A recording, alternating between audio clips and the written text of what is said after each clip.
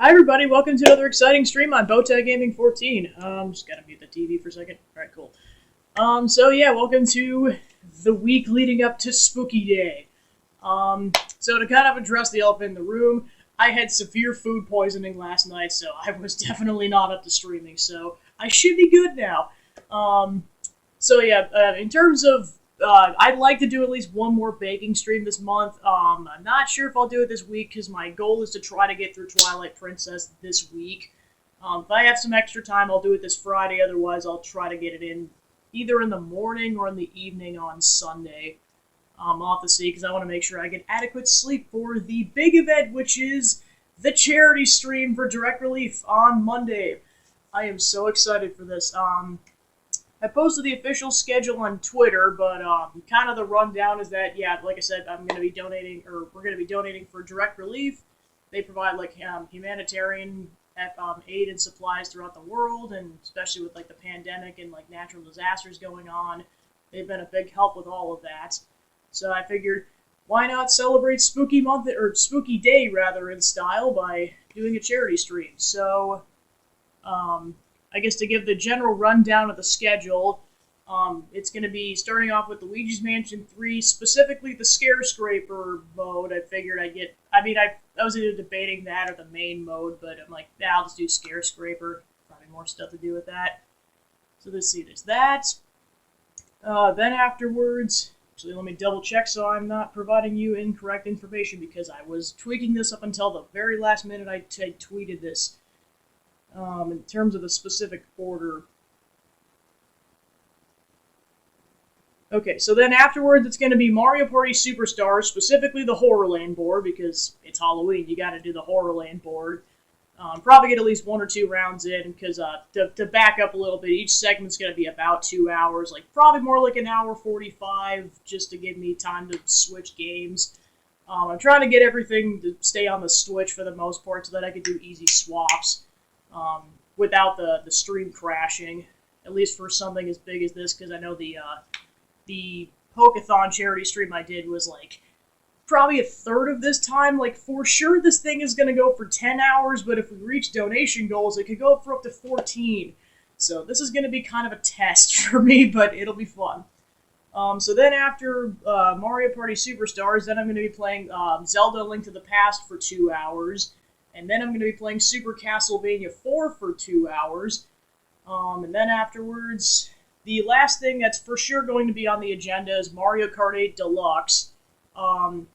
So then that'll go for sure until 10 p.m. CST. If we hit the $500 standard goal, I will continue the stream for 2 hours and we'll play Trivia Murder Party, or if I don't get enough participants, I'll probably just play Castlevania 1 instead. I'll kind of just see how it pans out. And then if we double the goal and get 1,000, this is the big one. I will play Billy the Wizard Broomstick Racing for 2 hours. Guaranteed if we hit that goal. So that is the big push for that. Plus, there's going to be a slight... I'm obviously going to be in costume. I'm not going to tell you guys what, because that's the surprise. But then there's going to be a slight costume change for that, just to kind of get more into more Bizzard the Wizard mode, as I call it. And then kind of the other incentive is that once we hit 500, for every 100 we get to up to 1,000, I will, on a later date, play a given Dragon Quest game in my 11 hero cosplay. So specifically games 1, 2, 3, 8, and 11. I'll be playing those future state after the stream, but for sure it'd be the Trivia Murder Party and Billy the Wizard that night. So it could go up until 2 in the morning CST, so it could get very chaotic, and then I'll talk about the incentives as each event unfolds, just because otherwise it'd be a lot of details that honestly don't need to get necessarily brought up until the event. So that's kind of the gist. Hey Vanessa, how's it going? Just giving my spiel about the charity event. I'm doing on Monday. I've been planning this thing for a while. So yeah, that's kind of the gist. So Monday's going to be a blast. Chaos, but a blast. So then kind of just, now that I'm done with that, so I'm going to be continuing Zelda Twilight Princess tonight. Like I said before, my goal is to beat the game this week, so I'm just going to be pushing through as much as possible. So on that note, let me go right into it.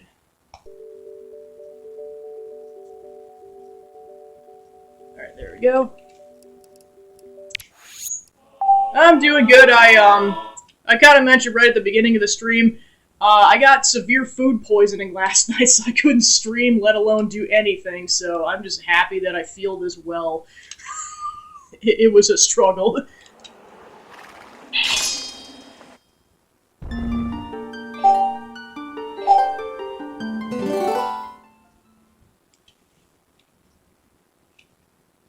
Yeah, I hope that everything's going well with you, and can't wait to do our sleepover in about a week and a half. Alright, so last I left off, I was about the halfway point in this dungeon, so I just gotta get to the point I was at. Yeah, I know, I don't get a break just between the going through the really bad COVID booster symptoms to that. Like, can I get a break for 5 seconds?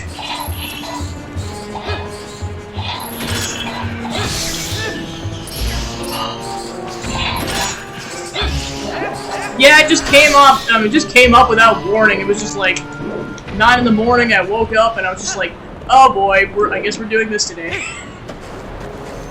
I'm probably gonna sink. Hopefully I don't, but come on. All right, somehow didn't watch that.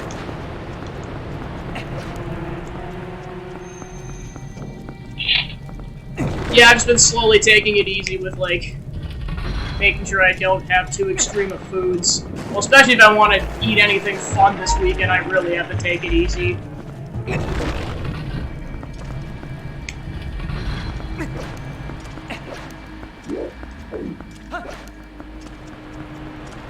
Yeah, I was gonna say, I know this is, well, for sure one of her favorite games. I'm not sure if it's 100% her favorite, but I know it's definitely up there.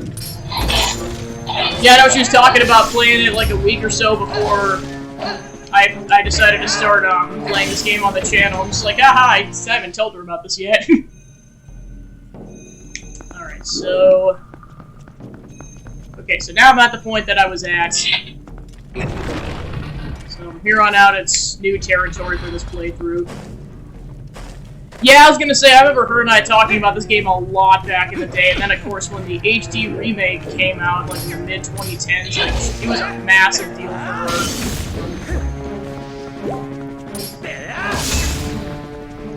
I know it's the, I know she wants to cosplay from Zelda from this game at some point, just once things line up, I know she wants to do that. She's got other stuff going on, so I can see why this wouldn't exactly take precedence. Oh, wrong way. There we go.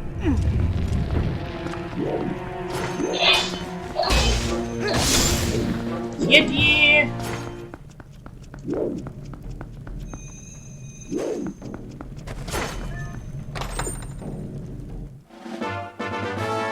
You got a key.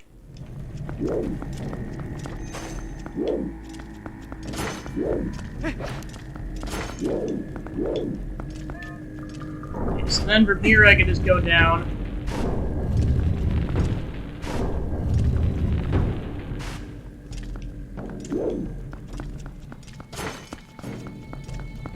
Yeah, and that was as of a couple of weeks ago. I'm kind of assuming it really hasn't toned down too much.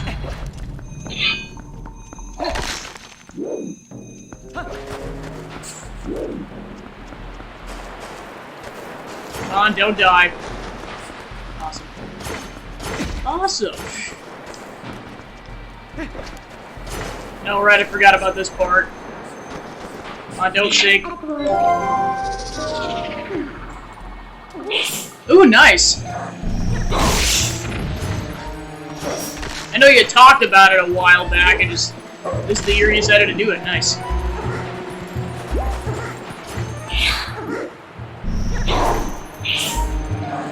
Gotta love ghost rats.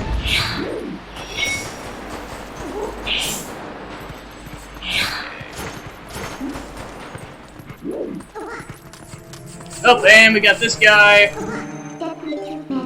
Or I get absolutely beaten to a pulp. Let me take care of this guy. Alright.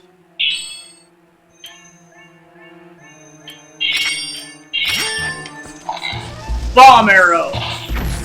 And I completely botched the shot. Okay, 1, 2, pew, you're dead. Okay, we got more ghost rats. Gotta love that. Yeah, no, one other thing you probably noticed, it's like I finally got around to changing the camera angle on the stream setup so I actually appear bigger on the screen. Didn't get to do that for a while, I just kept forgetting. Alright, I gotta go around and do this. Alright.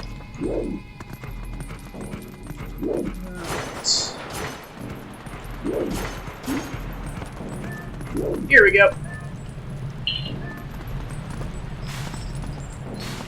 Alright, I gotta go back. Yeah, I was gonna say the picture definitely looks a lot clearer just with it being more of a close-up shot.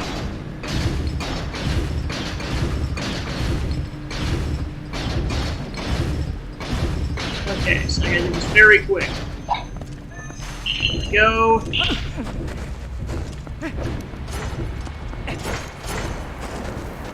And I'm probably botched this. Whoo, mama! Just in the nick of time. Okay. Yeah, I'm keeping him up until the following week. Like, the only thing that's gonna go down is this tapestry for the streaming week afterwards, but, well, maybe not, I'll have to see. Just so that it appears like it's not Halloween week anymore, but I may just say screw it, I don't know.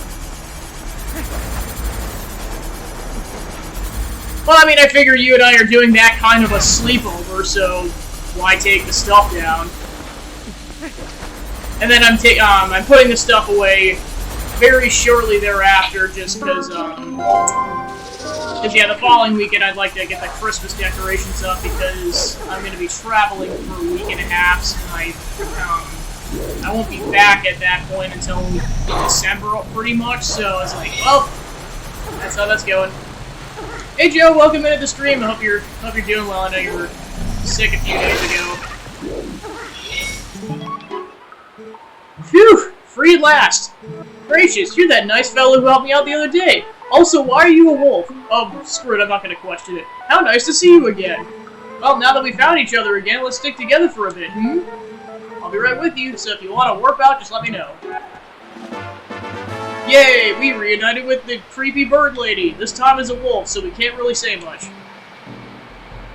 Oh, that's good to hear. Yeah, I know, it sounded like you were pretty sick. Yeah, I know, as I was mentioning it kind of towards the beginning of the stream, the main reason I wasn't live yesterday is because I had severe food poisoning, so, I'm so happy to be better after that, is all I'm gonna say. Yikes. Try to get in the baking stream, like, probably over the weekend, but I'll have to see, because I don't want to miss too much of Extra Life, because I know that's going to be Saturday going into Sunday.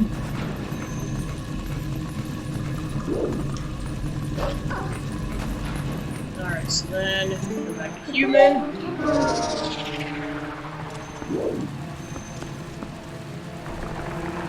Yeah, I was gonna say, it almost felt like a fever dream and a half, like, did this just happen? But yeah, just, slowly getting back to normal, just making sure I don't have too spicy of food, just to get my whole GI tract system back to normal. Well, especially if I want to have a bunch of fun foods and beverages this weekend. Alright, he's live.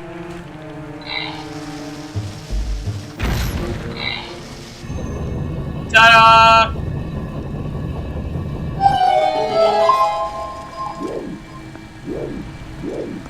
Okay, so then I gotta go this way. Quick drop roll. Oh right, I forgot I got a platform. Back over. TNT.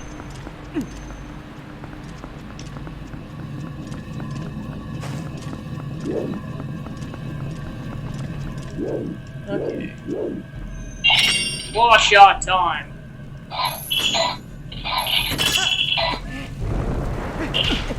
Oh, come on, Link, do your thing. Or don't. Come on! You can do it! I believe in you! Haha!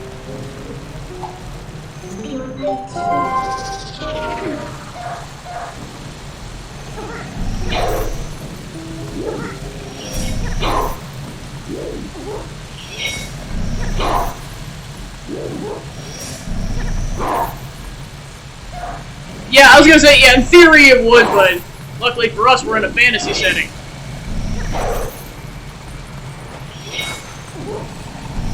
I gotta shake all these beetles off first, otherwise I'm not gonna be able to make this jump. And there's a lot of them.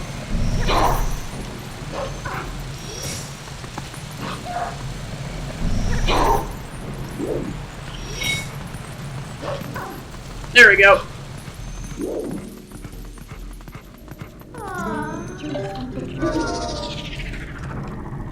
Alright, mid-boss time.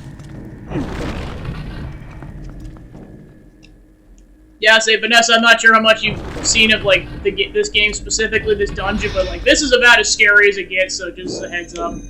Spooky shenanigans are afoot. Particularly this boss, like, it's not like the scariest thing on the planet, but I just figured I'd give you a heads up.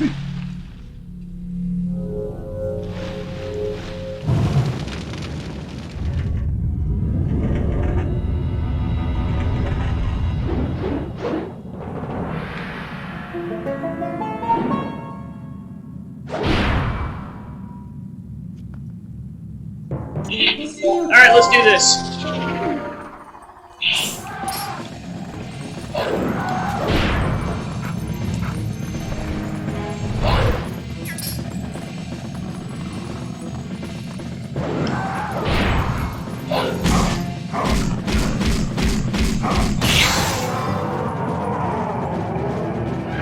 Yeah, I almost keep forgetting how intense those movies can be sometimes because I've just seen so many of them. But yeah, they definitely are at times.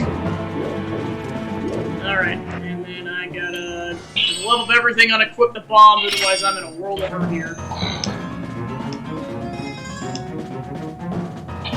There we go.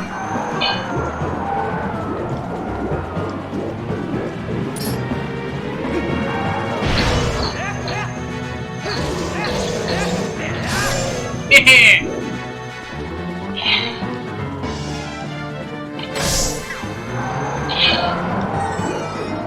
Yeah, especially towards the end, I know that movie gets really intense.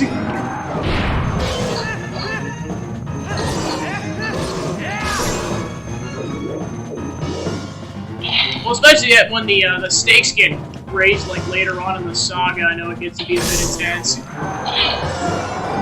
I know I mean, that's pretty much the reason why my mom won't watch those movies. Like, I pretty much just went with my dad and Jacob for the most part. Until I became an adult and got into college and everything. I'm like, I'm going to these movies on my own now.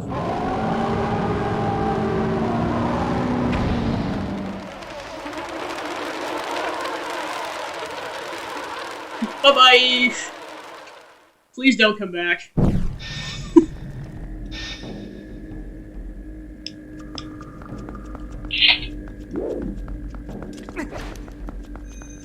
Alright. Yeah, bye, Felicia.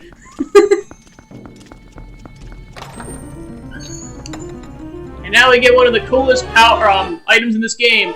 The spinner! An ancient machine designed to float over land. Platforming ahoy! Whee! Whee! Now we can ride the rails like we're on some kind of a crazy train. Had to make that joke.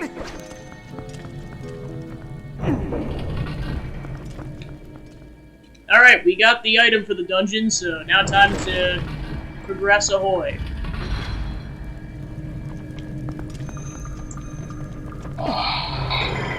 Alright, so then we want to head this way. And then up and get a sink.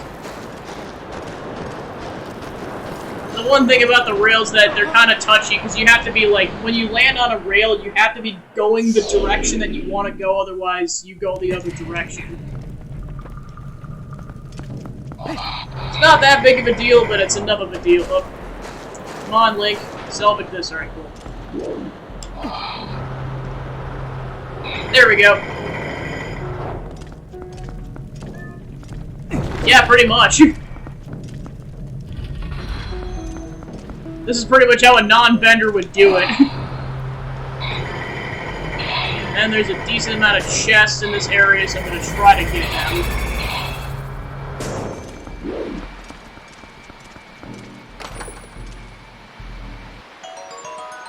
Honor! Oh, speaking of honor, there's, on, one of the members of the Runaway Guys crew, like, kind of a gaming community, I'm kind of like a partner of an audience member on. There's a, I think there's a, yeah, his name is Jiggy11.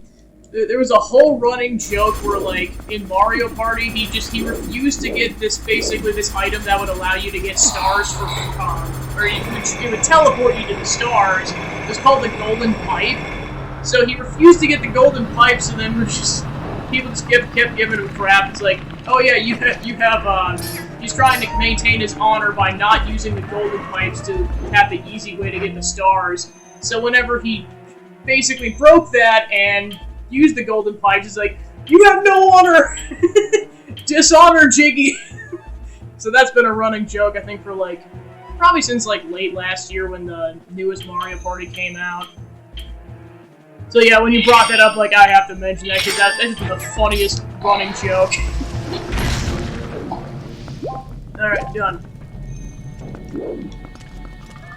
I know I can't get all these chests because I'm maxed out on money. Alright, there we go. Piece of heart. Alright.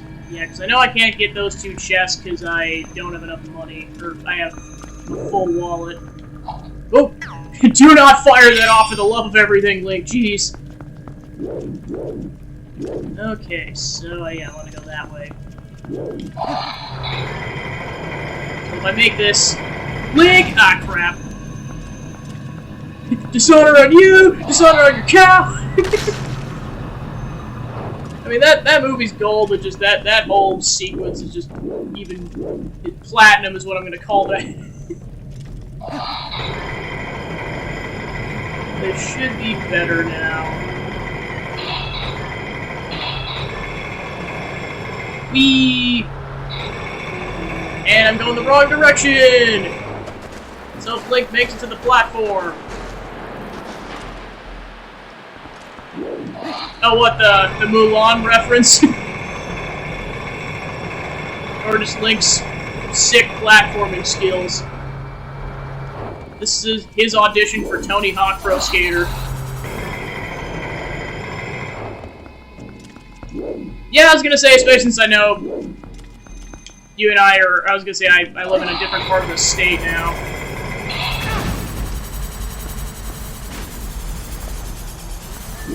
Oh yeah. Yeah, this is just a... Gosh, how many times have you and I referenced this Vanessa G's? To the point where we have to restrain ourselves from time to time. Okay, so I did that properly. Alright, boss key! Yeah, too many times. There's just certain running jokes where, like, I have to just say, I'm only gonna do this X number of times a year, otherwise this is gonna get old real fast. Okay, so now we got the boss key, so on to the boss. Button mash, button mash. The...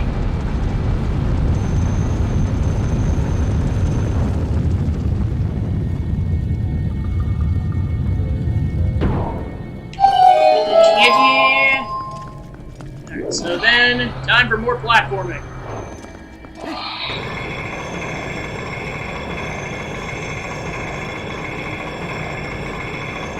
So ideally I'm trying to go high enough to get on this platform. You want to go way high up, otherwise you miss. You can't go too high, otherwise you're stuck behind the bars.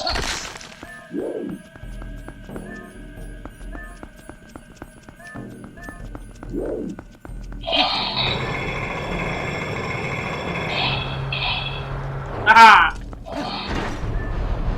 And we gotta activate this so that we can go upwards to the boss room.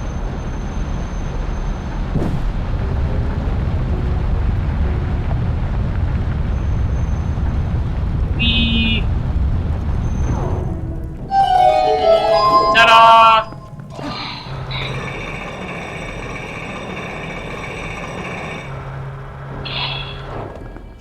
Oh, you had the pancakes!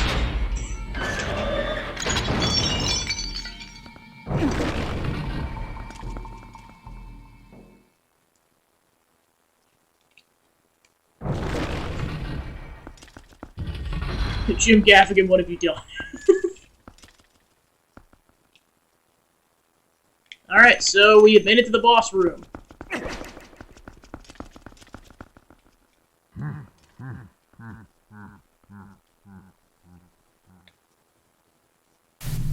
You again!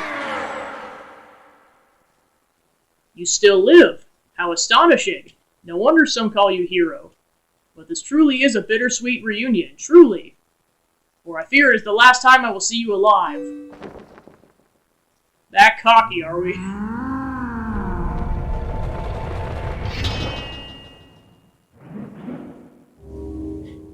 Okay, now that you mention it, that makes a lot of sense. I thought there was some kind of a connection there, but it's like, wow, there really just is a lot of screaming in this game. Truly is the most anime. Dragon Ball Zelda.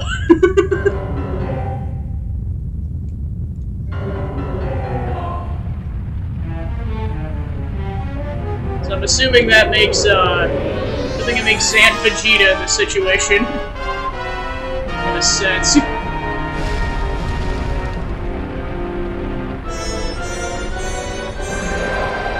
Twilight Fossil Stalord. And welcome to what I refer to as platforming the boss fight.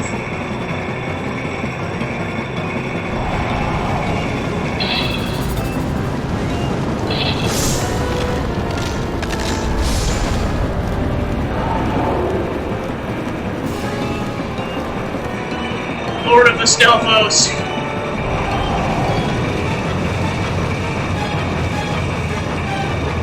We met Lord of the Skull Kids earlier, and now we're at Lord of the Stelphos. Oh, don't worry, it gets slightly more difficult as it goes along. Like, eventually you see these guys will, like, form the ricochet, and the only way to kill them off is to use the spinner. Eventually you gotta clear enough of them away to where you can get a clear shot at his spine. There is hit 2.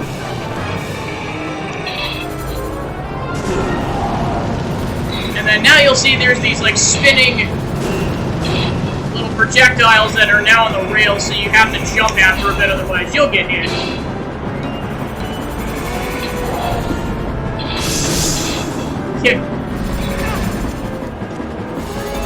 Time to cripple this guy somehow.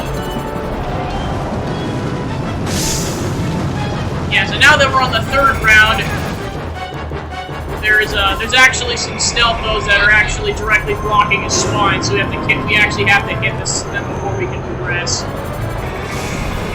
Of course, you get more momentum on the rail, so I just gotta try to get a clear shot here.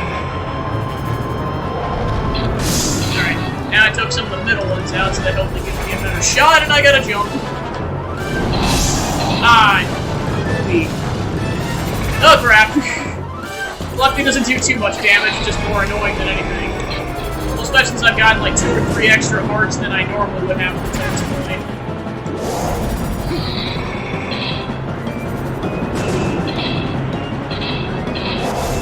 Come on.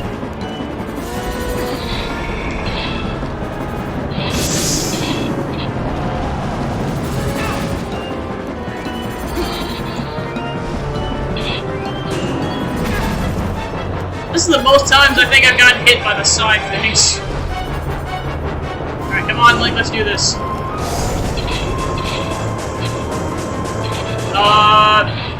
glitched on that for a second.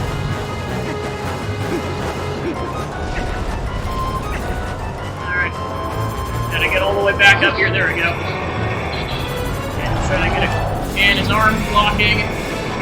Yeah, I'm gonna have to kind of ride this a little bit. Okay. Come on.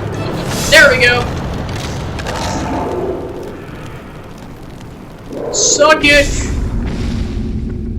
And stay down.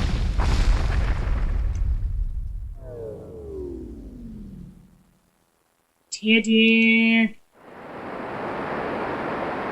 We did it. We saved the world.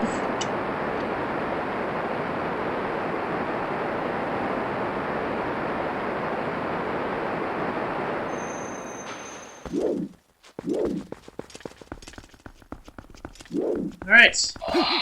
Nothing totally suspicious about this at all.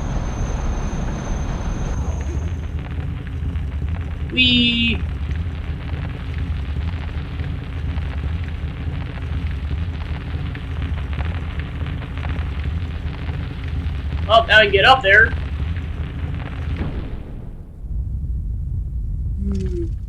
Oh, you gotta be kidding me! This is the funniest reveal when I played this boss for the first time. It was just like... ah, crap. Which is like, not only is there a phase 2, then the head starts floating. This is where the platforming really comes into play. How Link doesn't puke, I don't know. Wee!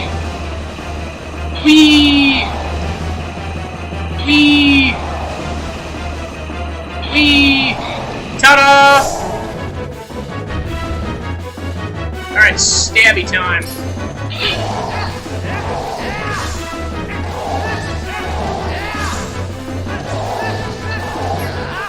And I'm trying to be super aggressive because if you get enough hits out on the first time, you can technically do this in 2 phases instead of 3. Yeah, see, when I figured out that was like a similar boss fight, I was definitely surprised. To put in perspective, I played this game before Ocarina of Time, or specifically that portion of Ocarina of Time. Up until like probably 5 years ago, I'd only played the first half of the game. I think I might have just gotten stuck on the something in Jabba's belly or something, which that honestly should have been foreshadowing for the water temple at that point.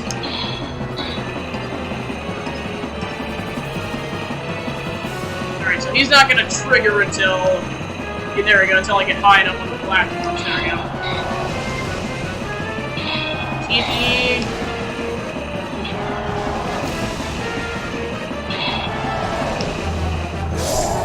Alright. But yeah, then playing Ocarina of Time later on and figuring out it's a similar boss fight theme, that was so cool. Come on, let's do it! Come on! Ah, darn it. Not enough hits. Alright, phase 3.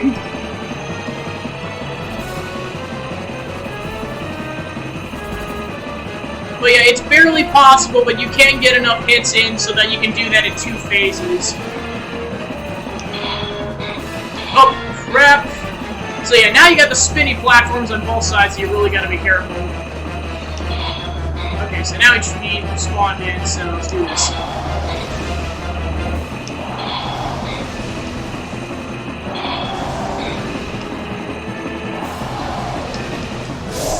Of course, you have to be high enough, otherwise, it doesn't count. Or you'll fall off, rather. Yeah, 1 hit! I was that close from doing it in 2 rounds. Oh my gosh. I think that is the least trouble I've had with phase 2 of that boss fight, which, of course, you counter with the fact that I had the hardest time with the first phase, so... it all balances out. Now we really saved the world.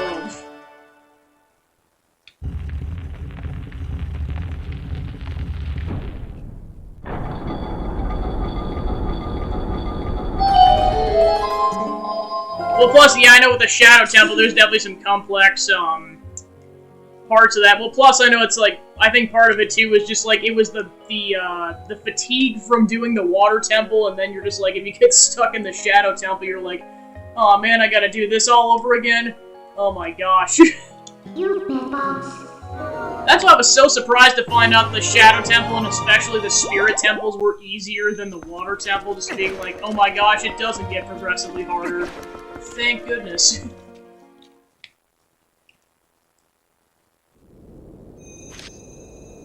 Alright, so, on to go to get the Mirror of Twilight. Oh yeah, and then those, I'm trying to remember what those things were called again. Basically, the hand, I think they're like something hands, but they spawn in, and then it's like the creepy, like, humanoid being that shows up after you, like, witness the dead hands. And screw those things. Screw those things to the pits of hell, where they belong. Scared the crap out of me. Even though I knew about them, it still scared the crap out of me.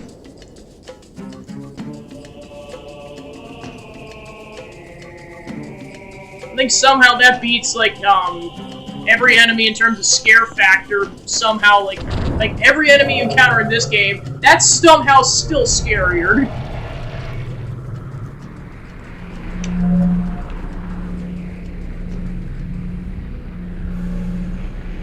Then, of course, there's the Redeads in Wind Waker. Also, screw those things. Like, those screams just... That was the first Zelda game I ever played, and boy did that scare the crap out of me as a kid.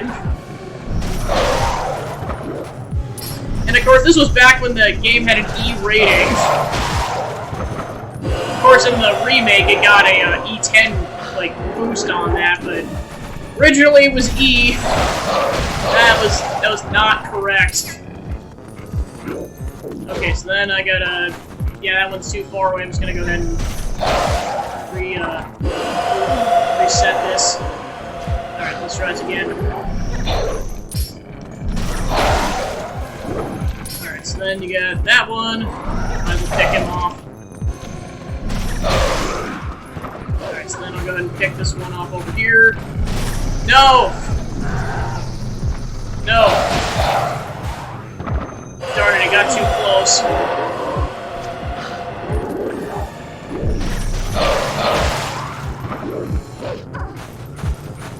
Okay, let's hope the other two don't get too close. Okay, awesome.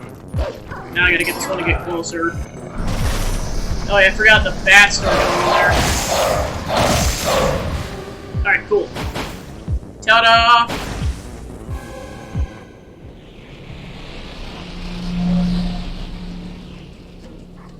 Alright, so with that out of the way, let's go ahead and get some health, and more platforming!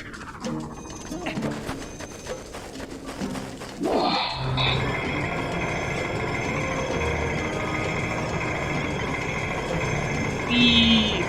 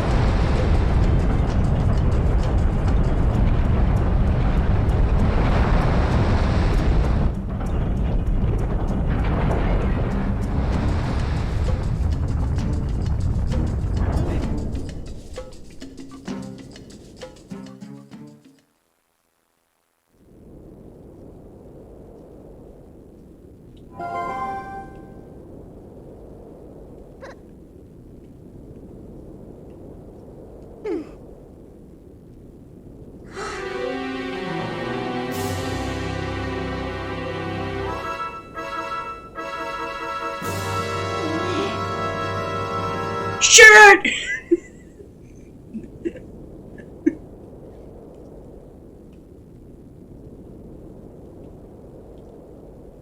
Man, that's okay, jeez.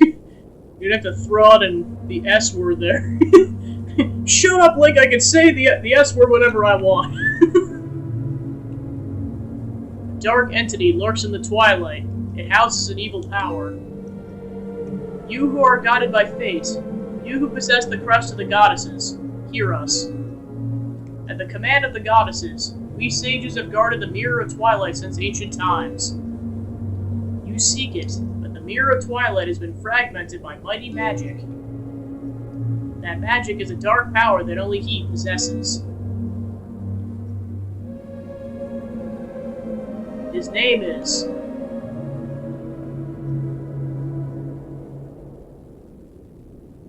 Ganondorf.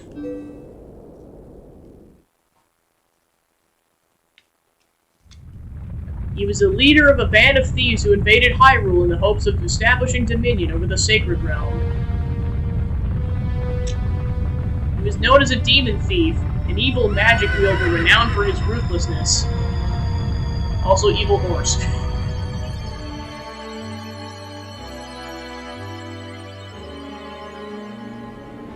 But he was blind.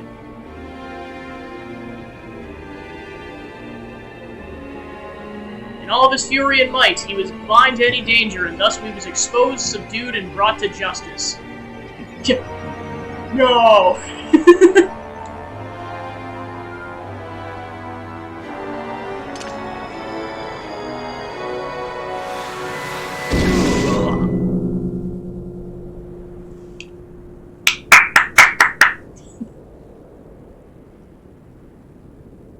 Yet.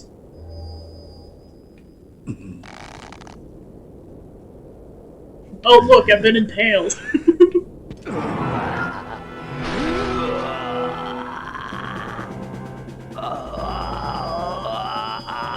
Tis but a scratch. A scratch? He stabbed you in the chest! No, it's not that big of a deal. By some divine prank, he too had been blessed with the chosen power of the gods.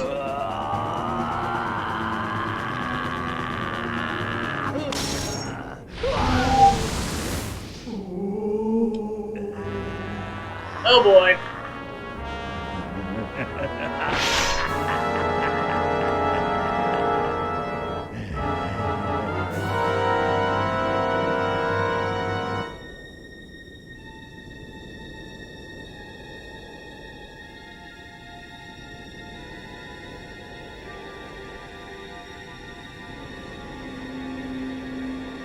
Yeah, this will be fine. What's the worst that could happen, right?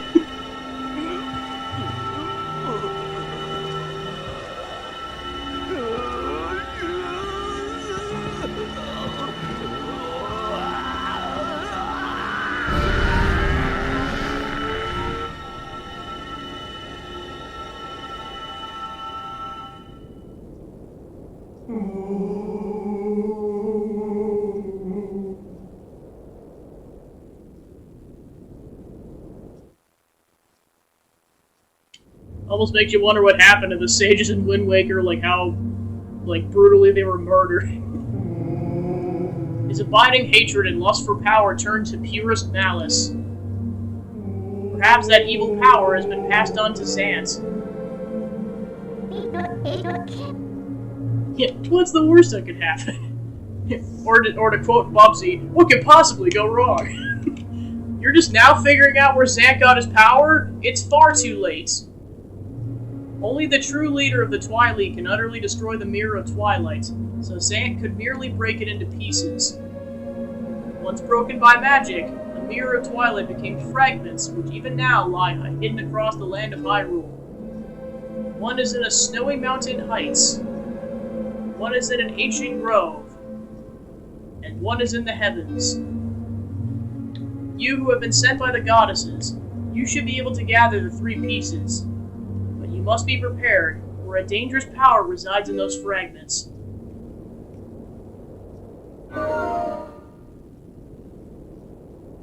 Alright, and thus officially kicks off the second half of the game. Alright, so that seems like a good saving point.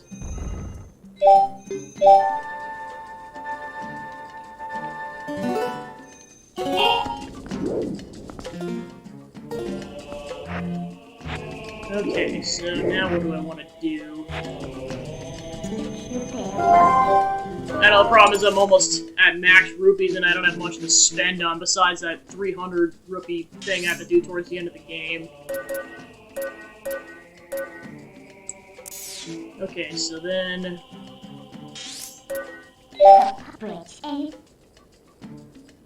I'm technically supposed to go to Zora's domain right now, but for the sake of showing off like what this looks like in terms of story, I'm gonna go back to Castletown quick.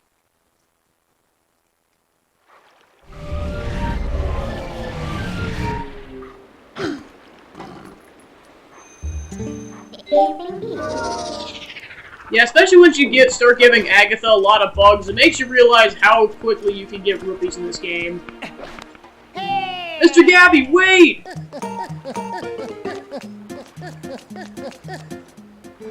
Greetings, Mr. Gabby. I've come to deliver a letter. It's a letter from Barnes. Well, my business is concluded. Onwards to mail.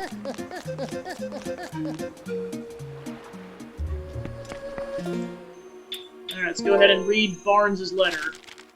Have you been? Still a bomb-loving enthusiast? Still loving the bombs? Well, I've got some interesting bombs in, so come by and pick some up. Wait till you see what these babies can do. Barnes of Kakariko.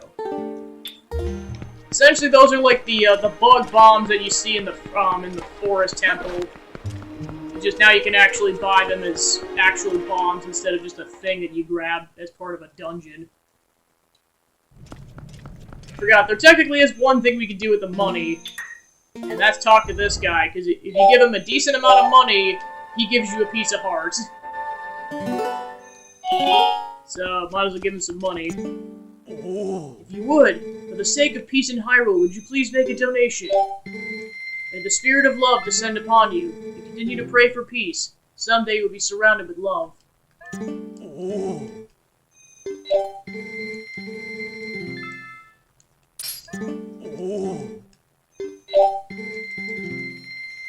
Forget exactly how much you're supposed to give him, so just in case I end up botching this, I'm just gonna just won't save until I'm done with this. Of course, you can only give him up to 50 at a time.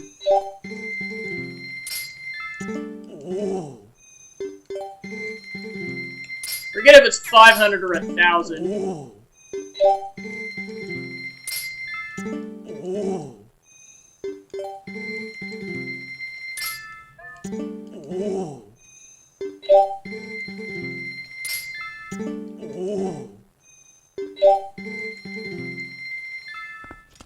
Actually, I'm gonna go ahead and look it up really quick because I'm just curious.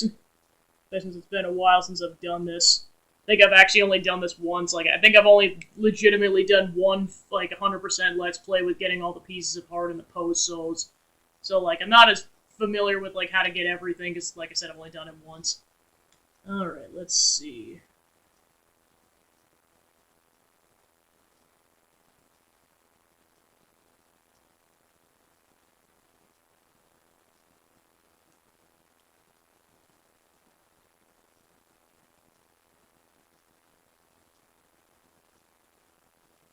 Okay, so you have to give him 1,000 rupees collectively is how it works.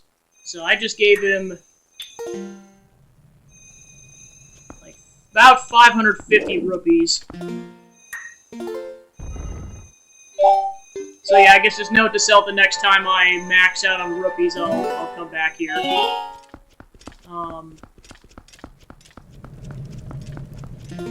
Just gonna check to see if there's any bugs I can give Agatha. Okay, so yeah, there's at least that bug. Might as well give it to her now. Eventually, I gotta go back to Gerudo and find the other bug. Just for now, I might as well give her the one I currently have. That way I can give the beggar at least another 50 rupees.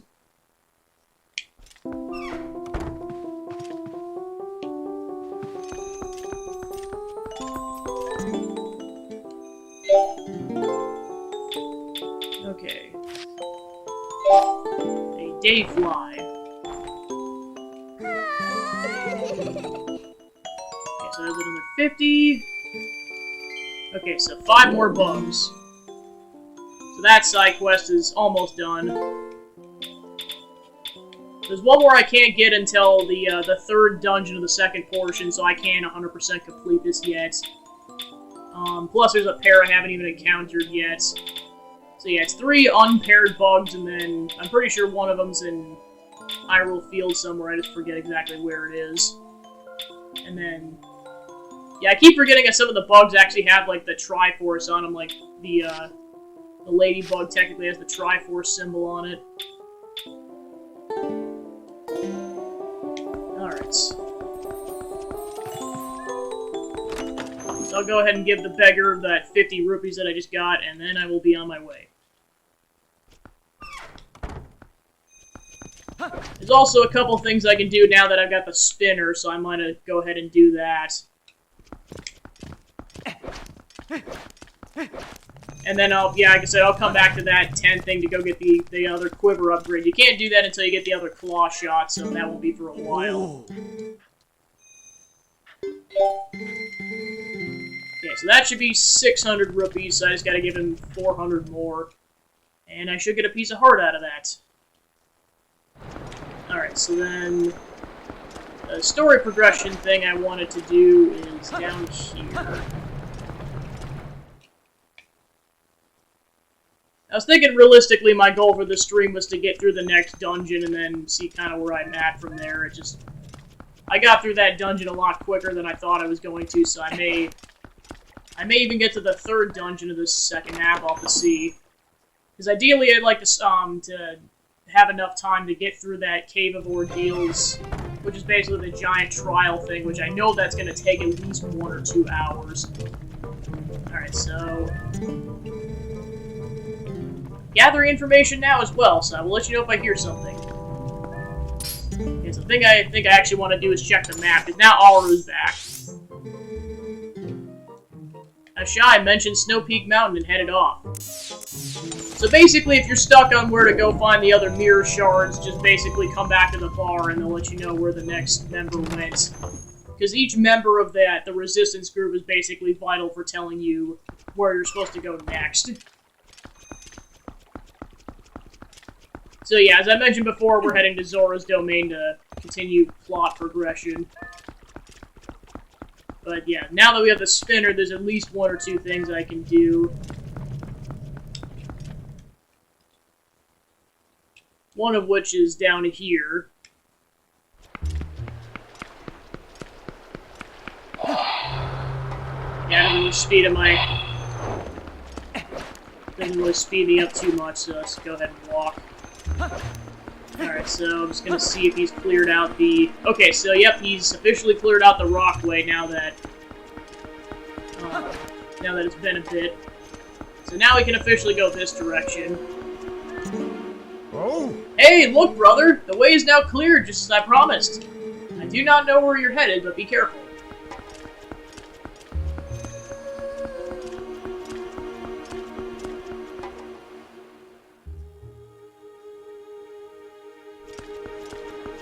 Alright, so yeah, like I previously stated, now you can officially go from the south directly to Castletown.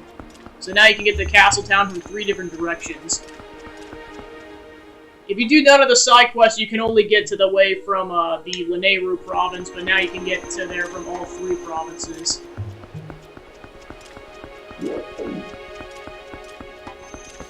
Alright, so once I get far enough away from the... Oh yeah, the thing I was going to do is up here. Because yeah, now that we have the spinner, there's some platforming we can do that involves getting to this chest. So first we gotta get up there, so I just gotta remember how this... I'm pretty sure you're supposed to use the claw shot, but I'll double check really quick. Yeah, it definitely involves both platforming, so I'll have to figure out how to initially get up there. Yep. So yeah, it initially requires the... I have to get closer. It initially requires the claw shots. And then...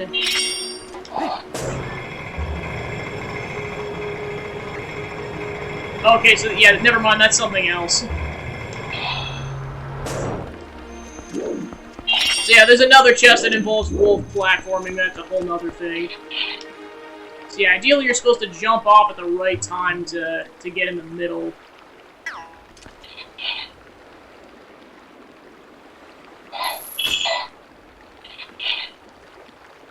Just a little finicky. There we go. Alright, let's try this again. And completely botches it.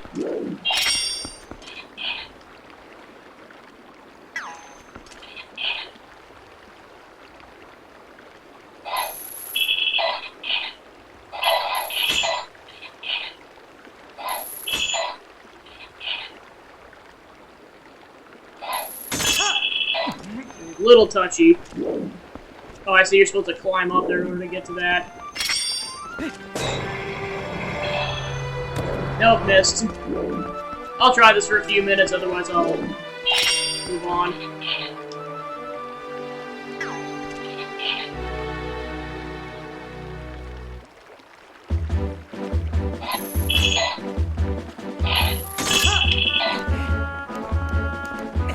So yeah, you can get up here and then use wolf platforming to get across these ropes.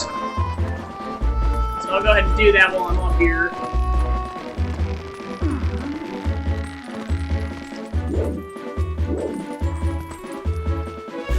I think this involves shimmying, but I'll double check.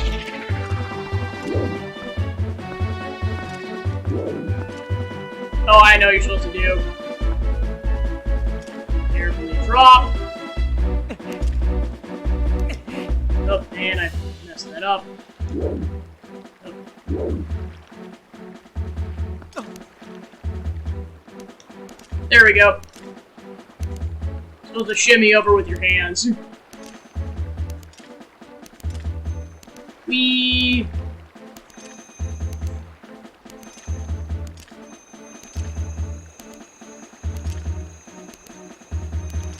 Hey, listen! Hey, listen! Shut up, Nabby! Okay, so now that we shimmied, go back to wolf form, and then take this second rope and try for the love of everything not to fall. Okay, cool.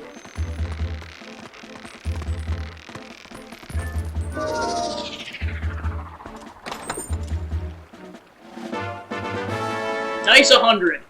So yeah, I could have done this once I got the claw shot, but oh well. Aha! I can technically catch this from there. And I believe this is a piece of heart. Or no, it's 100. So yep, I got 200 rupees from that, so yippee. So I'll go ahead and give that to the old beggar, and we'll be on our way.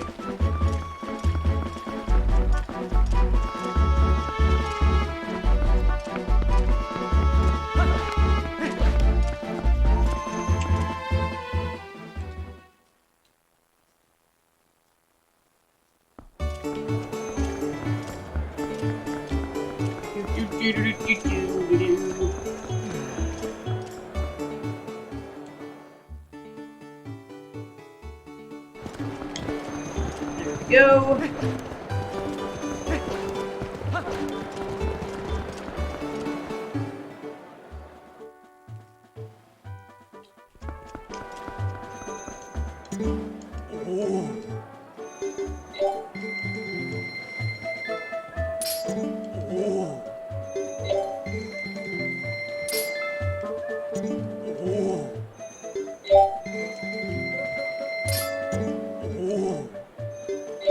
Okay, so that brings us to 800. So we have to give 200 more rupees to the beggar, and then we should be able to get the piece of hearts.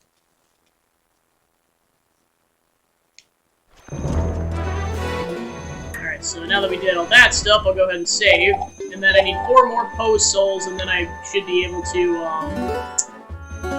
get the first upgrade of, I forget what exactly Giovanni gives you, but we should be able to get whatever he gives you at that point. Okay, so where I want to go is...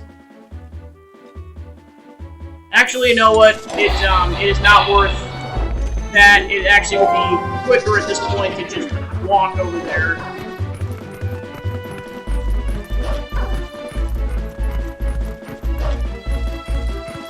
essentially we're heading to this path over here. Because now we can do a spinner platforming section that I believe gets you to a piece of heart.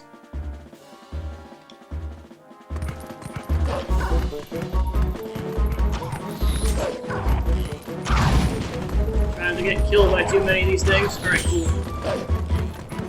Then once we get over here, we can use the spinner to kind of just, the platforming section starts up one of the two sides. So if you end up on the other side of the platforming, like, there's just rails that take you over the beginning, so you just have to get to one of the two sides and then you're good. Okay.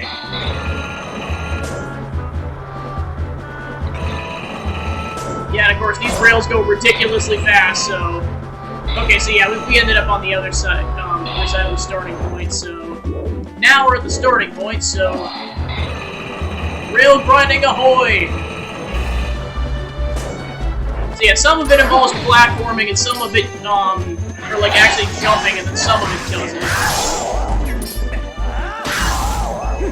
Let's go ahead and kill some of the Zeldas, because otherwise they're going to stand in our way a bit. Alright, there we go.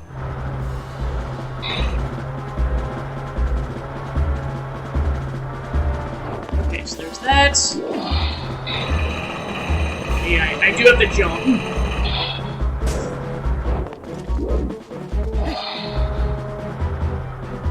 This could take a couple tries.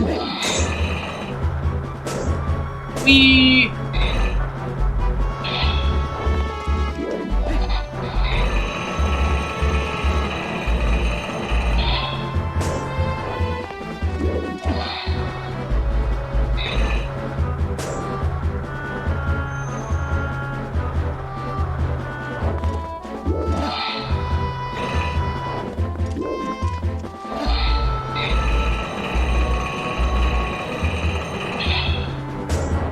Yeah, because I think I'm supposed to platform onto that, it's just I missed.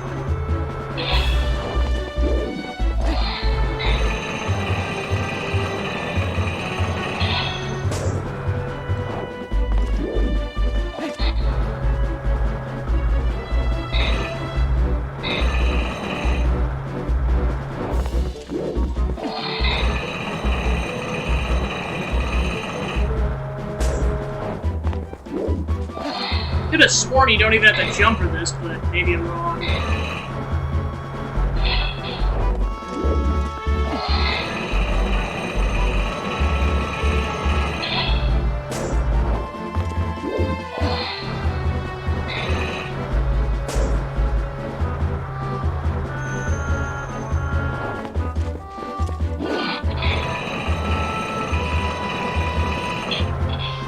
Yeah, because that goes a little bit too far to the left, so I can't jump at that point.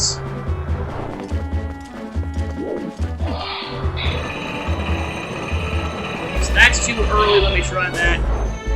Yeah, that's too early.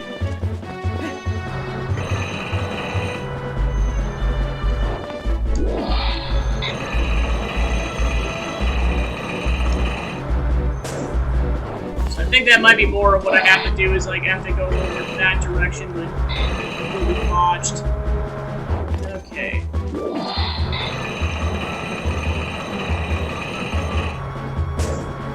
Yeah, because that goes too high. And then if you go too far in that direction, it goes too low.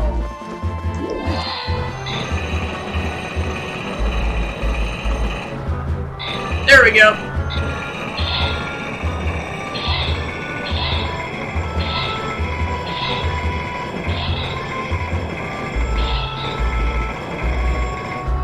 Alright, there we go. Yeah, once I got it, I was good to go. Okay, a piece of heart.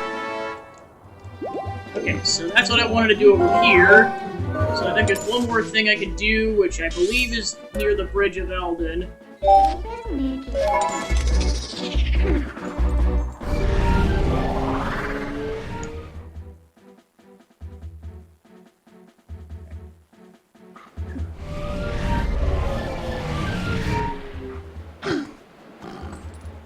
Okay, so I basically need to head to this platform area over there.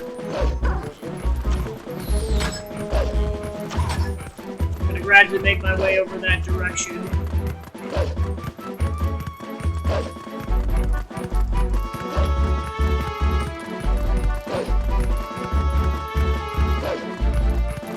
Essentially looking for like a ravine-looking section, because that'll take me down to either a piece of heart or it's money, but I'll find out in a second. Okay, so yep, we've arrived.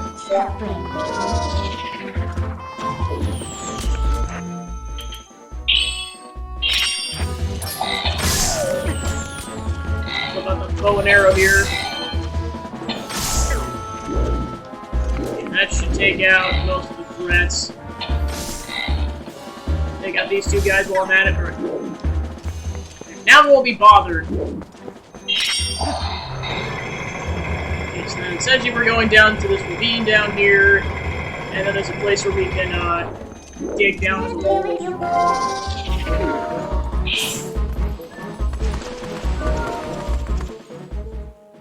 there we go. Alright, then we got some stall bows, so we'll go ahead and break out the palm arrows again.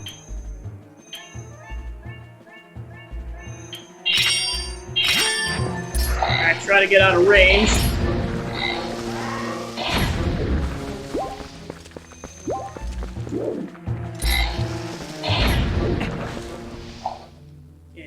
Okay, which is 3, cool. Because yeah, if you don't have bomb arrows, what you're supposed to do, you're supposed to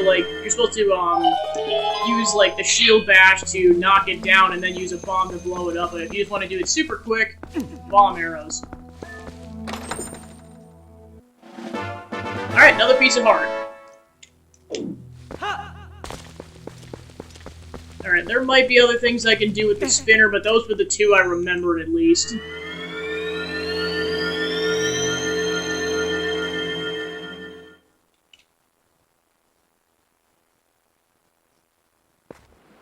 Alright. So now that we got those, I'll go ahead and save.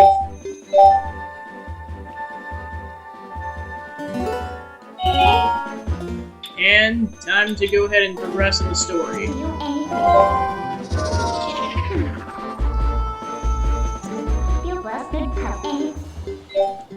Okay, so then we want to go to Zora's domain and go from there.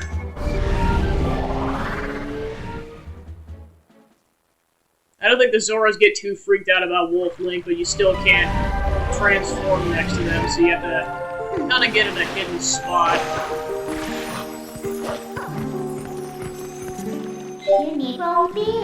So yeah, I have to wait until I'm out here.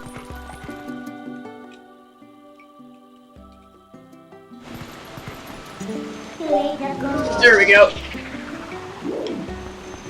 Alright, so I'll go ahead and go back to the Zora armor, because we're going to need this for a little bit.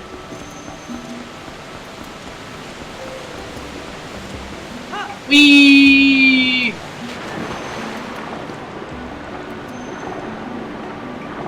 And then, I think you guys might have noticed it earlier, it said this thing was a bit more susceptible to ice attacks. The next area is an ice area, so that's really where this comes into clutch, where you do not want to be wearing this piece of armor if you can help it.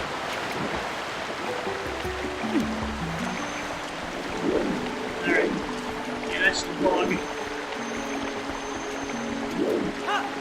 Alright, so then I want to go to this side.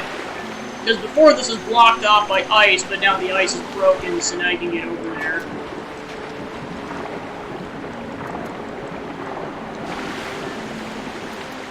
Alright, there we go. There's a rumor going around that a suspicious person has been seen around here lately. Ah, my head! Good old concussions. Wonder if those in the throne room have been informed of this. The Snow Peak is up ahead. It's very treacherous. Not only has the weather been bad lately, but because the beast has been coming to the village, we've been taking extra precautions. And of course, in typical Link fashion, we're gonna go towards the danger.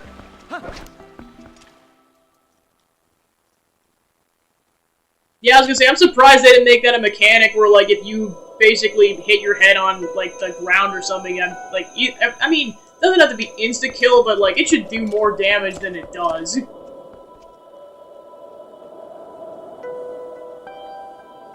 Alright, we entered Snow Peak.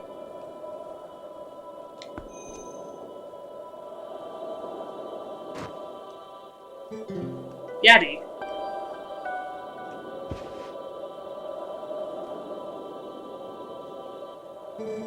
What brings you to a dangerous place like this? Ever since Zora's domain got covered in ice, this mountain's been much colder than usual, yeah? Not only that, but I've heard a really weird story from the Zoras. Apparently the beast that lives somewhere on this mountain has been seen frequently in Zora's domain.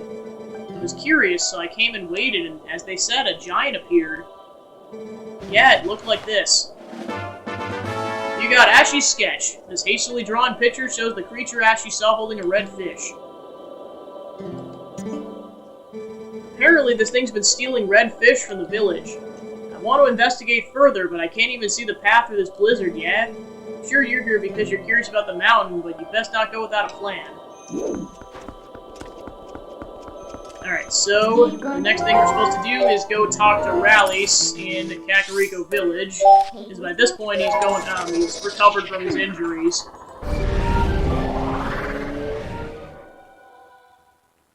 The villagers in Zora's domain will tell you that, but that's what you're supposed to do. Right next to her horse, because why not? Alright, so let's go ahead and talk to Rallis, and he is currently at the graveyard. So we'll go ahead and head over there.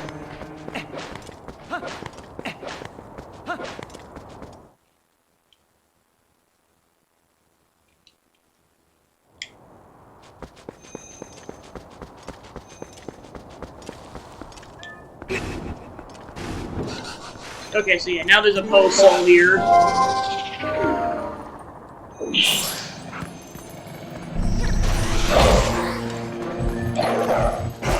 Alright, another one down.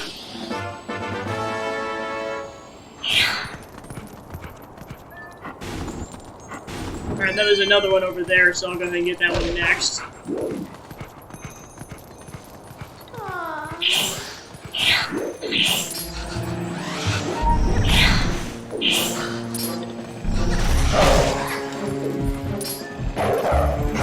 Alright, 2 more down. So 2 more until we can get the Giovanni upgrade.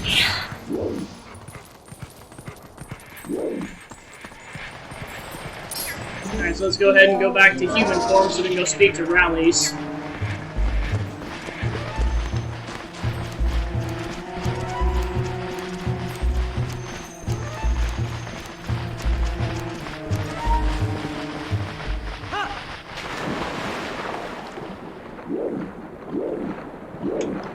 Making sure I grabbed all the stuff. Okay, cool. Yep, there he is. Is your name Gaddy? My mother came to me in a dream. She showed me your image. She spoke of a youth who would save our domain and steer my fate. One named Gabby. I must thank you for all you've done. If there's anything I can ever do for you, please tell me. Please. Alright, so now we gotta show him the sketch.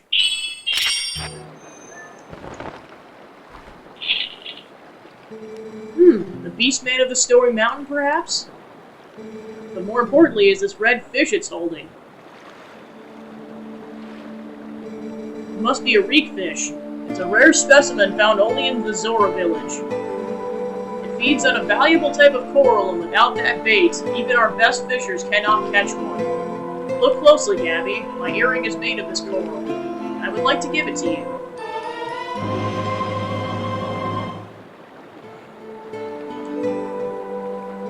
I received it from my mother, but it's fine. I no longer need it.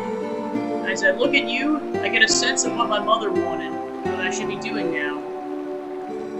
I will return to my village. The reek fish can be found near mother and child rocks in the waterfall basin near my village. The fish are red, so I think you should be able to spot them.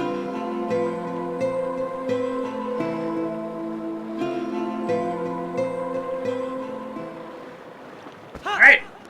Now that that's all settled, let's go back on on the other side of... back to this portion of the graveyard so we can warp.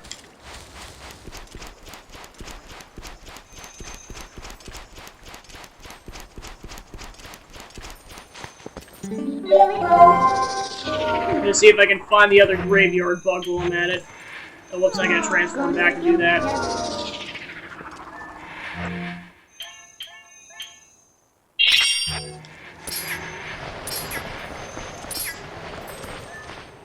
I think I got this one already, yep.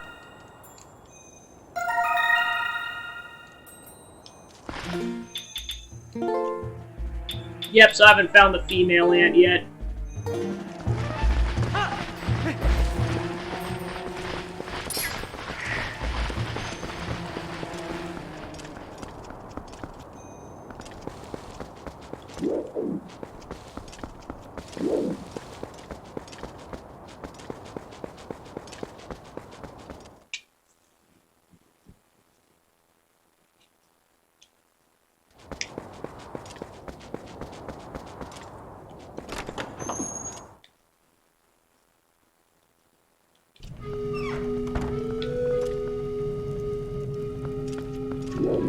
Actually, I think I have an idea of where the bug's at. I think it's in one of the abandoned houses in the village.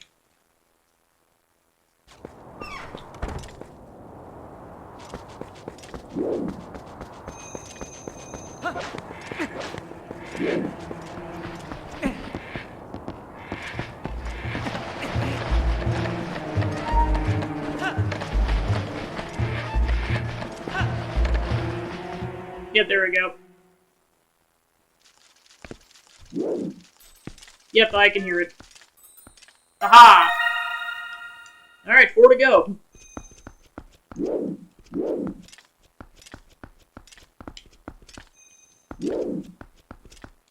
Alright, so I think you have to transform into a wolf to get out.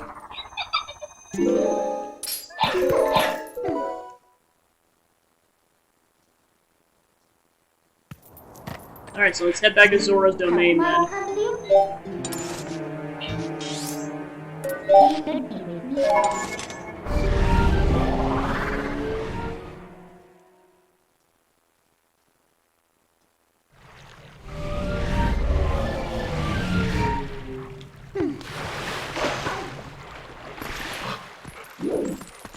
I think there's something you can do by lighting the torches, but I'll have to transform back first. Alright.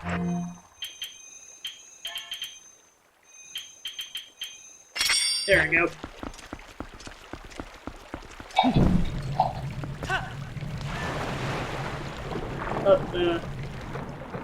Oh crap, I messed that up. I'll have to go back. Oh, never mind, I'm going down. Oh, might as well catch the fish while I'm down here. Alright, so we need to go by this rock and fish for the fish.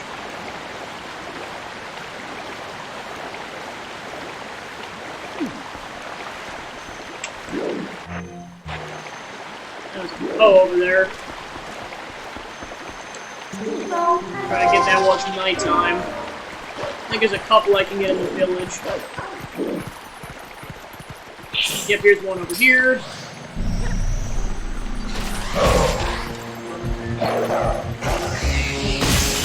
Alright, another one down.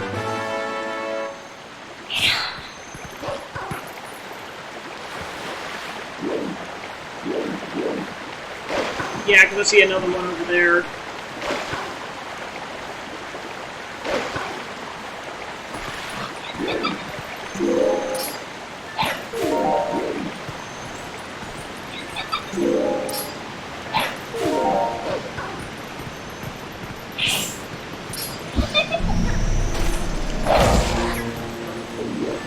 Where the heck did it go?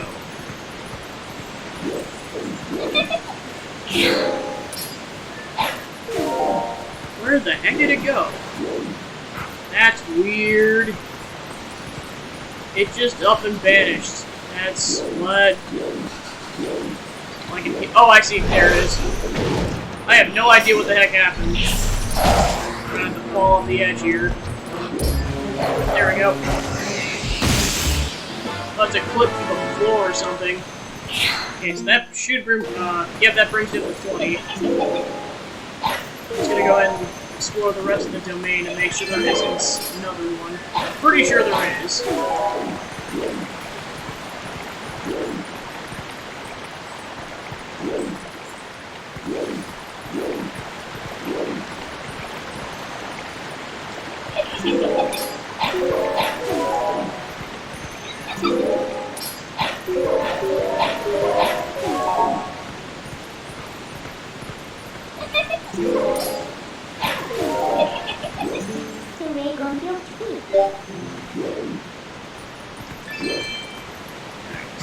Then I think we're supposed to... I completely botched the jump. Crap.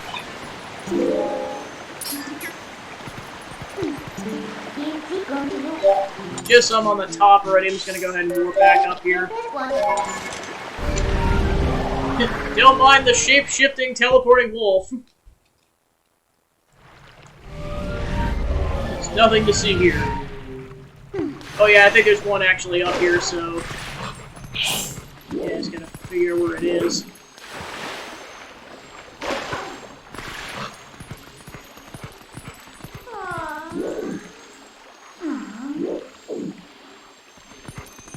Thought I heard one.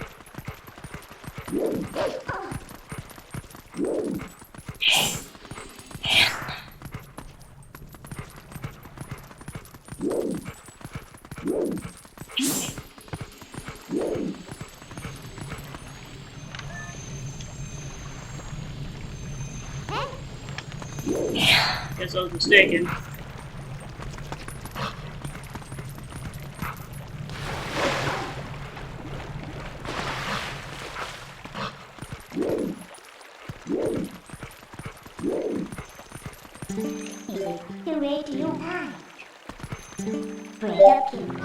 There we go. So we go a little further.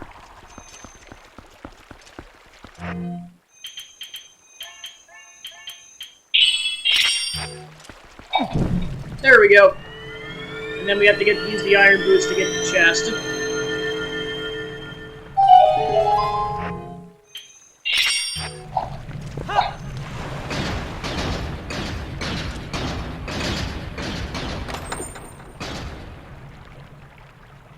Alright, got 50 rupees out of that. Nice.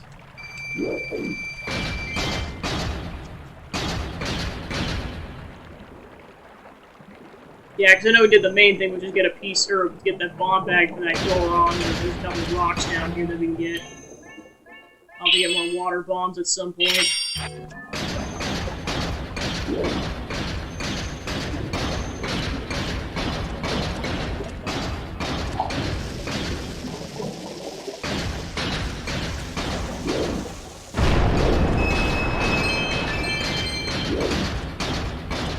At least, like, looks like at least 20 or 30 rupees out of that.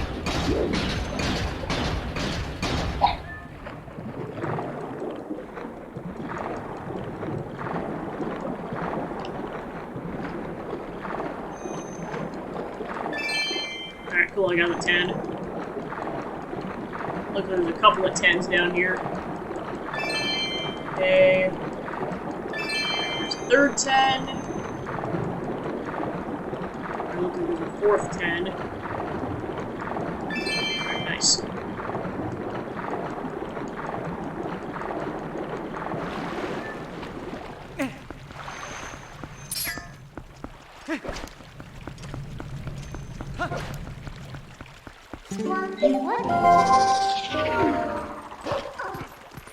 Okay, now let's go get that third pole.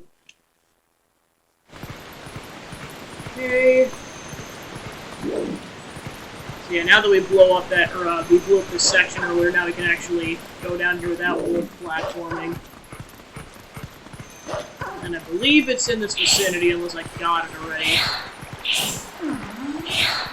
Yeah, I must have got it. Or no, that was a golden bug here, that's what it was. Never mind.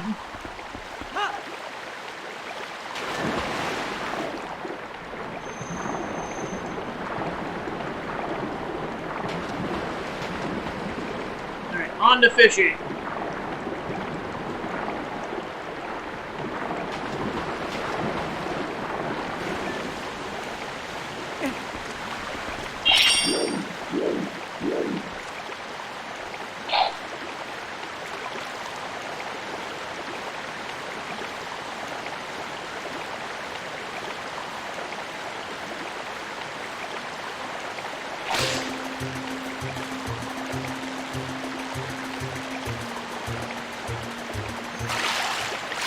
Alright, there we go. We caught a reek fish. Alright, so then what you're supposed to do is transform into a wolf and smell it.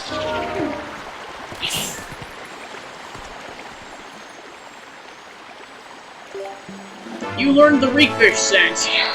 And this is how you're supposed to track the Beastman down.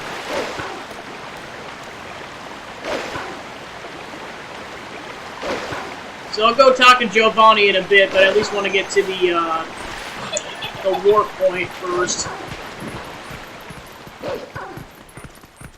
It's the one warp point in the Snow Peak region, because from there you do a whole snowboarding section to get to the dungeon. So yeah, you need this because otherwise you'll get lost.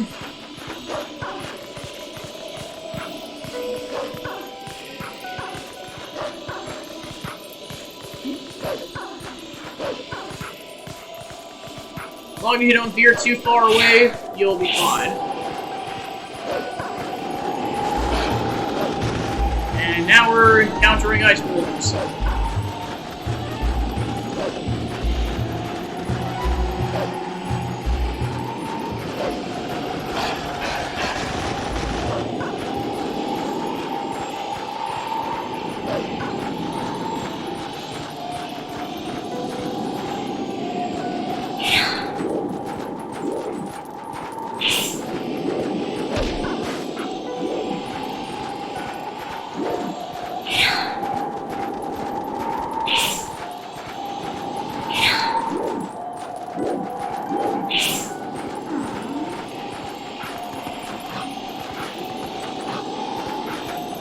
Nope. And completely jumped off there.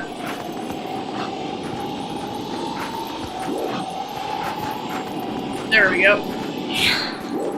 And now we're on an upper section. And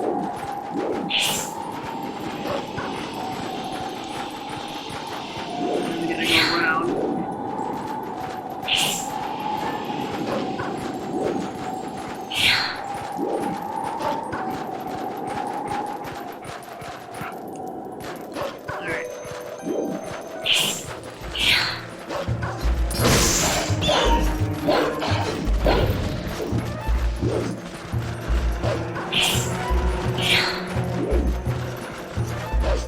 Yeah, of course now it's daytime, so they're not going to find any more post souls until it gets dark out again.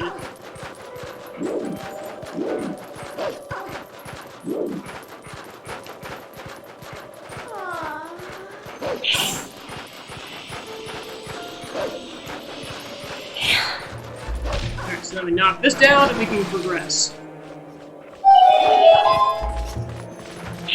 Okay, there. Yeah, so if you want to go that way eventually, just... You don't have to immediately.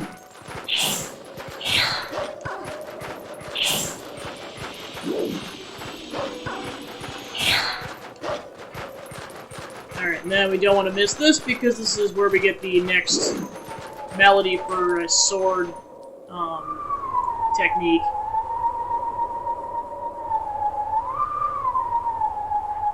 And this is where the difficulty kind of goes up in terms of getting the melodies.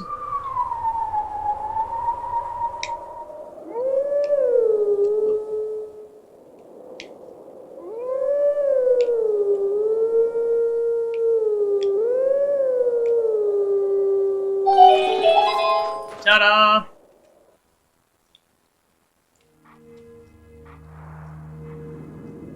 Yeah, that's the one nice part about the, or one of the nice things about the Wii version. It seems like doing this is easier on the Wii version as opposed to the GameCube version.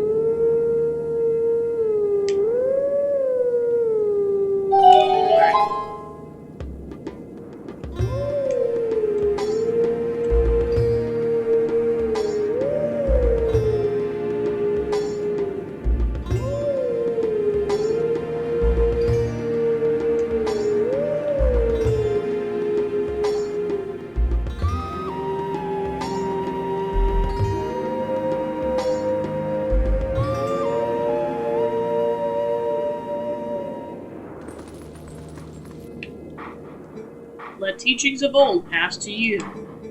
Take sword in hand and find me.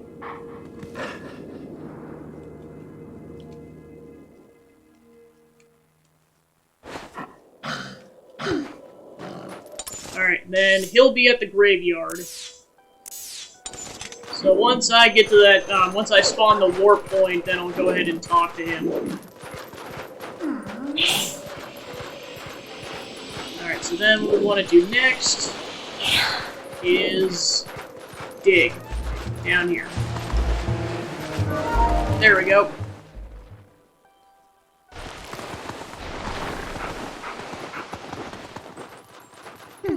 Alright, now we're done with the wolf segment, so go back to human form. And also go back to the hero's clothes so we don't take as much damage. So what makes this portion quicker is using the claw shot.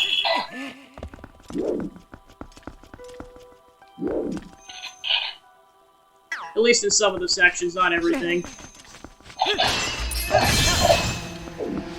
I just love that the keys just go flying when you hit them.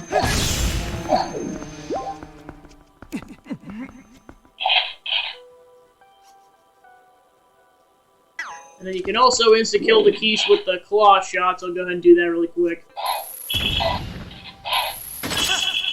And then massive shortcut.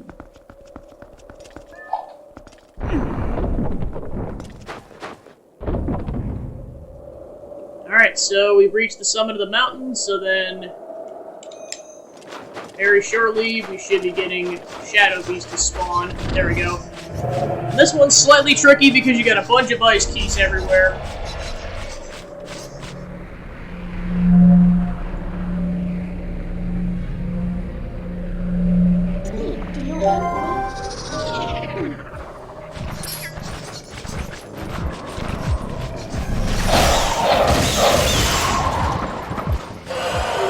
Like a bunch of ice keys, like you have no idea. I got one. Alright, done.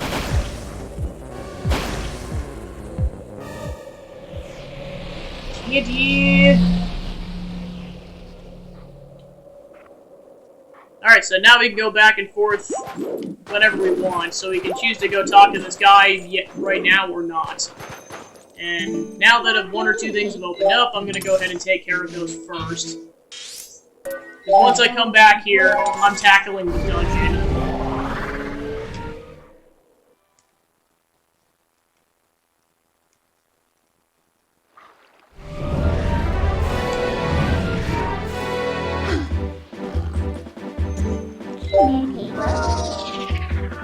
And I'm pretty sure there's a bug I can now give to Agatha.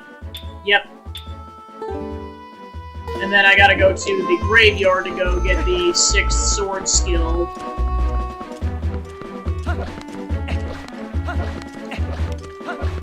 Oh yeah, and then also talking to Giovanni, which actually, I might as well do that first.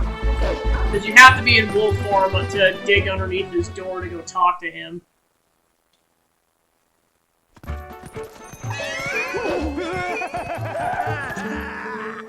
Say, what would you say you're good at? I'm good at picking stuff up. Really, I'd rather be playing in a meadow, but my master doesn't understand. Yeah, they're all freaking out, but meanwhile the dogs and the cats are like, eh, what a bro.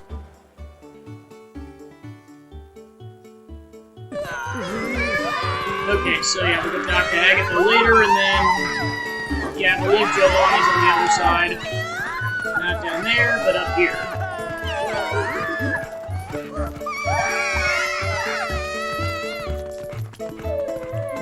Yep, here's Giovanni, so he's got to dig down here.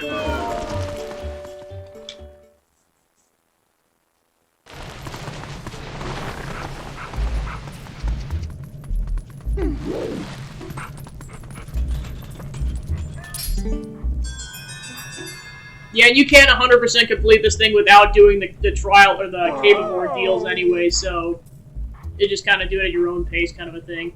You did it! I can move again! This is all thanks to you, right? Oh, I have to thank you. Will this do? You got the Great Fairy's tears. This sacred water contains the Great Fairy's prayers. Okay, so that's what it is. You get this plus a 3rd bottle. So yeah, this thing is very valuable. It replenishes all your hearts and briefly boosts attack strength. You can normally only get this from the Cave of Ordeals. Ha! Here you can get this stuff in a cave on the eastern edge of the Gerudo Desert, too. My body's still golden. Does that mean my soul's not whole? That's strange. Maybe we need the souls of 60 ghosts. Can I ask another favor of you, doggy? Can you defeat more ghosts? Just 40 more ghosts? So yeah, you basically get two things from him. There's the big one, which is where you get another bottle after you give him 20, and then there's giving him. So yeah, you can't transform around him, so you have to visit him as a dog, or as a wolf rather. And then you don't get anything else from him until you get the other 40. Which I know for a fact several of them are in that cave ordeal, so... one of which I believe is like very far down the cave ordeal, so you can't complete that side quest until you're pretty much done with the game.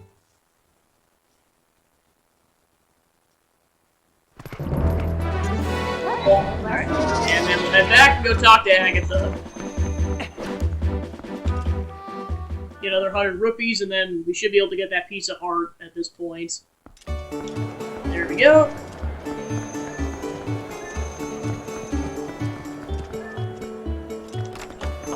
I don't think you have to give her all the bugs to get the final wallet upgrade, but... Oh, that's the fortune teller. But I think it's pretty much all of them.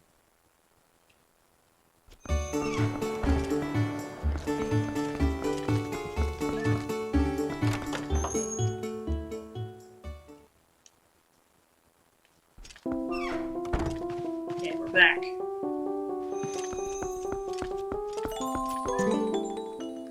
I don't know if I'm gonna get all the post souls like during this playthrough, but I'm at least gonna do all the bugs just because I'm that close to finishing the quest.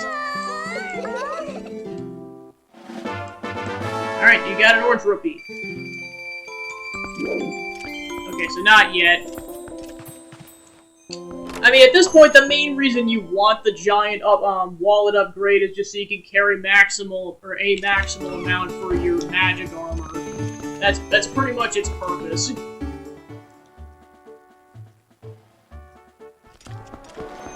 Alright, so he's got to give the beggar 200 more rupees, and then that'll be good.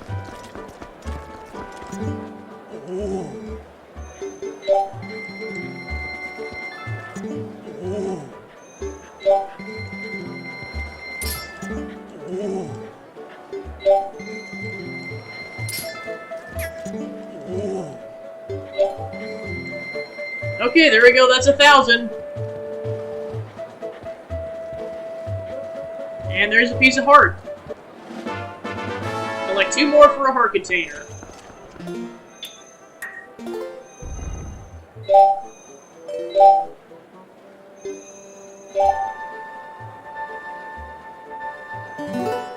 Alright, so then last thing we'll do before we go tackle the next dungeon and go talk to the Beast Man is we'll go get that 6 sword skill.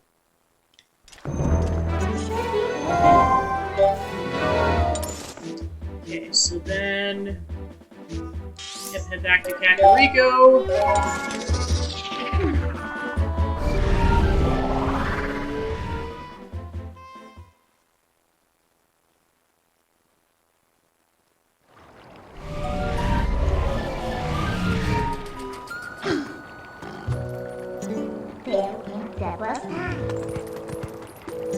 Anything wrong with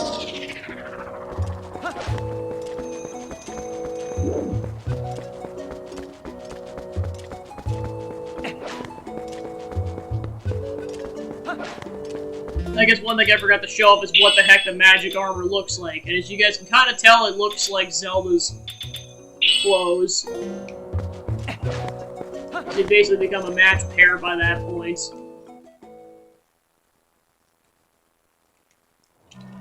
Okay, so now we're back. And then he's going to be kind of at the grave head over here.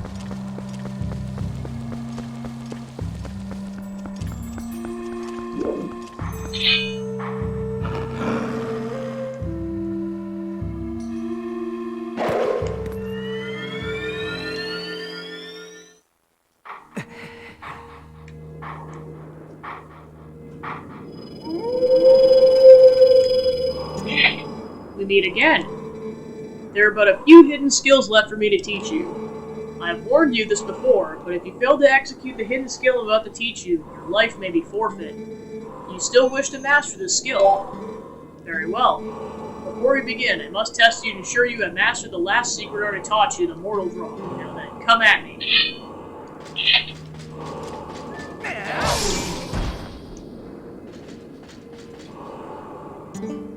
Excellent. It appears you are certainly capable of performing my lost art. Very well. My sixth hidden skill is the jump strike.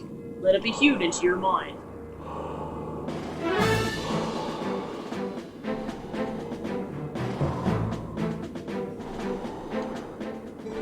One of the basic sword techniques is the jump attack. It inflicts great damage, but none would call it effective against multiple foes. To perform the jump strike, prepare a jump attack, but focus power in your blade. The surge the blade releases can strike all enemies around you. This is the jump strike. Lock on with Z, then press and hold A until just the right time to release your strength. Blinkies!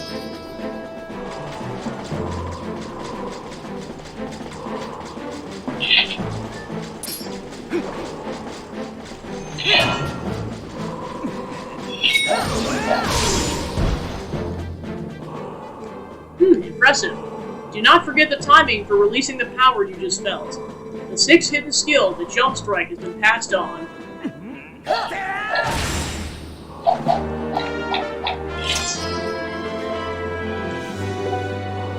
There is but one hidden skill left for me to pass on to you. You are already endowed with the strength required of the hero. Do you not already feel the courage granted by this strength as it guides your step-by-step towards your true enemy? Believe in your strength. Continue to push forward unflinchingly, and without straying from your path. May we meet again. Alright, and then the last one you get isn't for a couple of dungeons. Like, you get it before, like, the end game, but... not for a while.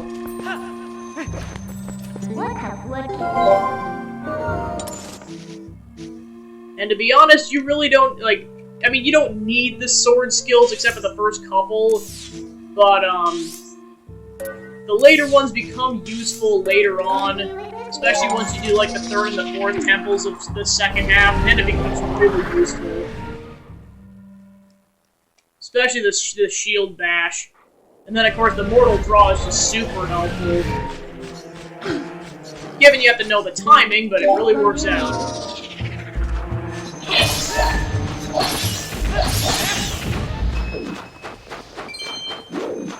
Alright, so I'll go ahead and save before I talk to the Beast Man.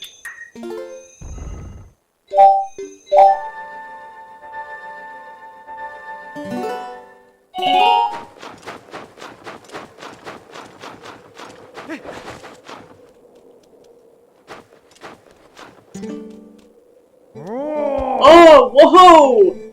I heard ruckus and, just a human. I see humans not often, huh? Why human come to Snows? You on spiritual journey? You looking for true self?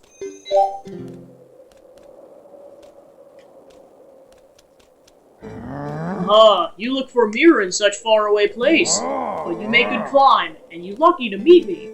I find shiny mirror piece. Same mirror you look for, huh?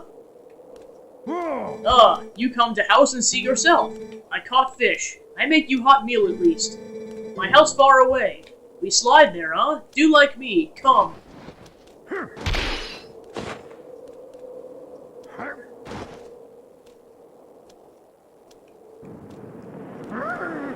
And thus we are introduced to snowboarding in this game. Basically the predecessor to shield surfing in Breath of the Wild to an extent. Alright, so before we do that, I'll go ahead and save again.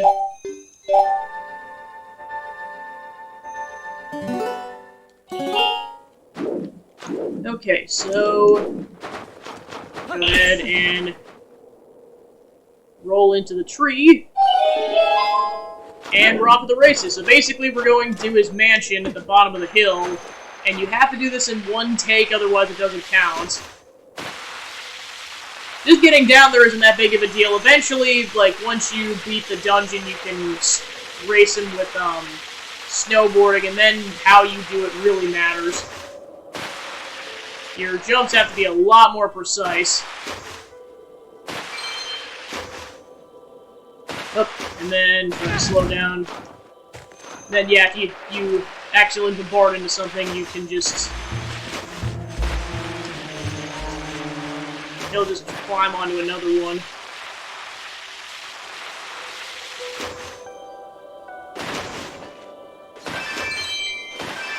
Yep, and then you get up to like 100 rupees if you make that properly, so I did, so yippee.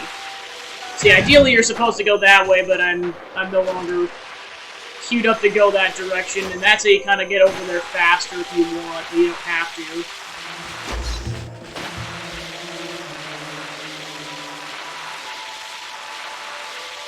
Alright, so this is the more critical section in terms of not missing.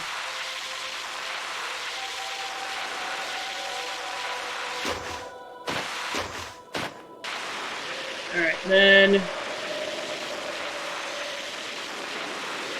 pretty much in the clear here. I just have to get to the end, and then there's stuff I can do over there.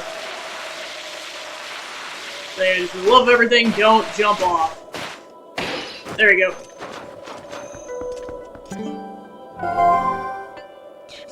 Here? What's with this guy? He's got a nice place for a beast man.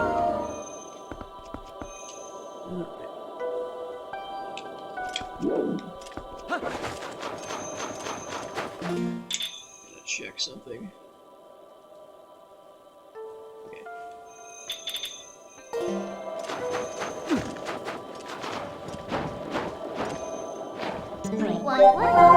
Yeah, this portion you really want to be in your wolf form because otherwise you go way slower in the snow.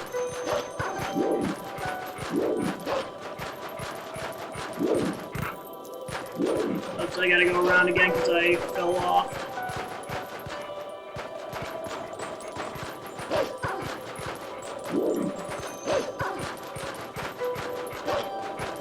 So yeah, you kind of have to go very carefully around this thing, kind of spiral style. And if you fall off, you have to go all the way around again. And of course, you don't want to fall off the edge because then you have to do the snowboarding section over again. Yep, there's a post soul up here.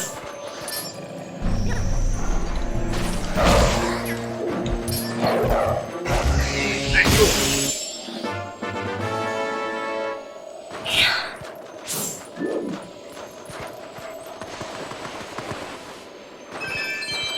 Have some money up here, so might as well grab that. I don't think I'm gonna grab all of it, I just... The point of interest was getting the post soul. So yeah, as you kind of notice from Arbiter's Grounds, the dungeons in the second half of the game, you're gonna be, at least the first couple, you're gonna be kind of going back and forth between human and beast form. Alright. Yeah, I forgot to mention earlier, with that previous heart container, we officially got the second row of hearts, so there we go. Alright, we made it to the next dungeon. Way sooner than I thought I was going to. Snow Peak Ruins.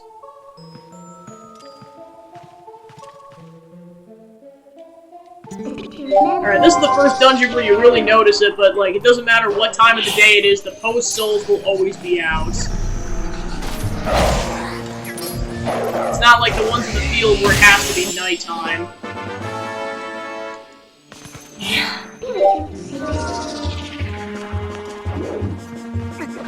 Alright, so then there's stuff we can eventually do in this front hallway, but we can't do it until we get the dungeon item.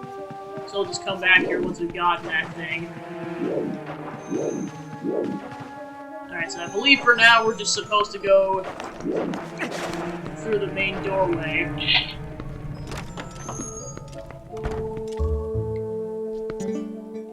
Who? Oh, sorry, I have sickness, huh? Come closer, huh? You cute little human.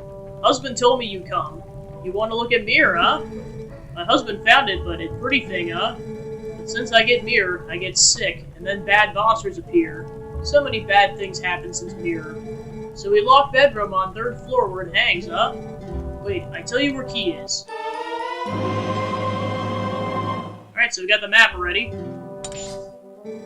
Fever make head blurry, but you can probably hear in room marked by this symbol. But right now, I can't even get up. Would you bring it to me, Start with door right here.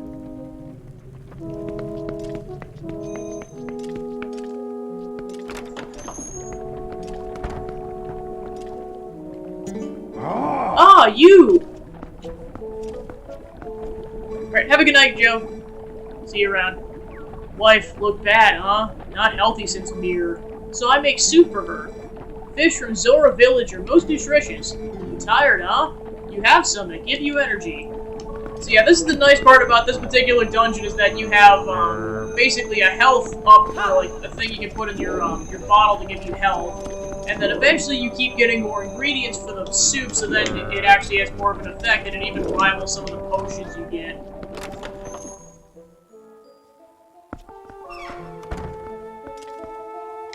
Like, I think initially it only gives you 3 hearts, but then eventually it gives you, like, at least 8. Alright, so then, this is kind of the introduction to the fact that there's going to be some block puzzles in this area.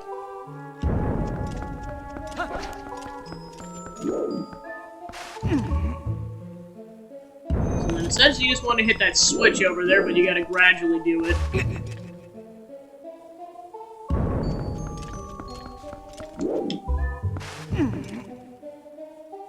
Eventually you'll be coming back here multiple times, so this is just kind of the simple version.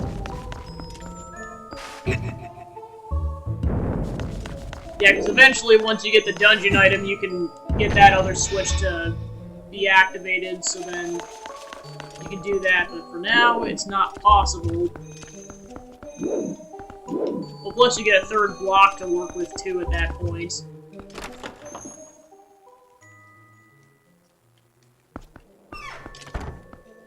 Alright, there we go. Then we're gonna be digging.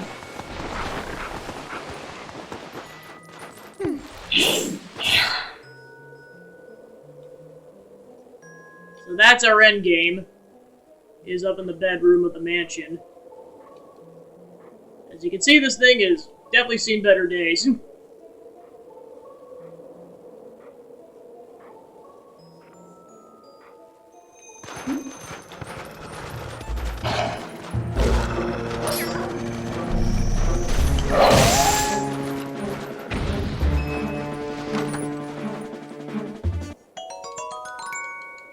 Money.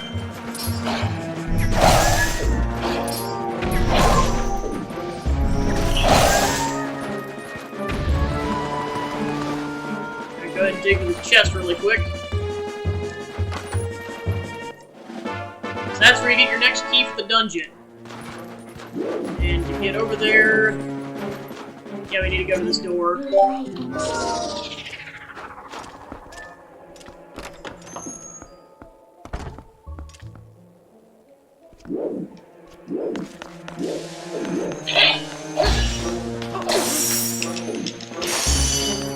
Alright, this is where you lose a lot of health, is getting frozen, so you gotta be careful. And this is where you really don't want to use the Zora armor unless you're doing, like, hard mode, essentially. I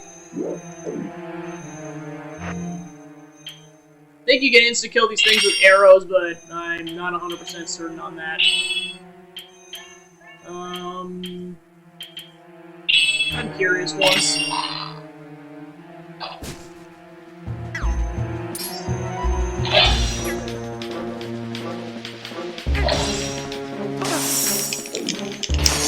Yeah, you lose at least a half a heart with that.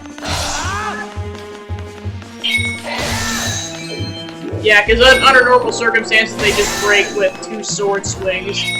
Oh yeah, that's what it is. You can insta-kill them with the dungeon item, it's just you don't get that for a bit. Alright, so then now that we did that, we can go this way. And as a sub, ice physics ahoy! Alright, and there's our destination.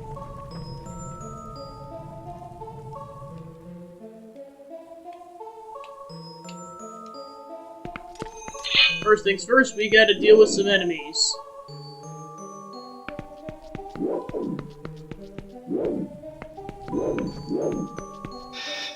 Okay, there we go. I had to trigger that first. Okay, so this is where having the mortal draw really comes in clutch.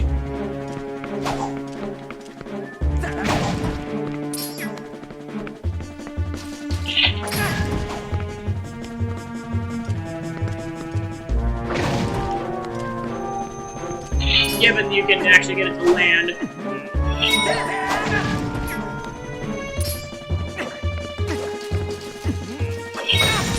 Yeah, then you gotta be careful because they can...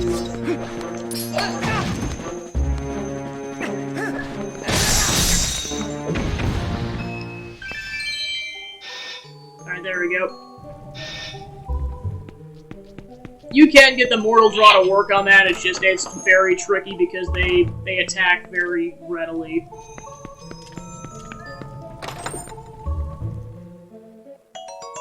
You got the Orden Pumpkin! This pumpkin was grown in your hometown of Orden. What's this? This isn't right, she got the wrong location. Want to go back and try to get her to remember where the key is? Alright, so let's go ahead and equip. Yeah, I'll just equip the bow for now.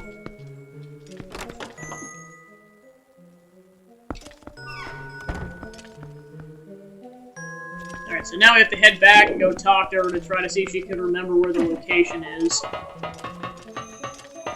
And then in the meantime, we can go up here. I don't think there's much we can do, but we can go up here. Yeah, because eventually you get past that point, but you have to push the block from the other direction. So for now, that's useless. So yeah, we're pretty much just heading straight back to where she is. Yetta is her name.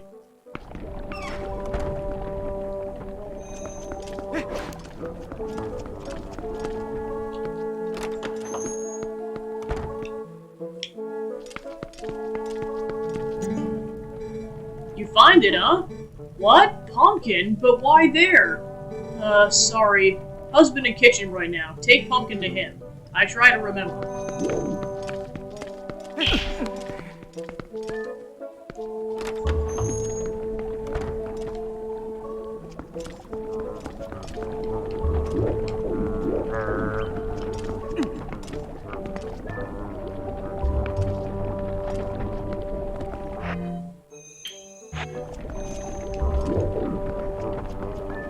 There we go. What flavor? Huh? Pumpkin! You have pumpkin, huh? Pumpkin! Pumpkin, huh? Thanks, huh? You taste if you want. Alright, so then, forgot to get this earlier, but you can go ahead and grab Oko.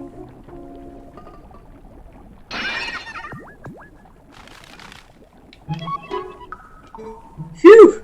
Free at last. Gracious, you're that nice fellow who helped me out the other day. How nice to see you again. Well, now that we found each other again, let's stick together for a bit, hmm? I'll be right with you, so if you want to warp out, just let me know.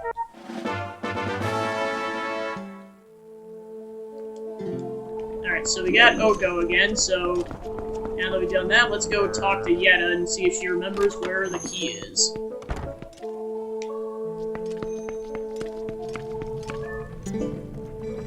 You gave Pumpkin? Thank you, I maybe remembered. Could it be in that room, I think.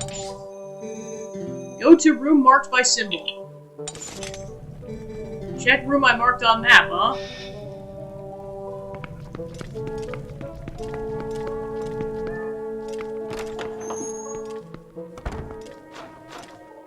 Alright, so now we're back in the main section, so let's go back to Wolf Farm, try to take out these snow wolves.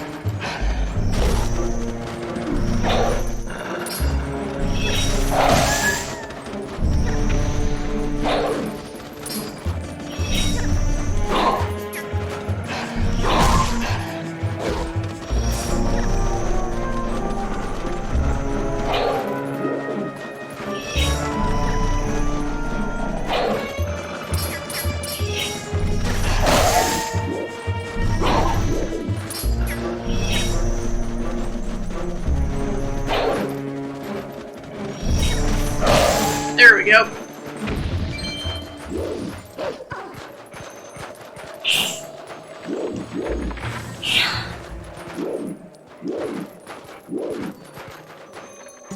Alright, and now we're introduced to the cannonball mechanic. Alright, we have to unlock the door first. I think it's buried somewhere in the snow. Avoid that thing, otherwise we get frozen to death.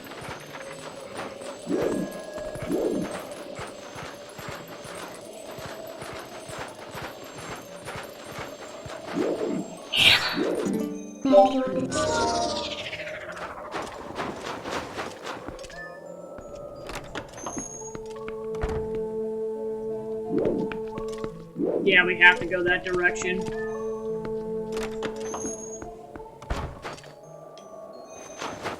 Bad news, the wolves respawn, but take care of them hopefully pretty quickly.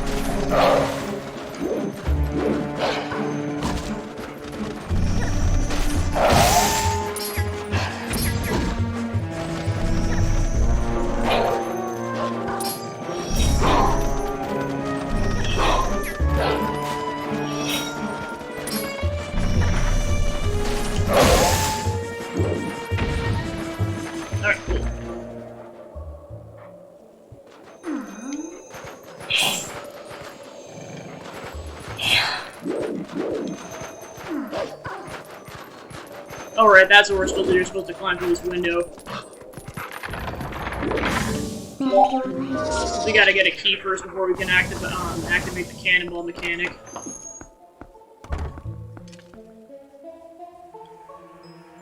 Yeah, this is where it officially introduces you to the cannonball mechanic. Before you have to start getting them through the walls.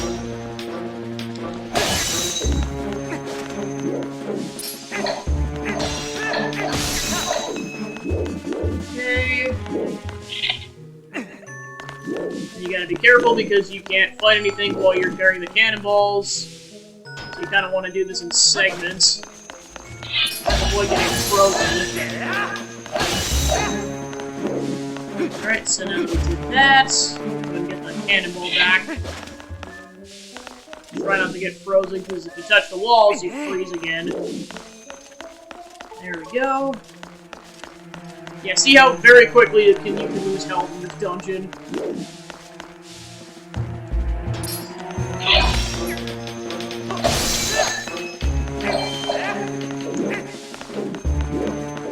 I'm gonna try to take out this guy before I attempt to, and I got frozen. Alright, so 2, 3, 4, 5, 6. I'll wait until I lose 2 more hearts before I use the red potion.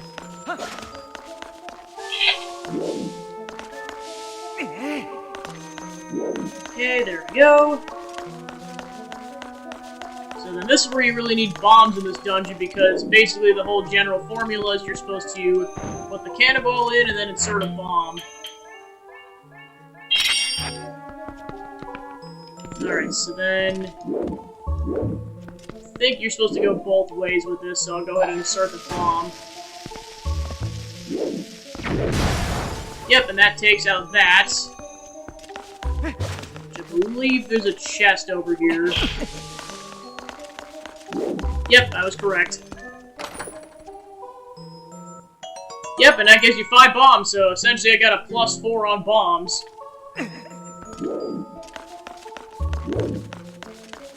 So yeah, this is like the first real section where like, because before like you take out enemies with bomb arrows, but now you need the regular bombs for this kind of thing. Bomb arrows will not fly when you're trying to activate the cannon.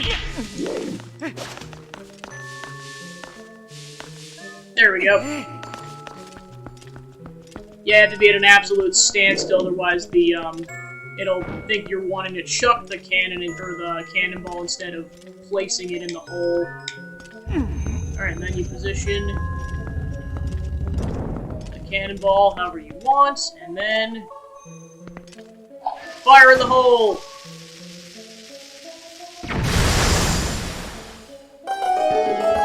And then for now we can't break any of this ice, we have to get the a dungeon item to do that. So yeah, now we go this way.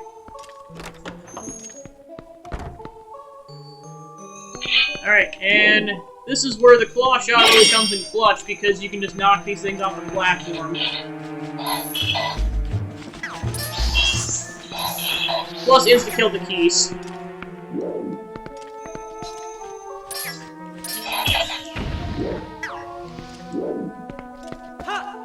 And you kind of want to be careful with these icy sections, otherwise you fall off.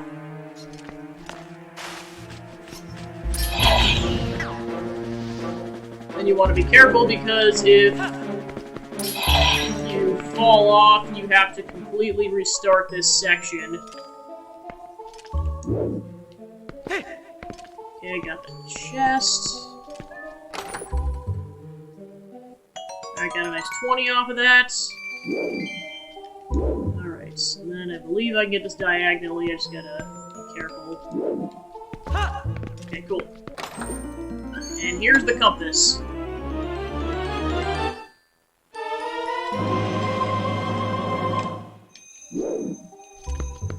And this is also nice because this will tell you where all the cannonballs are. Alright, so then we can backtrack with the claw shot.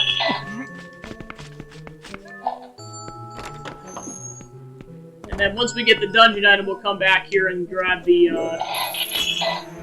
that chest. And for now, we can't grab it. I try to escape with my life here. Alright, cool. Because it also tells you where to grab this chest, because there isn't really an indicator, even when in wolf form, that you're supposed to dig there. So now that we got the compass, it tells you, okay, I guess there was an indicator, never mind. Maybe there was, I don't know. I forget.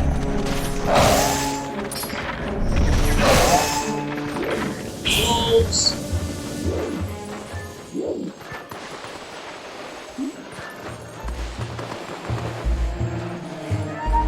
Alright, go ahead and dig a couple times, and then this is where the key's at.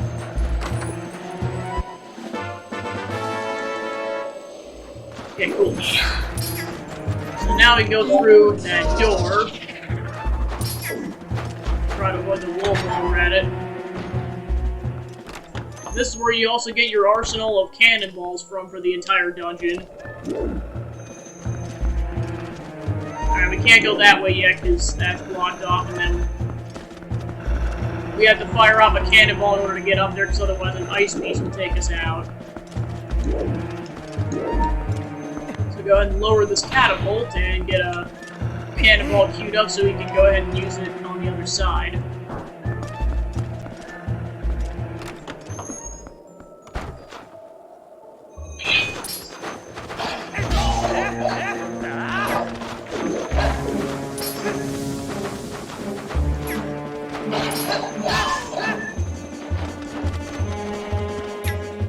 Oh, that's why it's a little tricky, because there's some thick snow. Alright, let's get this over with.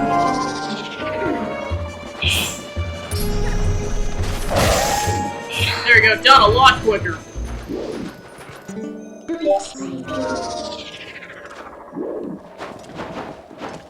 Okay.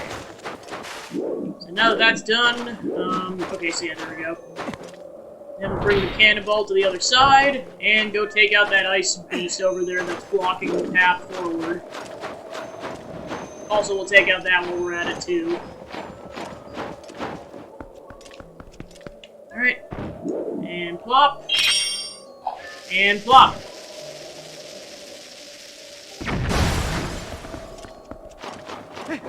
Then we can grab this chest while we're at it. With more bombs.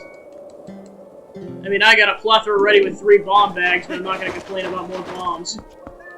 Alright, so then we got to rotate this around 180, and then I'll go ahead and grab the cannonball, and then we can progress forward. Alright, there we go. Try not to hit the wall. Okay. Okay, there's the cannonball, and then up on the other side of the treasure chest.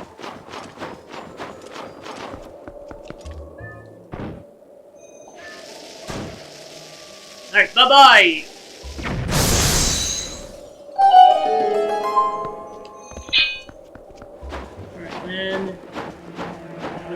duck here for a second, then I should be good to go. Alright, mid-boss time.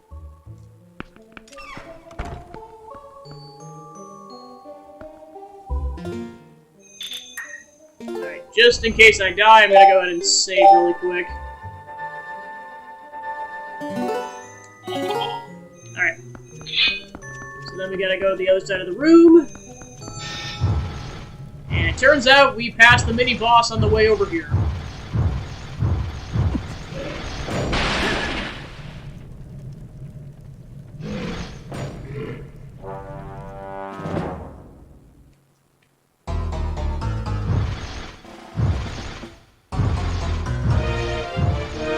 Alright, the ball and chain does a lot of damage, so you gotta be careful.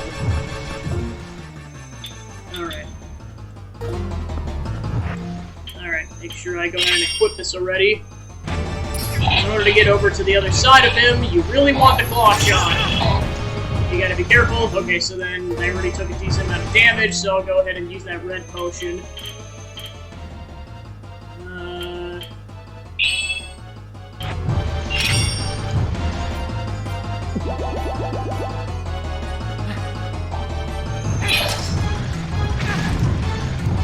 Yeah, so every single time you get hit by the ball and chain, you take 1 part of damage. And the tail's the vulnerable section. Alright, so you kinda have to wait until he chucks it. Worst case scenario, I do have a fairy, so...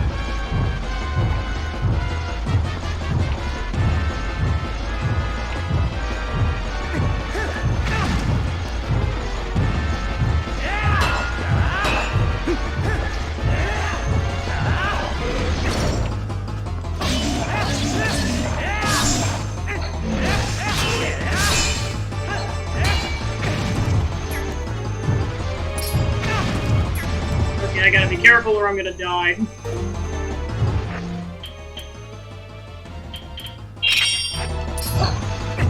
There. Now, in case I die... Actually, you know what? I'm gonna go ahead and use this now.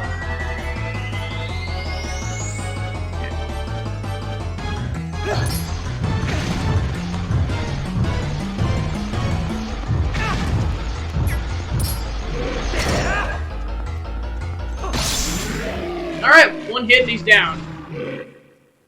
So yeah, bad news, I lost the fairy, but then I go ahead and grab 2 helpings of the powerful soup, so it doesn't really matter too much.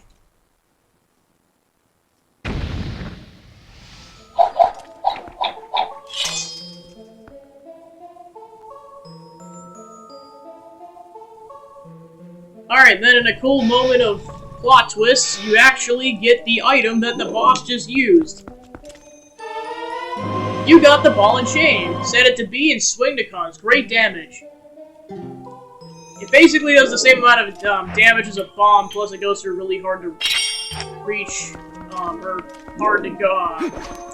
Basically like the ice walls, it goes through those as well as other stuff. So now that we got the item, basically you aim with the remote, and there you go.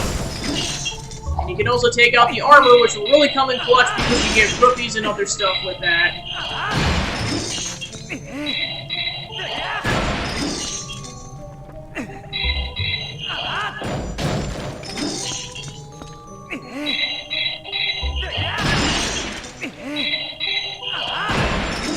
In fact, I'm pretty sure one of these armors in the castle in the mansion spawns, yeah, I was gonna say an ice bubble, which you get 100 rupees from those. And then I think also there's a Poe that shows up at some point.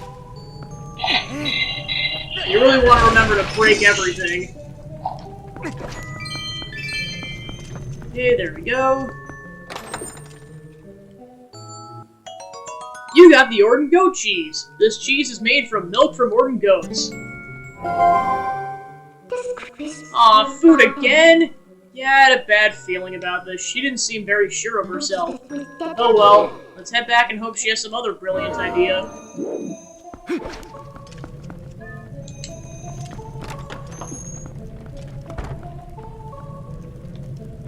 Alright, so now we're done in this section, so pretty much just head back and go talk to Yetta.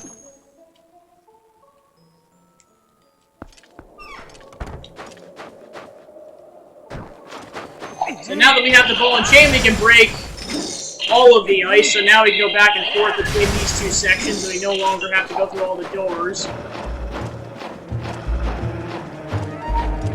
Try not to get killed here. Okay, cool.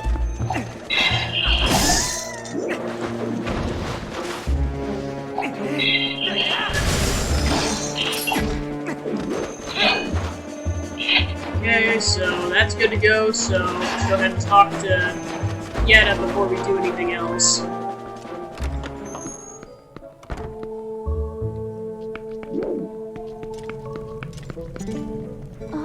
What happened, huh? What cheese? Did husband move it? Where in the world did we put it? Sorry, I need thinking time, huh? Take cheese to husband, huh? You do that. I try to remember.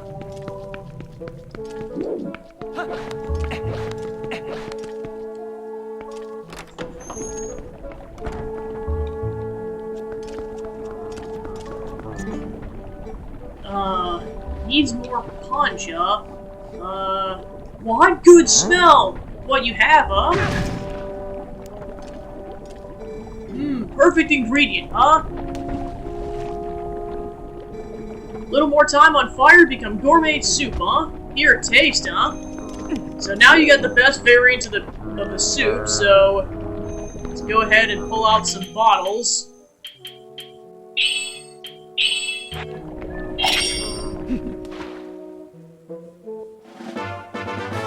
You pulled the superb soup in your bottle. It smells deliciously cheesy. And now you get 8 hearts out of it. And now you've got an item that you can get for free that's as good as a red potion, so you can come back to Snow Peak whenever you want and stock up on soup. Alright, so just so we don't accidentally use it, let's go ahead and equip other stuff. Okay, cool.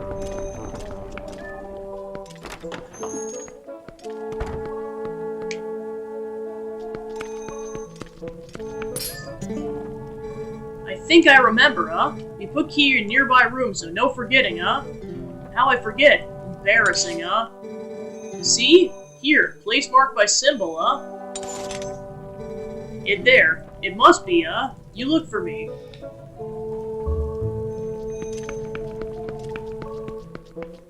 Alright, so before we do that, now that we have the ball and chain, let's go back to the beginning of the dungeon and go take care of a few things. Because now I think we can grab at least one of these 2 chests in the front.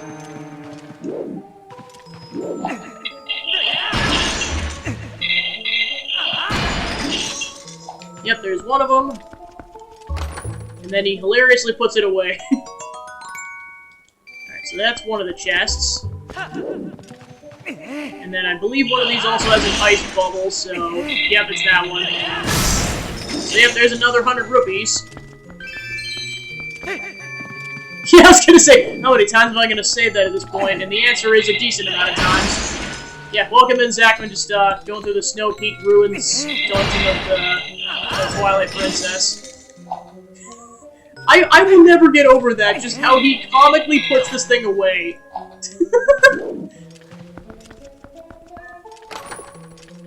Because, I mean, it's the size of his torso, if not more so.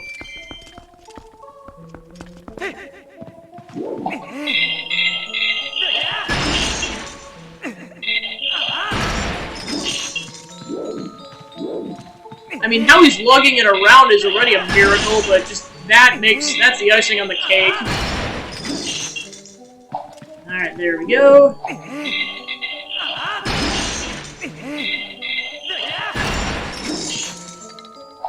Okay, and that was the last thing I was gonna look for. Yeah, there was a post soul in one of these things.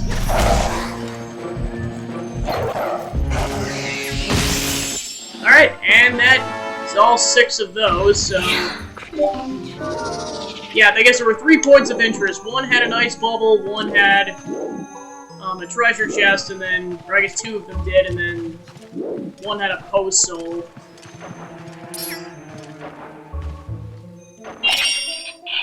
And then eventually you can get up there, it's just you have to break away some ice. And I don't think I can reach it yet. Although I'm gonna try. Oh, and I fell off.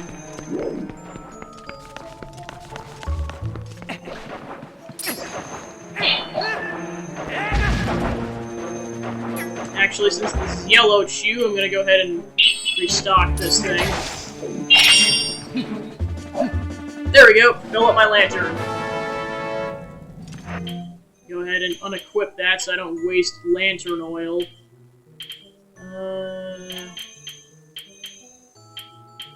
Yeah, I'll do that for now.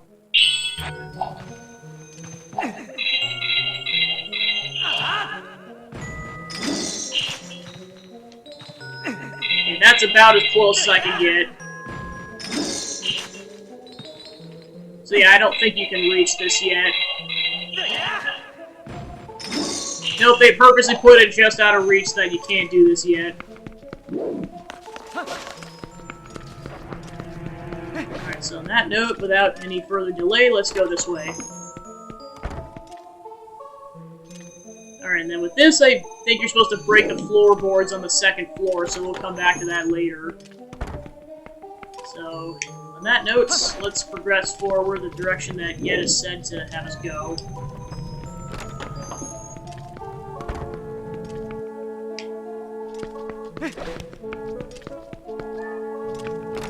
There we go.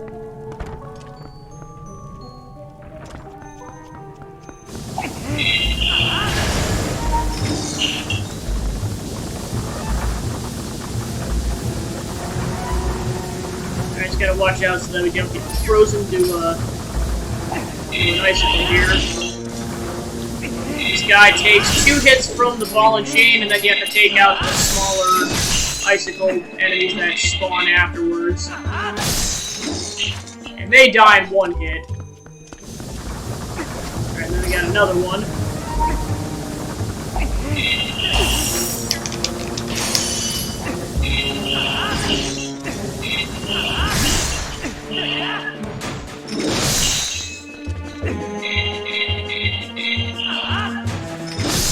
Alright, and done.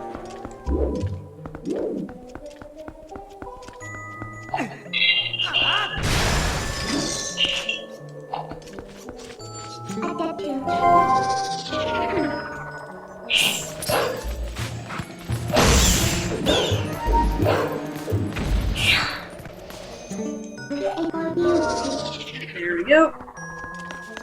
And we'll go ahead and push this towards the blocks.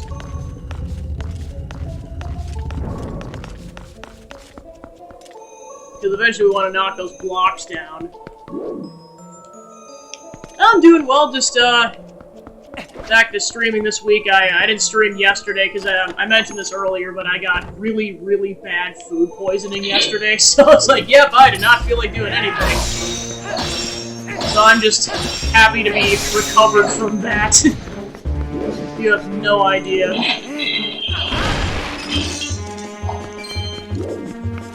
So I'm gonna try to get in a baking stream, but it probably won't be until this weekend, because at this point I'm just trying to prioritize finishing Twilight Princess before the end of the week. Thanks, I appreciate that. Yeah, I was like down for the count yesterday. Thanks.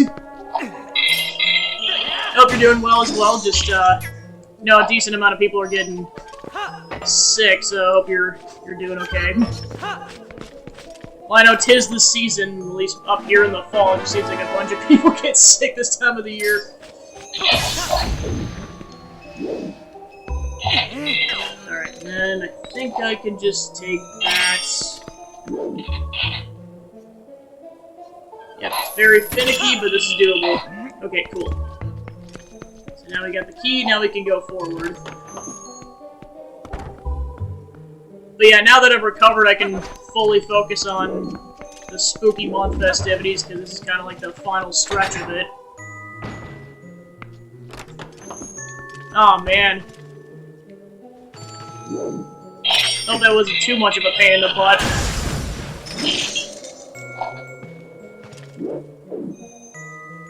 Okay, so now I go that way. Yeah, I just think I have to go this direction. And I gotta be careful because this guy will knock me off this platform if I'm not careful. Okay.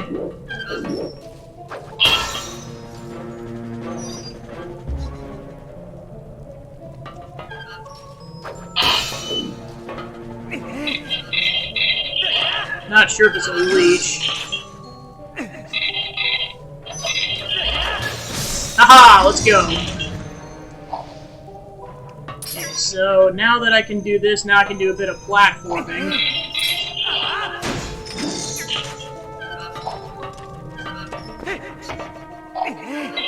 Actually, before I do that, it's probably in my best interest to take out these keys. I think I heard a second one. Oh, never mind.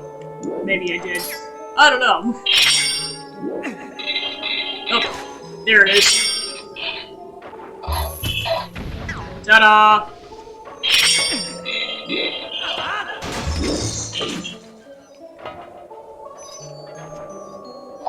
Yeah, I think I gotta get the current one I'm on going again.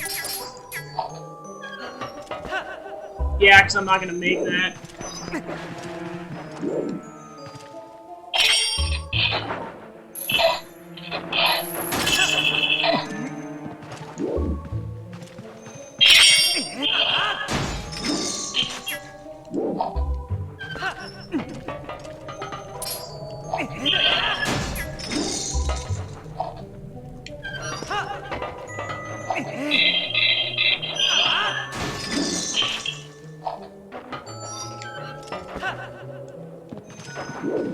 Yeah, you kind of have to time it so that you're going in the opposite direction of the other platform.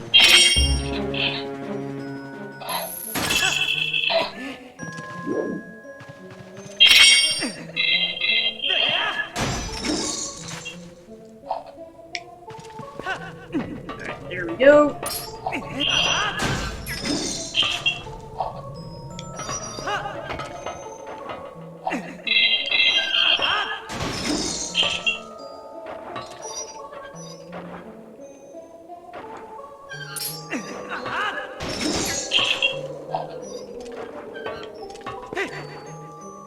Yeah, I still didn't have enough momentum on my current platform.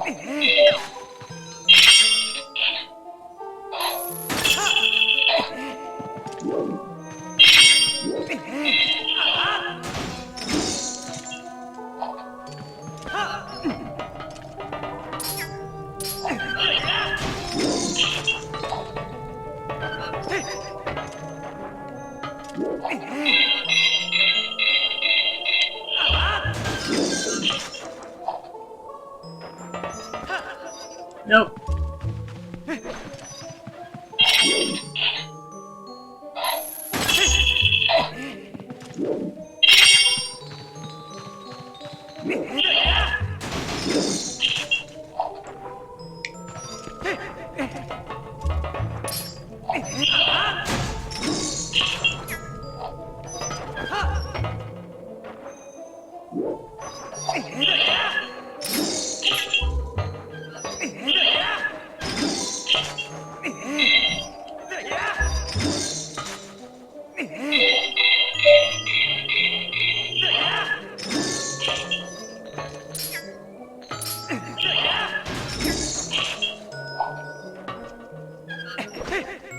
There we go. I had to do that maneuver. You gotta roll, jump in order to get more momentum. Yeah, I really wanted to do that because that was a piece of heart. Alright, one more for a heart container. So now that I've done that, let's go ahead and continue the main path.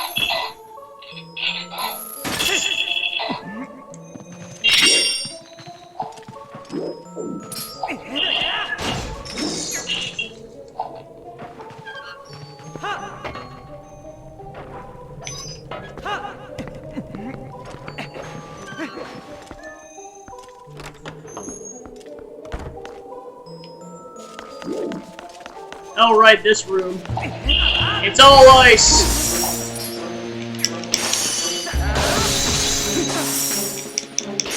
Yeah, this is where that mortal draw really comes in clutch. given that they don't get too close to you.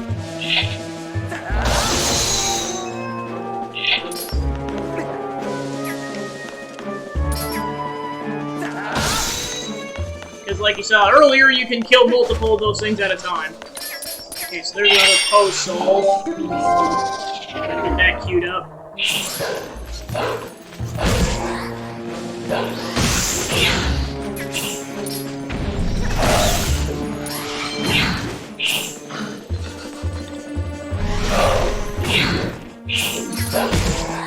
There we go. Another one down.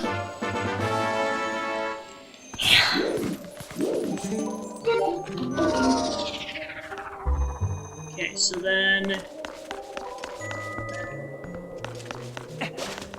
yeah, because that needs a key, so I have to go this way first.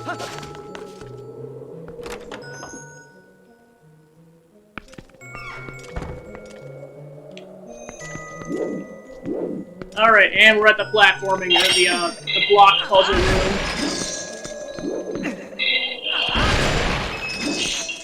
There's 6 rupees.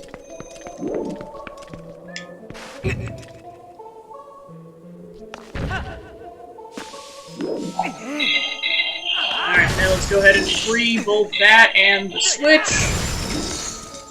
So basically the gist here is that we have to have both switches down.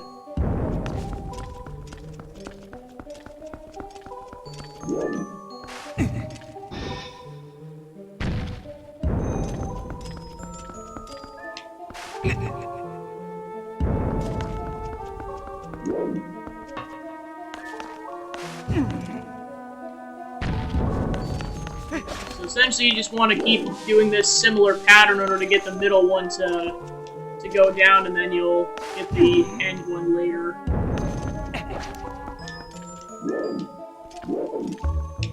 Okay, there we go.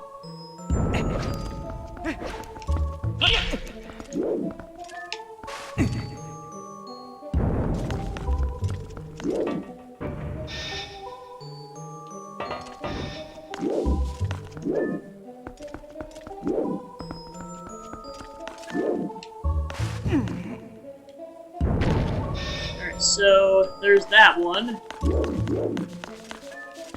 And then go ahead and grab the one that's not currently on the switch, and then push that one back over.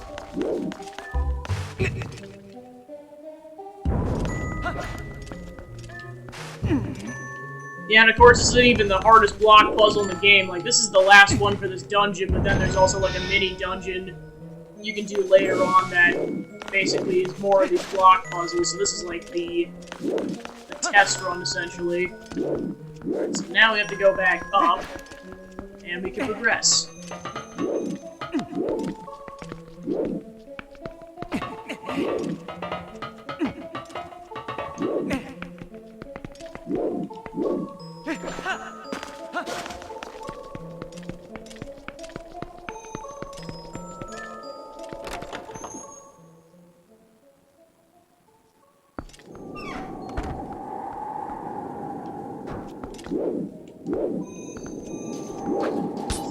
Alright, I forgot these things are here.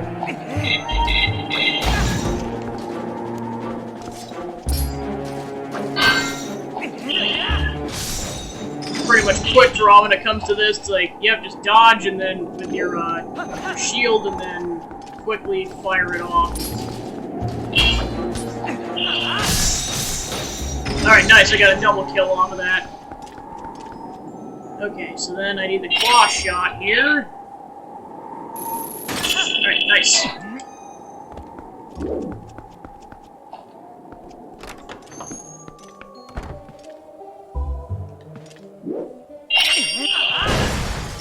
Alright, then we can go back with the claw shot whenever we want.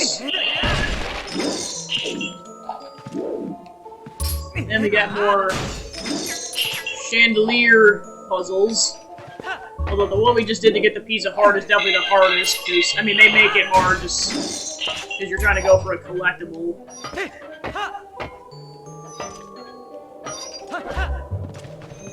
Alright, then we got a chest, which is where the key's at. Nice. Let's go ahead and knock these barrels off. Well, rip that 10 rupee.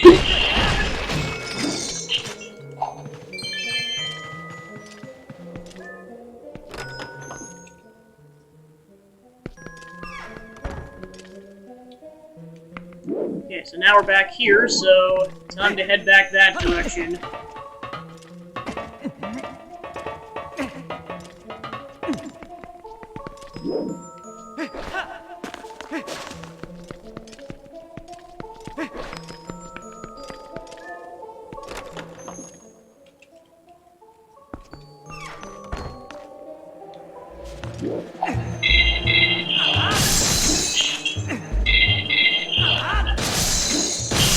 Whew, that was a close call.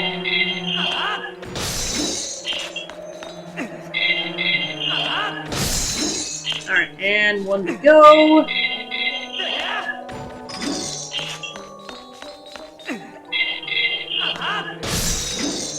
Yeah.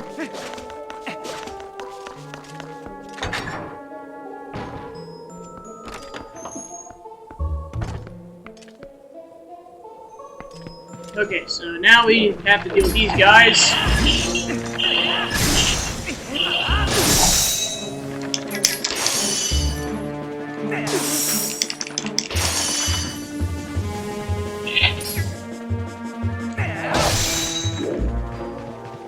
I love the mortal draw, it's so good.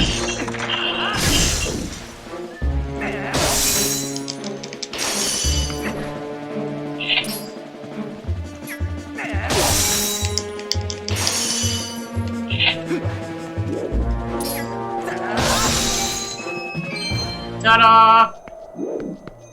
Alright, so now we can go ahead and knock this away with the ball and chain.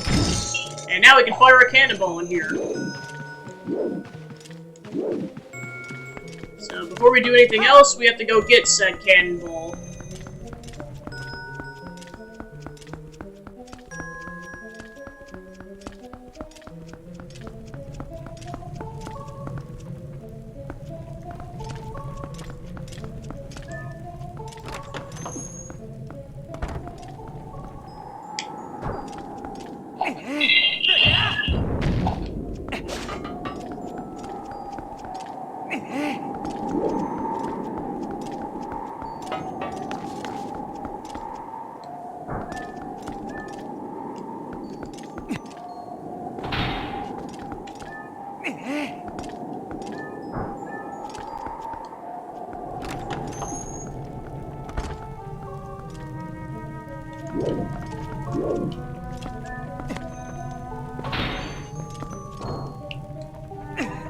Alright, time to bring it upstairs.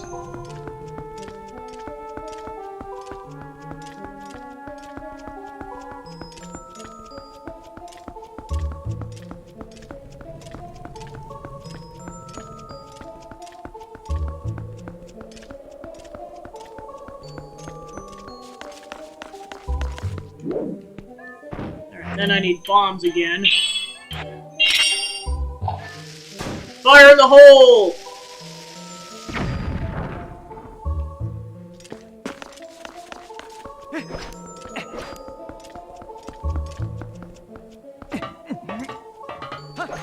Alright, then there's one other thing I was gonna do, but before I do that, I'm gonna go ahead and bring the cannonball over. Actually, I'll probably just go ahead and fire the cannonball off first before I go do that.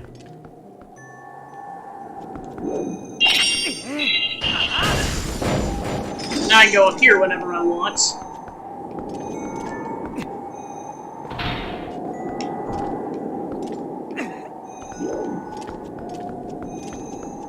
Alright, then we're gonna move it in that direction and kill that guy.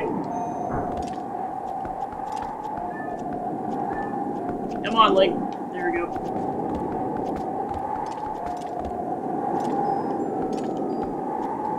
Hopefully I didn't put myself in a compromising position with this cannonball.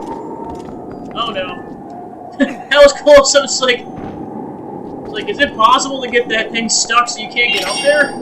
That would suck. Up and crap. I did not mean to do that.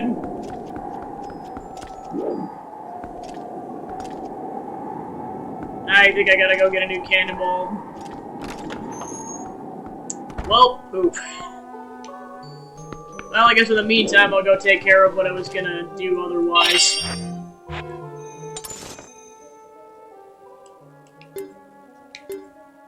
Okay, so yeah, I gotta go back in there, I believe.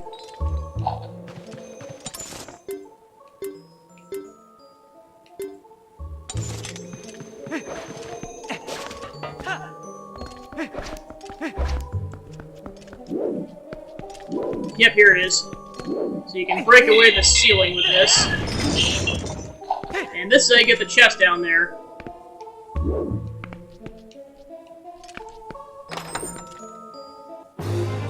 Alright, and we have another full heart container. Plus we get a heal off of that, so that's nice too. Okay, so unfortunately because I botched that, I have to go get a new cannonball.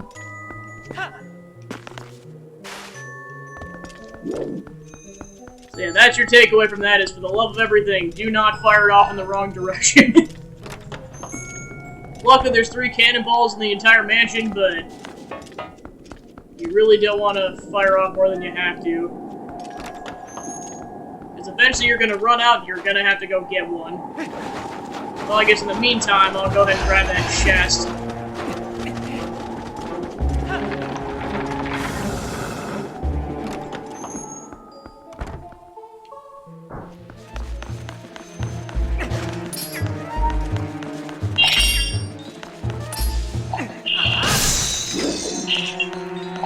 So the thing is this direction.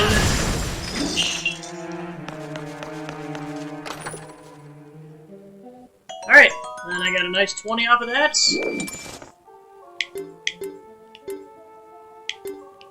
Okay, so we got every chest in the dungeon except for the one that contains the boss key, so we're good to go on that front.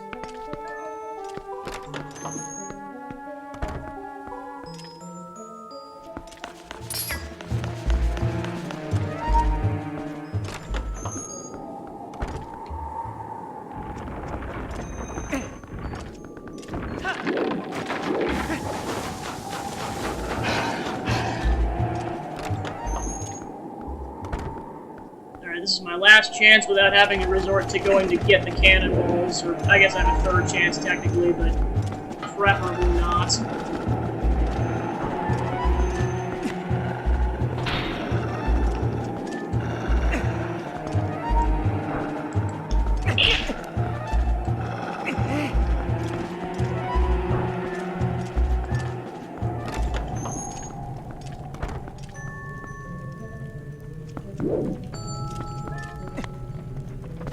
There we go.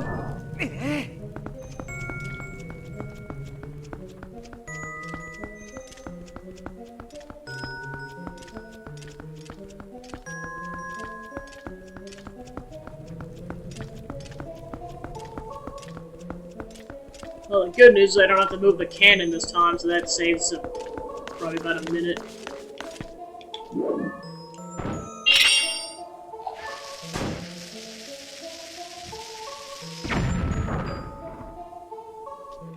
There we go.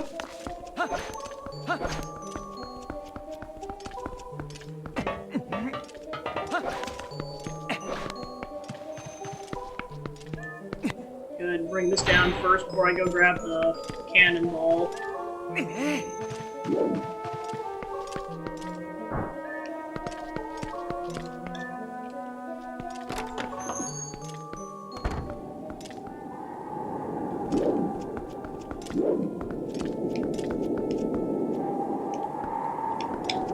Come on, Link, there we go.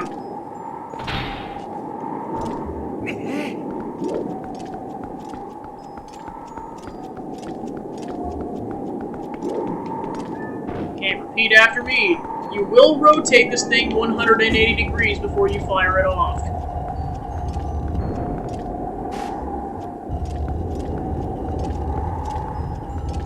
Okay, cool.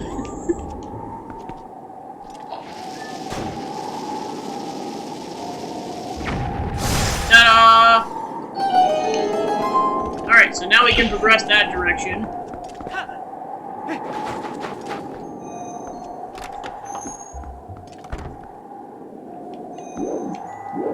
Okay, so now I'm going up the ladder.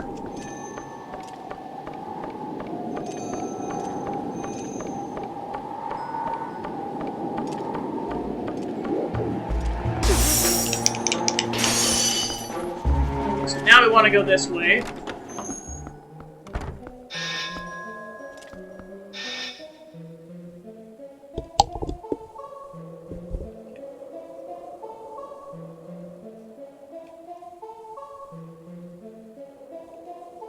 Now we gotta fight our way through a gauntlet of these things, which I'm pretty sure you can just skip this entire section by doing bomb arrows.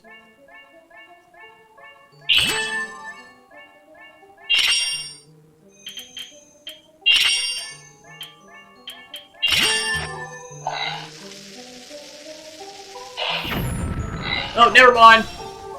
It triggers them regardless.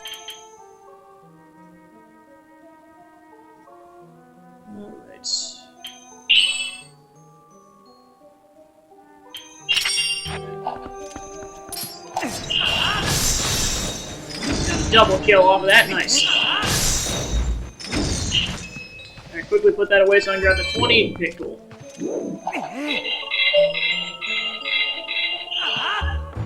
Okay, so that's what it is. You can insta-kill them with the ball and chain. Before they get on the floor. Alright, get a double kill in there. Alright, last one. Alright, sweet.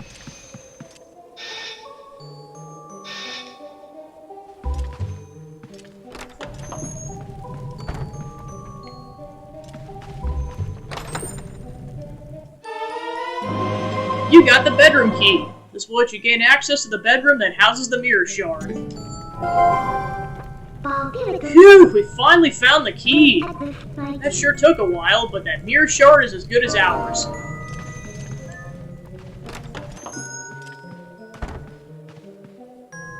Alright, so basically you can go back to the soup room to go get more soup if you need to heal up, otherwise you can pretty much just head straight up the stairway to the bedroom.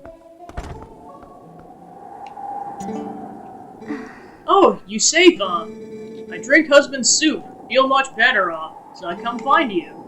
You found a key, Good, good. Bedroom right above us. I take you there,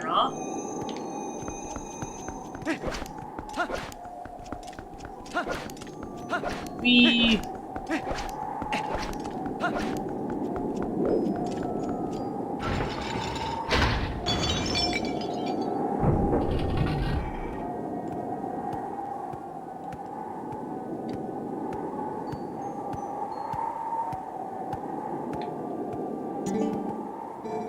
Thank you. You come inside.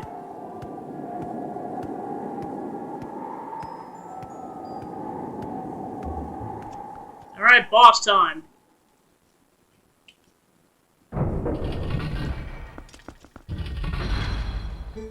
Please, this way,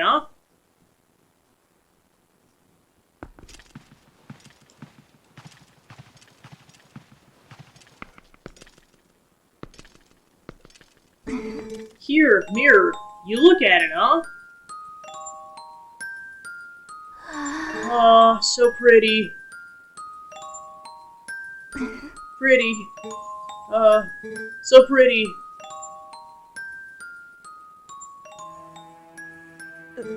Pretty. Pretty. Mirror. Lovely.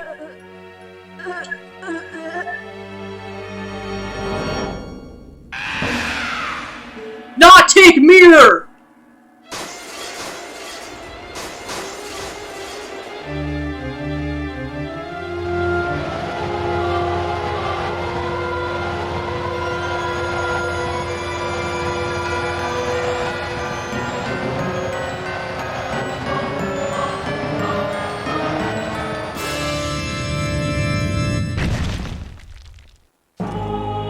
Twilight Ice Mask, Blizzetta. Alright, so so you're going to be using your ball and chain to gradually get this block of ice smaller and smaller.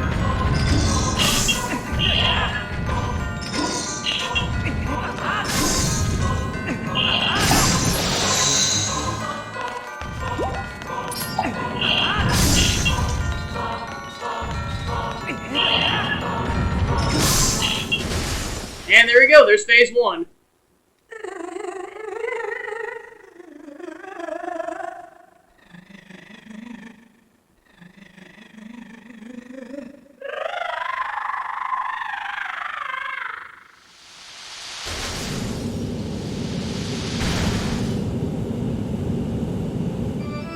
Alright, phase 2. So you really want to pay attention to what's on the ground, otherwise you'll get crushed.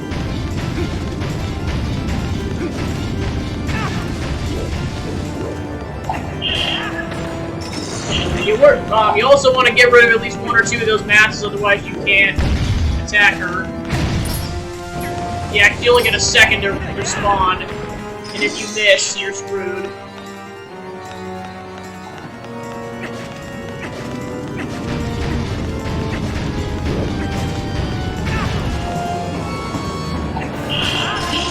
Yeah, I think I got at least 1 or 2 of them off.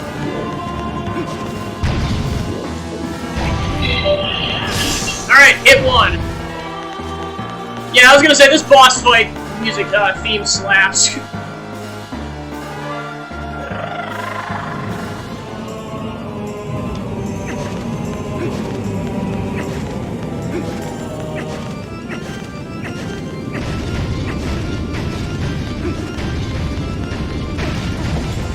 let's go ahead and fire off.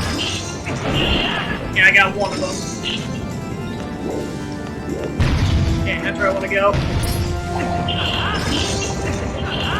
Ah, darn it.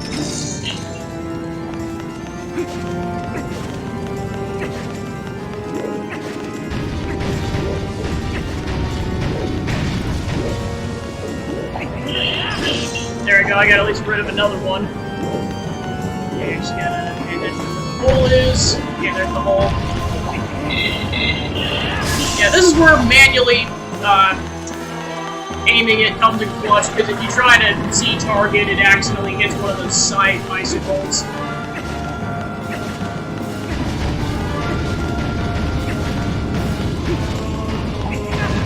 Ah, crap. Come on, get at least 1 of them. Okay. Okay, where's the hole at? Okay. Oh. Okay, so you really have to have at least 2 or 3 of them away anyways, otherwise it just naturally hits it.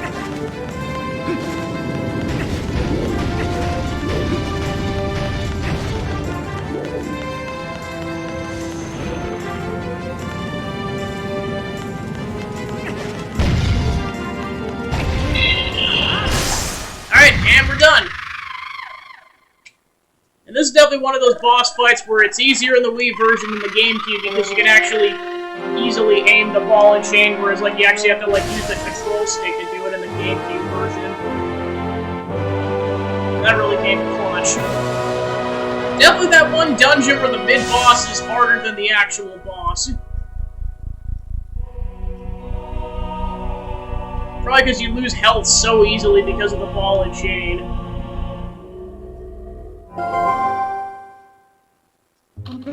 Well, we have 2 mirror shards now. 2 more left, Gabby.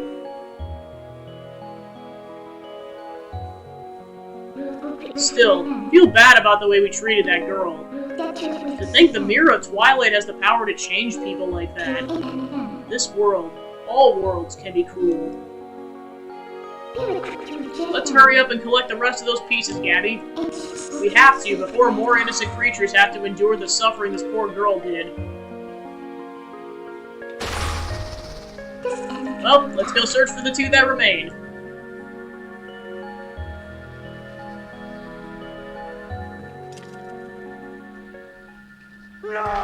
Not again!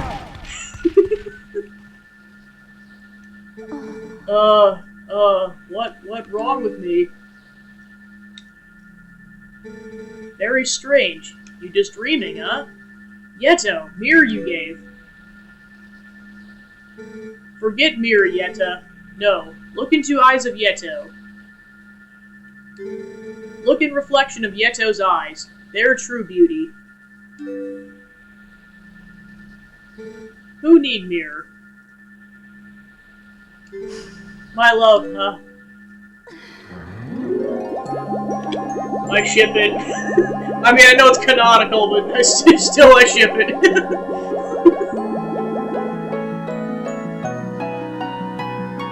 And then from their love, we get a heart container.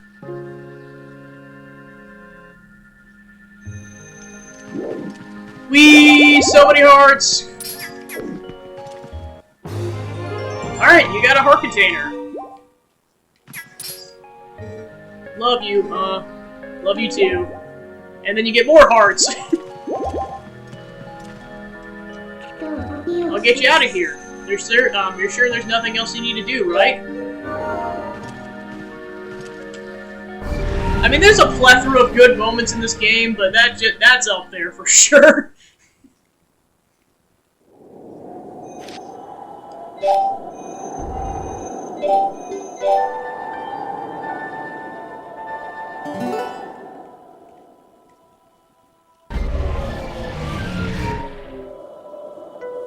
Alright, dungeon complete. And now that we're done with that, we could do the snowboarding section, but I'll probably come back to that later. Because now we can teleport to the top of the mountain, so we can do that anytime. So I think for now what I'll do is I will go ahead and warp.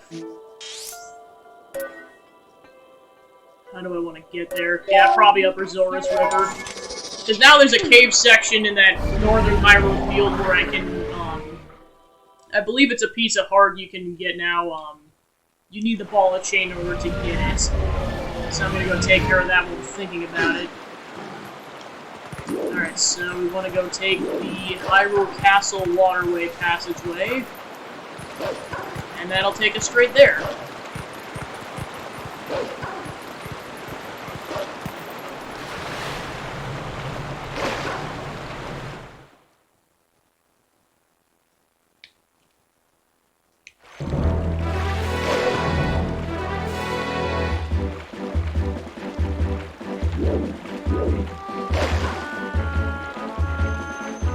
Alright, and then I just gotta find the cave. I think I gotta get to the upper section of that area first. Because the next section we're going to is basically heading back through the Lost Woods to get back to the Temple of Time ruins. For that, I'll officially go talk to the Resistance group to kind of show that off, but that's about it on that.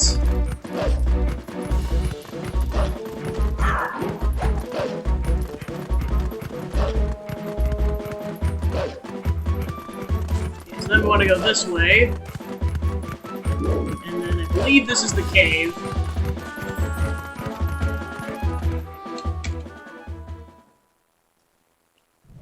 Yep, here we go.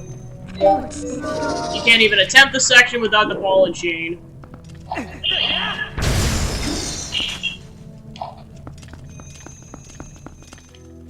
Alright, block puzzle ahoy!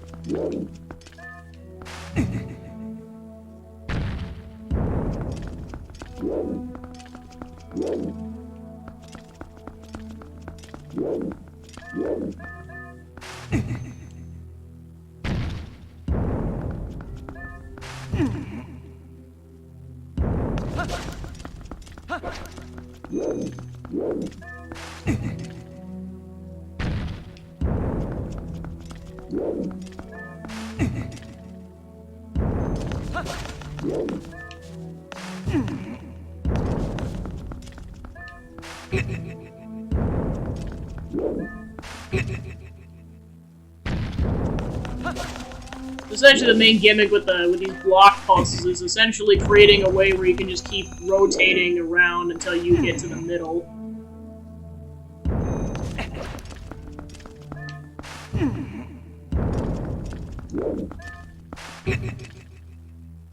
And there's block puzzle number 1. Okay, so this time I have to get 2 switches to go.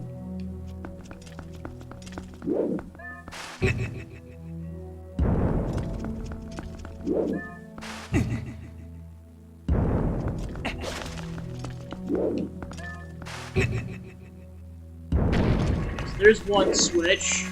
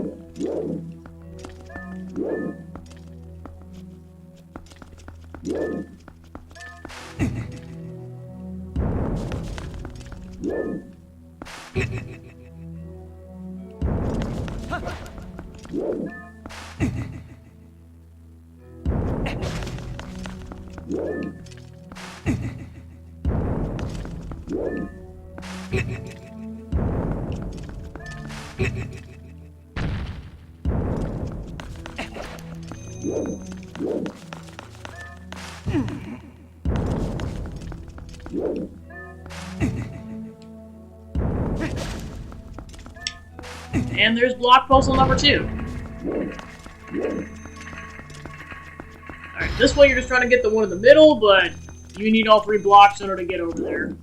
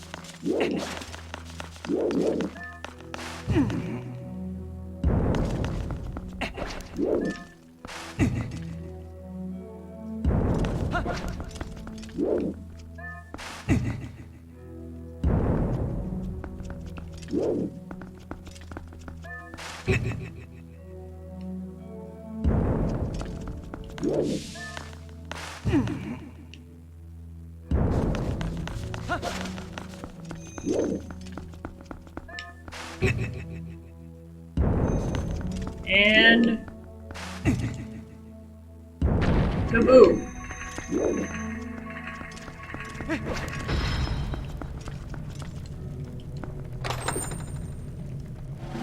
Alright, got a piece of heart out of that.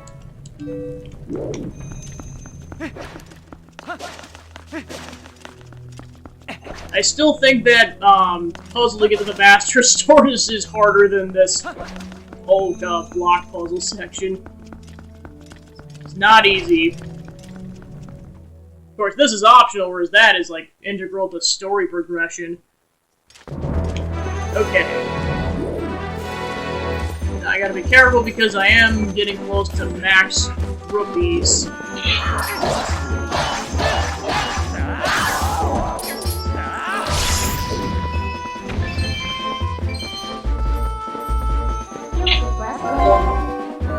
Actually, you know what? Just to spend some money. Because I will need 300 rupees later, but not for a while. Yeah, just to spend some money, I'm gonna go back to Kakariko and buy some bombs, because I know I'm starting to run out of water bombs.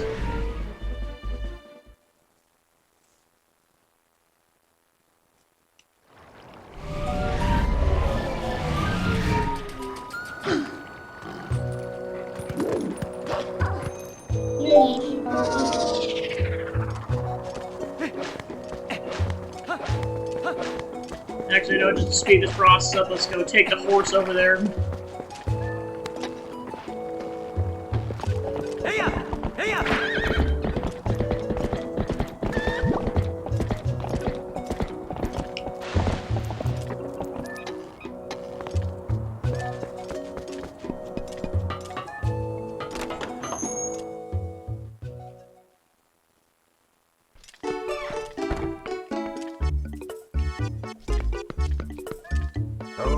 Whoa now, it's you! Yep, well, I finally got my entire bomb repertoire back in order. And ain't they a bunch of beauts? Alright now, take a good gander at Master Barnes' handmade bombs.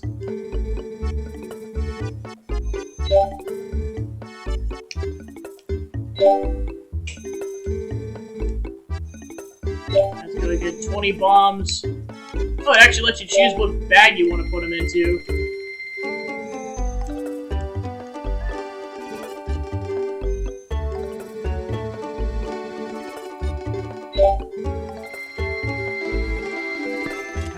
Alright, so yeah, that's about how full I can get all the bomb bags, so I'll go ahead and go with that.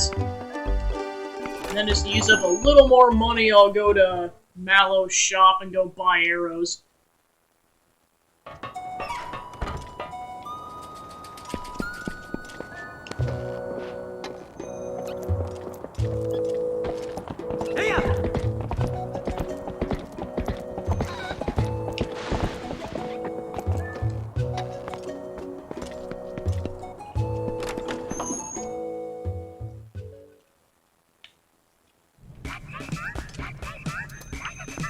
I didn't even realize this was a okay, to be fair, I had never gone to the Mallow Mart here, once you get the Castletown location, so this is new.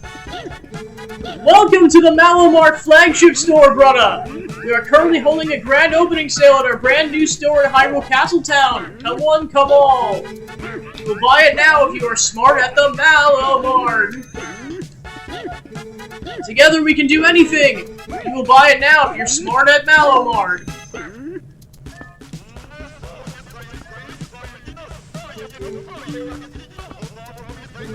Just kid, what have you started?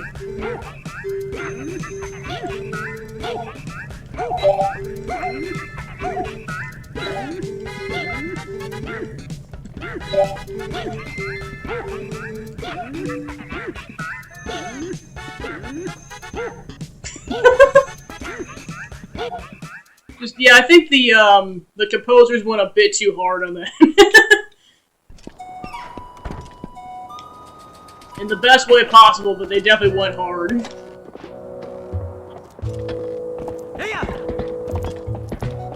Alright, so now that I got stocked up on supplies to burn a little money.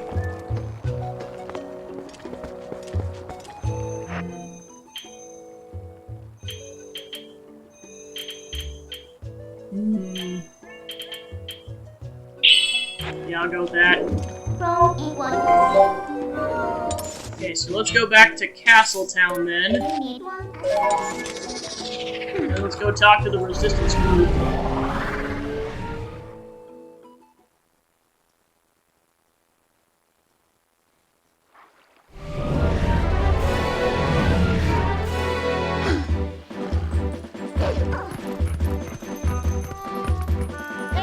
Mr. Gabby, wait! Ignore the wolf. Greetings, Mr. Gabby. I've come to deliver a letter. There's a letter for you. 2 letters, in fact. Well, my business is concluded. Onwards to mail.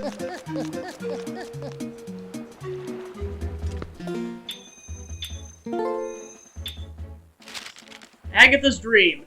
Agatha had a dream last night. Butterflies surrounded Agatha and lifted her up to the sky. As she waved to the people below in Castletown, she could see so many people, some waving back, others staring wide-eyed. Agatha flew in a big circle above Hyrule Field, and the butterflies formed into a bed beneath her and said, "Let's play again." Soon they faded away and she woke up in her own bed. Oh, Agatha wants so badly to fly in the sky. I feel bad. You pay me visit and I'm on not much help. I feel better now. Husband and I sled lots now. Very much fun. Gabby, you join us at Snow Peak sometime.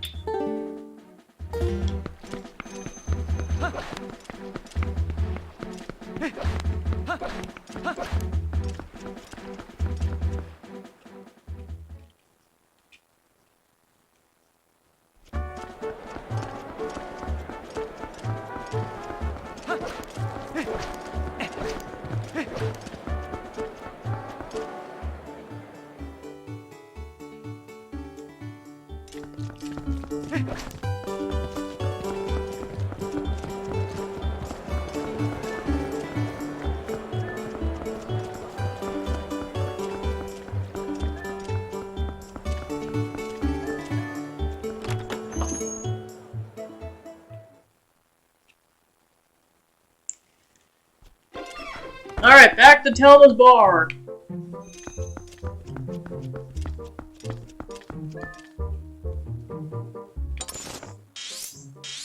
I wonder if the sacred grove that Russell mentioned is near this mark.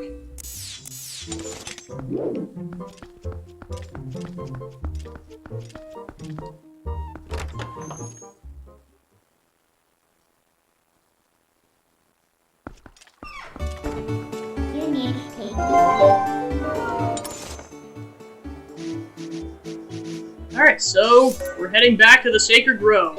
So it means we gotta go through the Lost Woods again, but this time we can go as a human.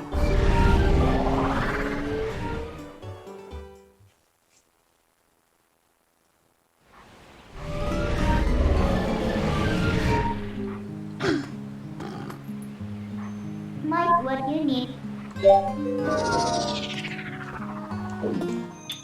Alright, before we continue, I'm gonna go ahead and save.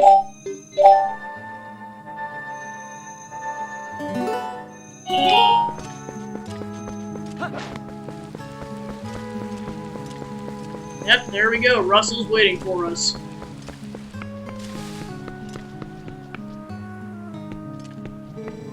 It's been a while since we took a walk in the forest, huh? Yes, and how our world has changed.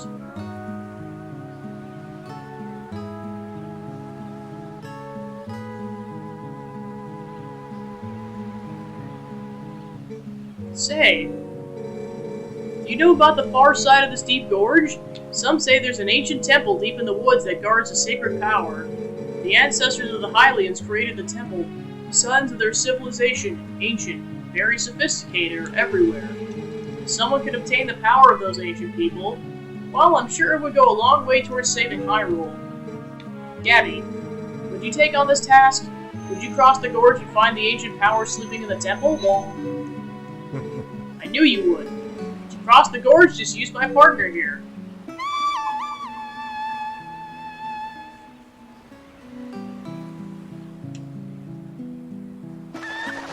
The Golden Cuckoo! You doubt my partner's skills? He flies like a dream, believe me. Well, you'll definitely make it across the gorge. Wait and see, my doubting friend. And then, I for sure know for a fact I'm going to need a boomerang for this next section, so let's go ahead and cue that up already.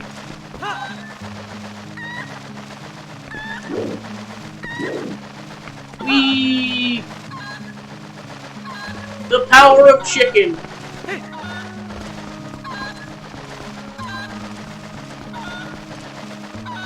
Alright, so then you gotta queue up the platform.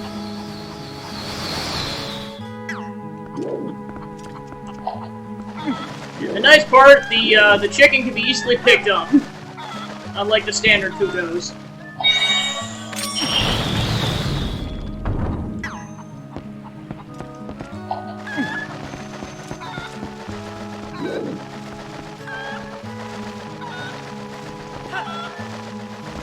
I'm gonna call this Chicken Reggie. Or Reginald, that sounds a bit more sophisticated.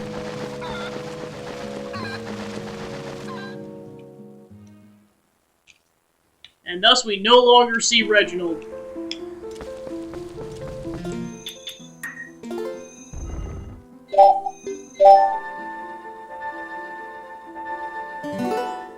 Alright, and we're back in the Lost Woods. This time the Skull Kid just shows up right away.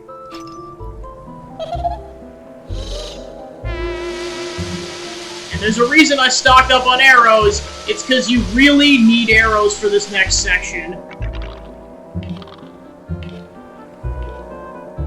Because some of the places the Skull Kid shows up in, like, you can only reach it with an arrow.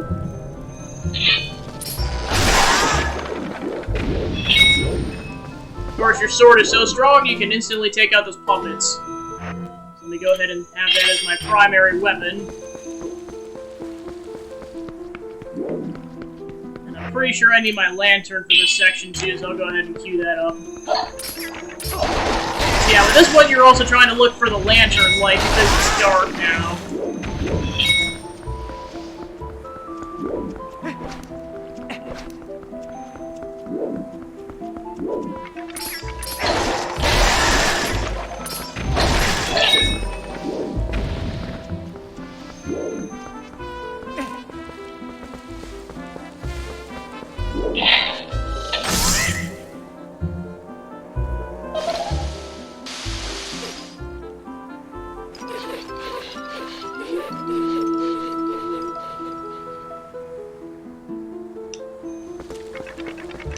Let's go ahead and take these guys out.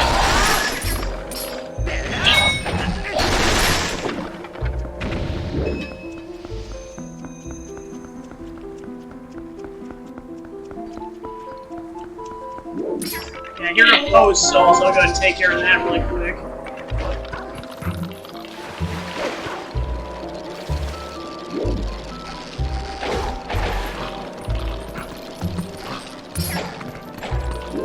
Try give you now, you little piece of poo.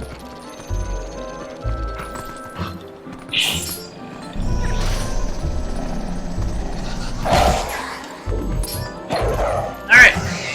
Another Posil down.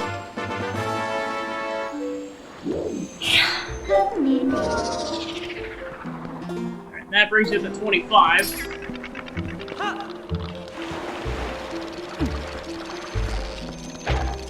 Then I gotta go this way.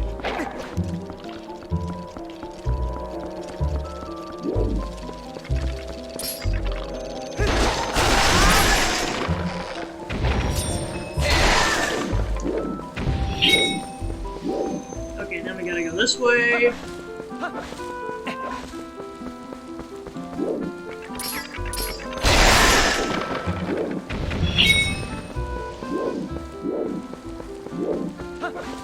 This way.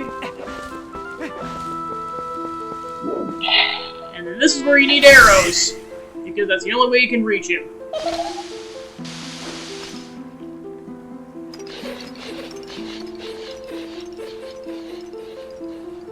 Yeah, when I first played this game, I got stuck on this portion because I didn't realize you were supposed to use a projectile like that. So I could just never find him.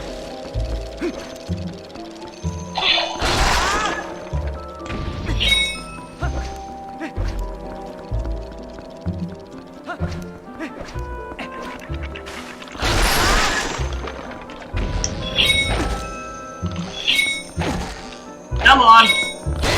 There we go.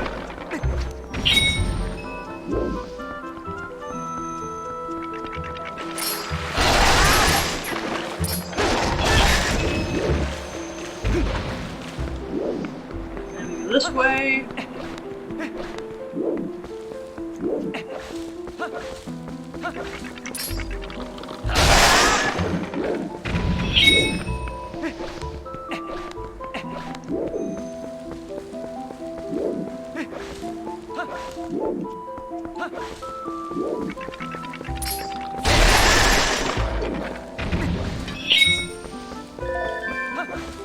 Good restock on arrows.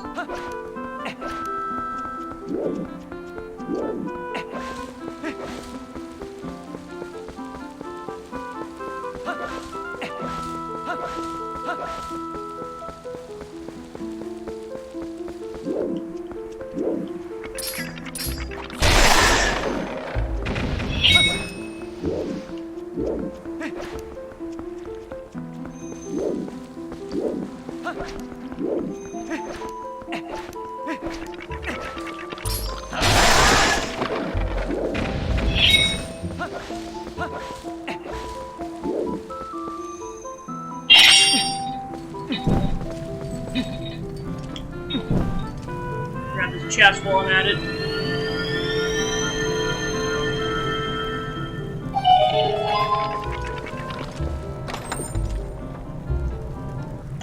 I got some bombs.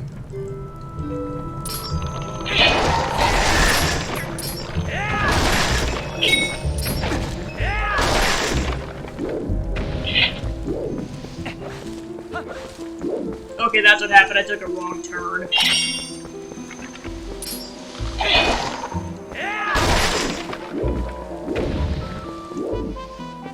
Okay, I hear him. So we know we're in the final room.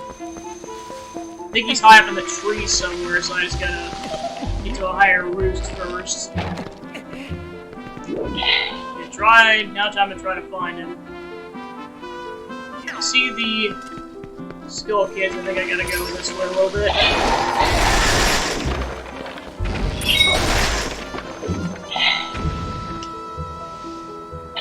There we go.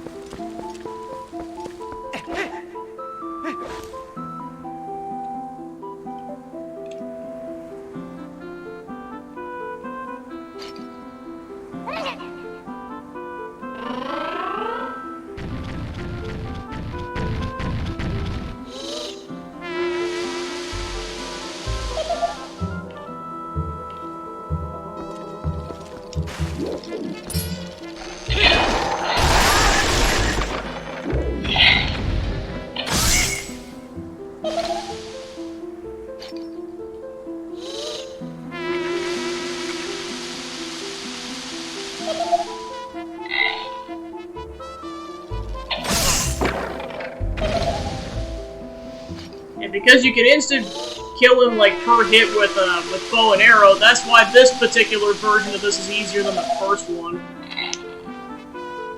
Because yeah, you can do that very, very quickly if you got good aim.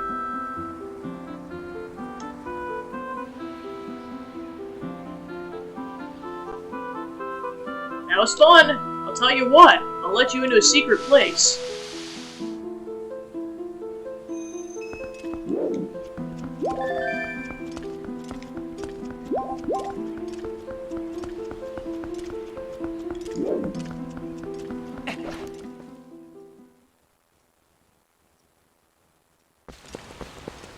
Alright, and now we're taking the back way.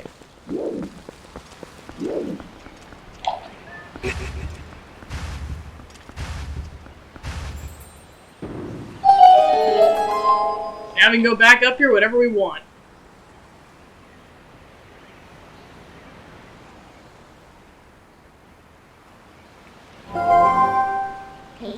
The sacred ancient forest. So this is what they were talking about.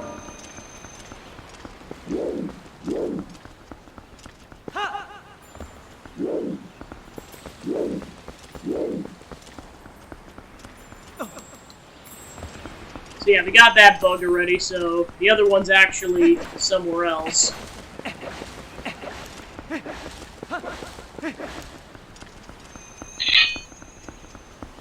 So what you do for this next part is temporarily put the blade back in the pedestal. Or strike, as they put it in the text.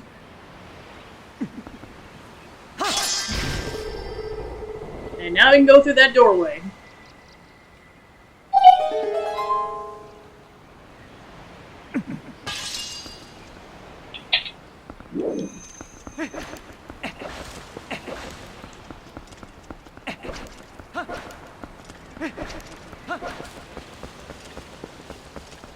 But first, we gotta make a warp point.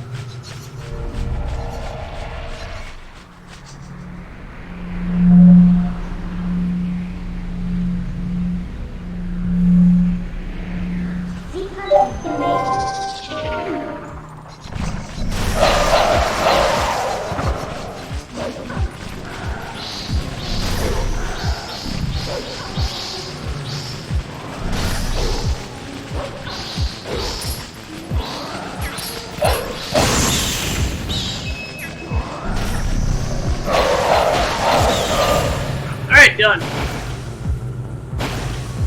Keys definitely make it chaotic, but it's definitely doable. Anything purple?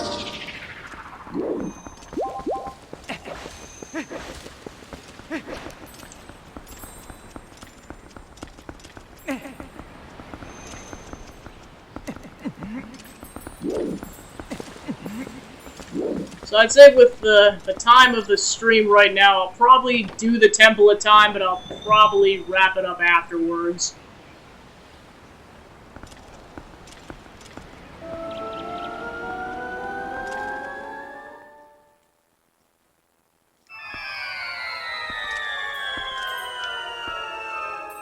Alright, and we have traveled through time. And there's the other snail.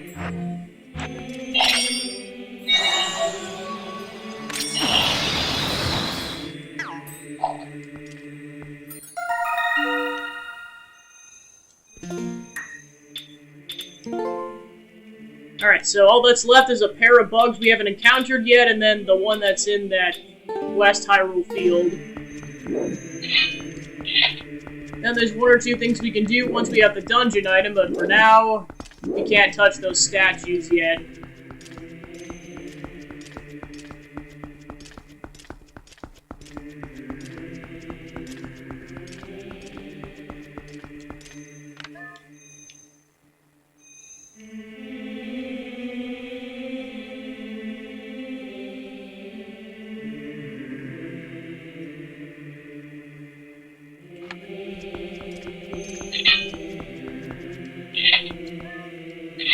Let's go ahead and strike the pedestal once more.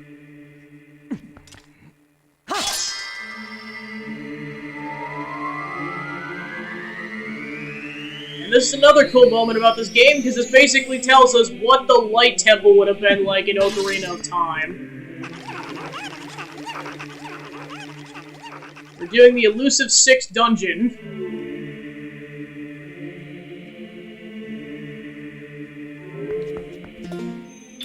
Actually, I'll save once we're through the walkway.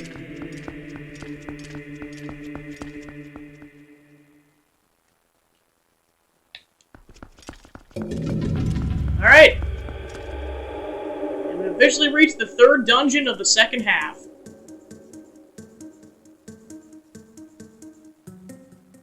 The Temple of Time.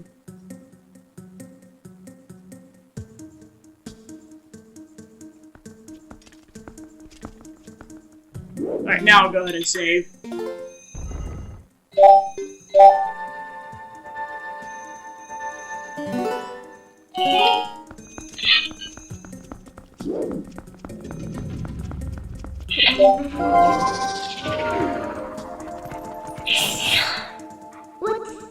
Gabby, don't you think there's something odd about that statue? In the grove and in the temple entry, there were always matching ones on each side, but there's only one here. Why don't you use your senses to take a look around? I knew it. There was one more here originally. We need to find the other statue in this temple that matches that one. And that is the only time I believe, with the exception of hunting for Pose, that you actually need the wolf. So yeah, the whole gimmick about this temple is that it's one tall temple, and you're trying to grab the statue that's on the top of the temple, or the top floor rather, and you're going all the way back down here to bring it down here, and then the boss is actually this way. Of course, you still need a boss key, but you have to have the other statue to even go this direction. Hope you brought lantern oil, because you're going to need it a decent amount of this dungeon. Not a lot, but a few times like this.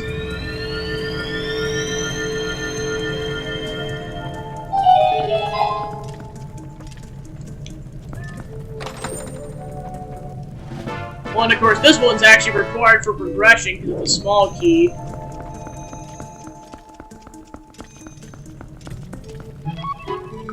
And this time you find, because you saw Oko go through the doorway earlier, you actually see you're not in a pot this time. Ugh, not so fast. At last, this is it. This is where I've been trying to get to. The ancient technology of our people sleeps in this place. We've searched all over it, now we're so close I can smell it. Once we find that thing, we can go home at last. Oh gracious, yes. Young man, we're so close, so please help us find what we're looking for. So that's the one time you get to see what Oko Jr. looks like if you haven't used him up until that point.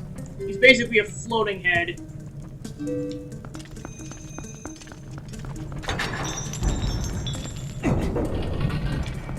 Finally, doorways that aren't rusted and crumbling and falling apart. Yeah, this is where that mortal draw really comes in clutch. You can just insta kill those spiders. And bows and arrows are really gonna come back into play here with taking out enemies, and because you have to be standing on some of these switches in order to progress.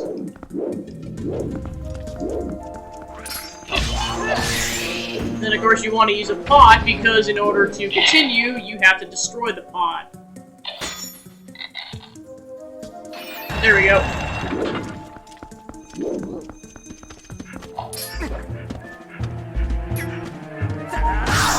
Yep, you can insta-kill the Lizalfos. It's so satisfying.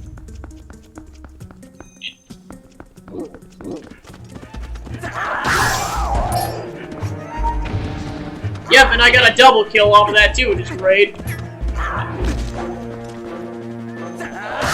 Yeah, and of course they barely do any damage to you. It's like a quarter heart, so it's definitely worth doing the mortal draw.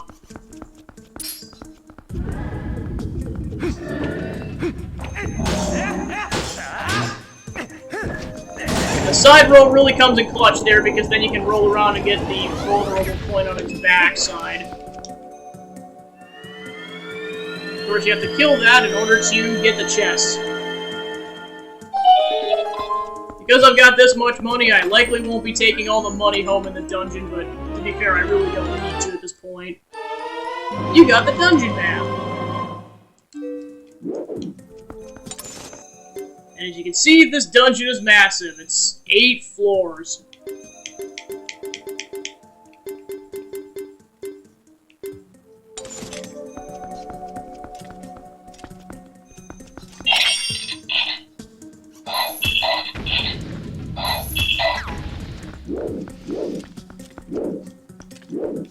Alright, so then in order to progress, well, first off, let's go grab this chest.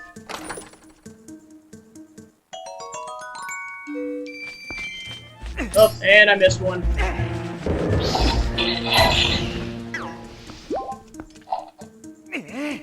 Gotta take both these statues and put them on, well, I guess we could technically use pots. You can honestly do either or.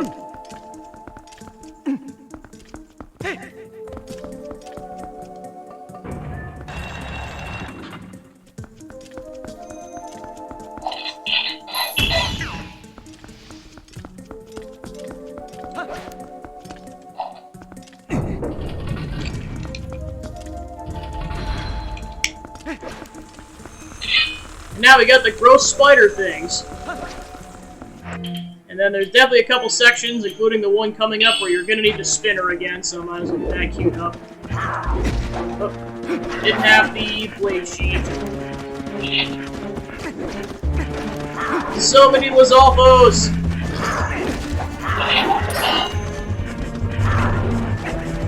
Oh, gotta watch out for the Beemo statue.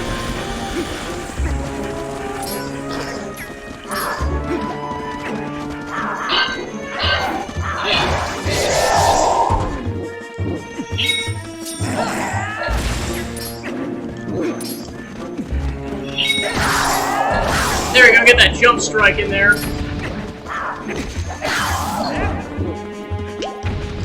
Yeah, it's like your first real good opportunity to use the jump strike, because there's like about half a dozen Lizalfos that just bombard you at once. Okay, so let's go ahead and take out the Beemo statue.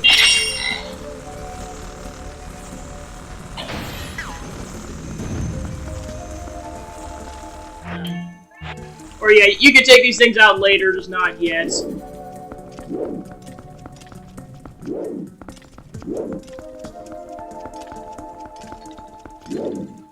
And then we can also grab this later, but not yet.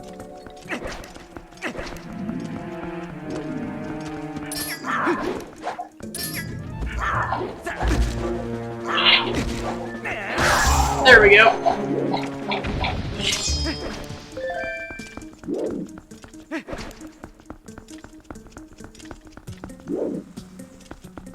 Yep, and this is where we need the spinner.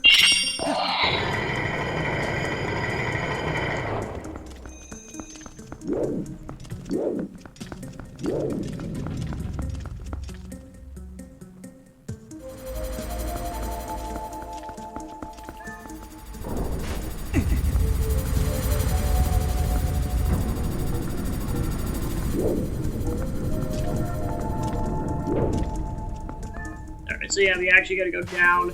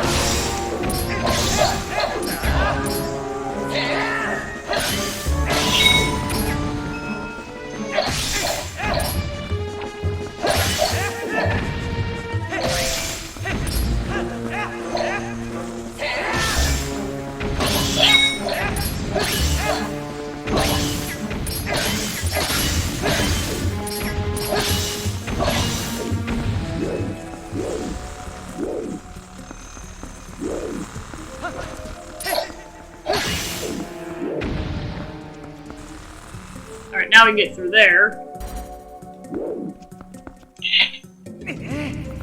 So we gotta bring this with us, I believe.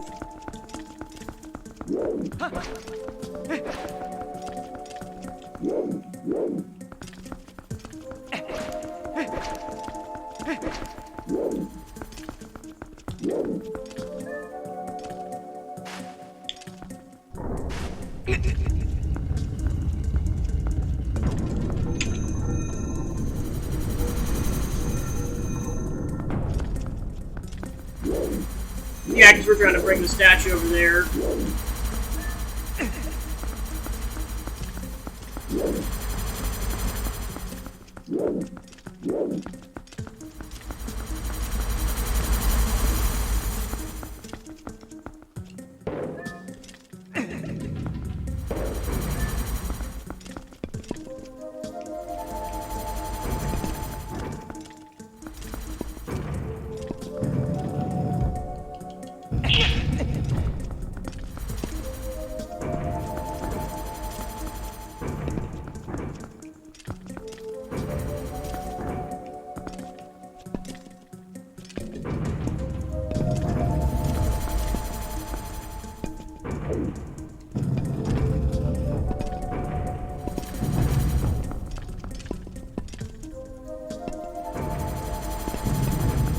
This is doable, it just, unfortunately, I have to get another one of these statues in order to make this happen. So yeah, one of them's right here, and the other one's... I had to go down there to go grab it.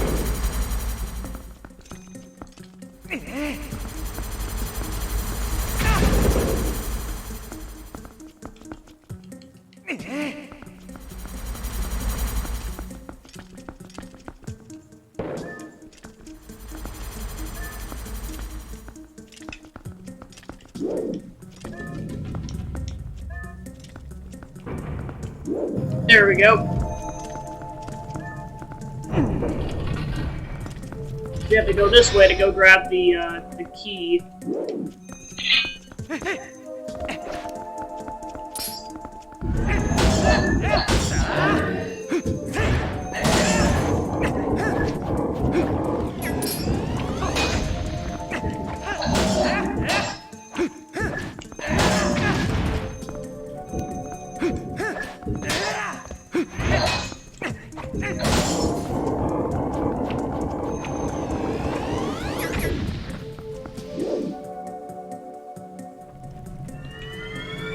Alright, now there's a puzzle we can do once we get the dungeon item in this room, so we'll come back to this later.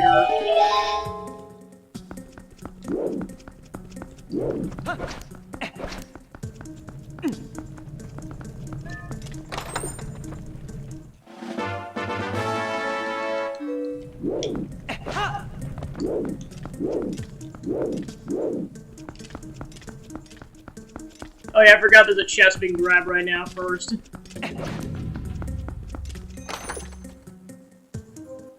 With a nice 20.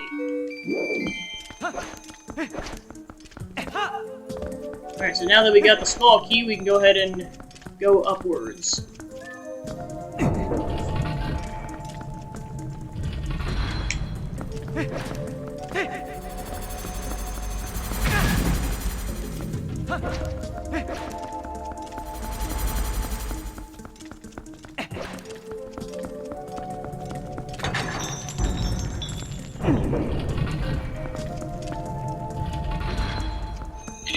Alright, so now this is where you really need the bow and arrow because you have to activate the statues. And also you gotta take out more Beebo statues. And these ones are a lot more specific in terms of like the hit points.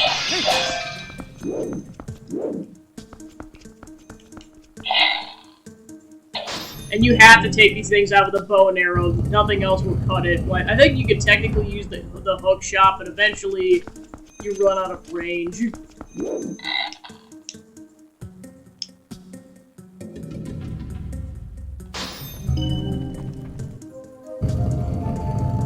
This is where having the upgraded quiver really comes in handy, because otherwise, like, you run out of 30 arrows really quickly. Well, and then, of course, you need the bow and arrow in order to take out the boss, so there's also that.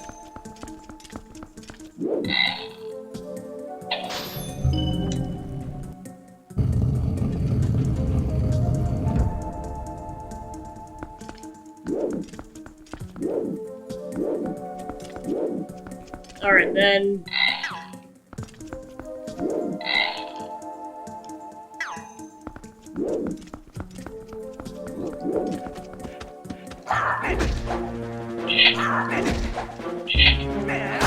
There we go.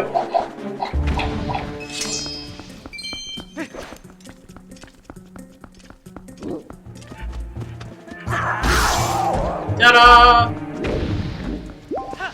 Yeah, these Lizalfos have more health, so that mortal draw really comes in clutch.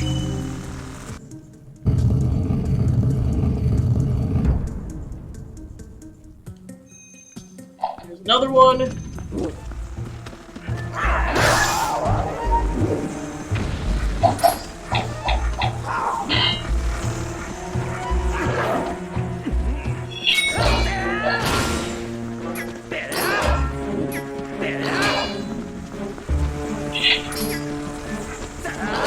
So yeah, with this one you actually have to use the shield bash. And then this is where the Helm Splitter move really comes in clutch.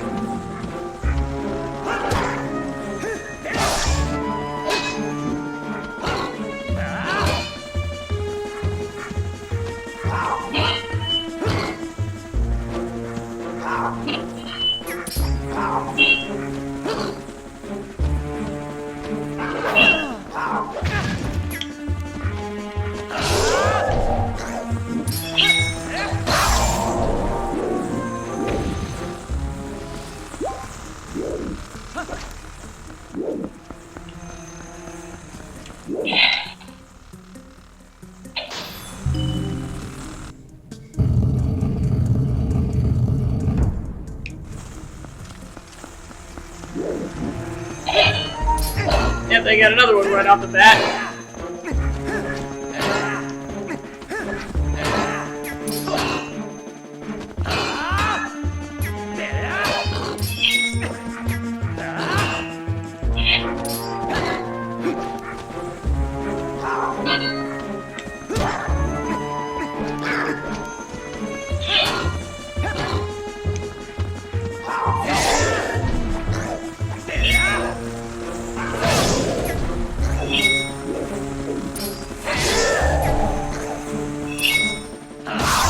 So yeah, spoon attacks really are effective against these guys.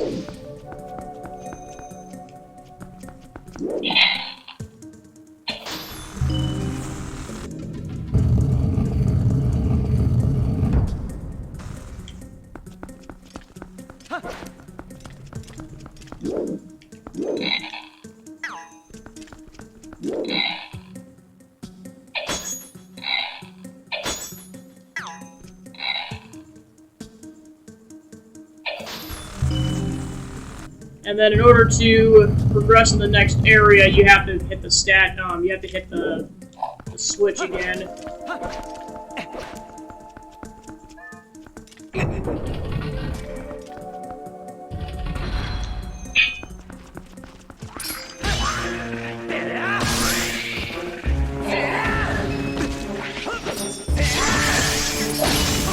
Alright, time to kill all the spiders.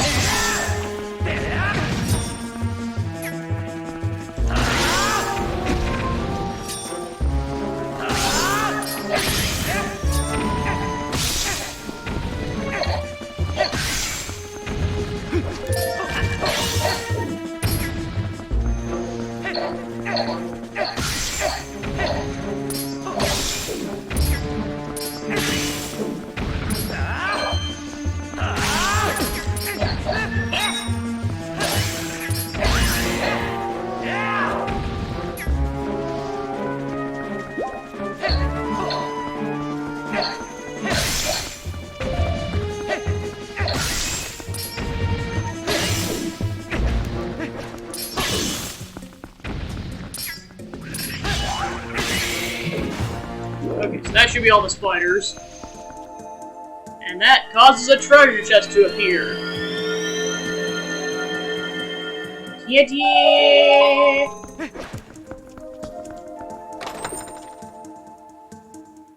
And you get 50 rupees out of that. I can hold about 90 more, what it looks like.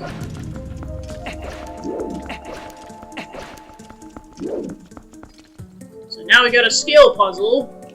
So we have to cross with what we currently have.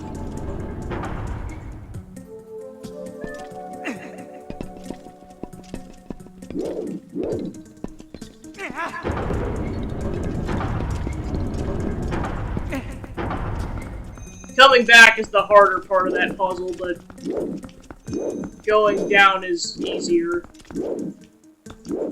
Alright, so then we'll go ahead and go forward. And time to continue our way to continue making our way up the tower. So for starters, taking out the Beebo statue is going to be critical here. Because you already got to deal with the blades, that's just going to make it more of a pain in the butt.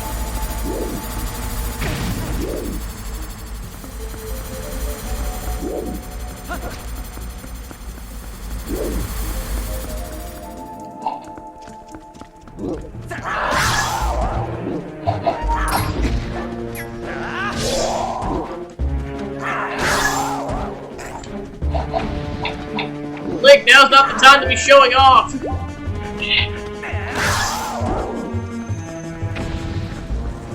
Alright, cool, so we took out the Lizalbos. Gotta watch out for this blade. There we go. Alright, got the small key, so now we can go forward.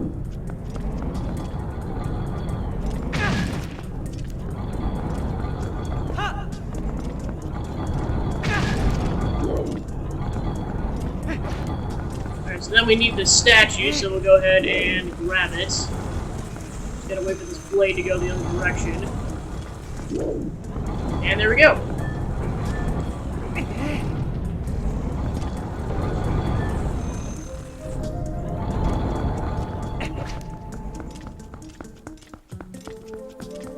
Alright, and we gotta kill more spiders.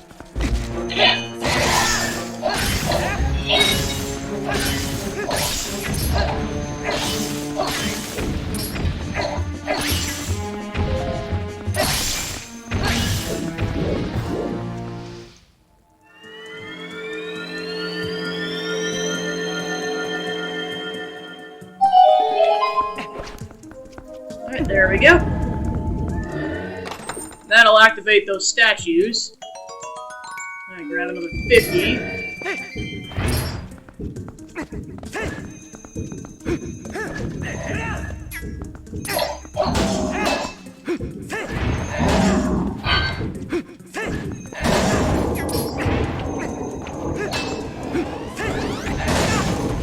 Alright, and they're both down.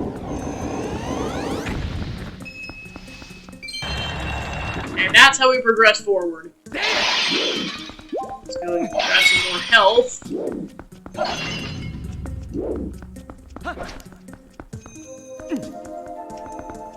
Alright, and with that, it is mini-boss time. We very quickly made our way up the tower.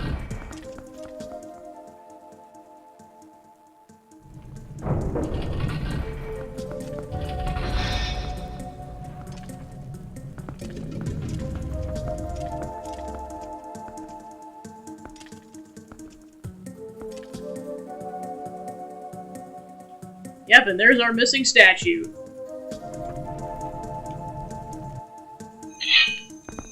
But first, it's Dark Nut time.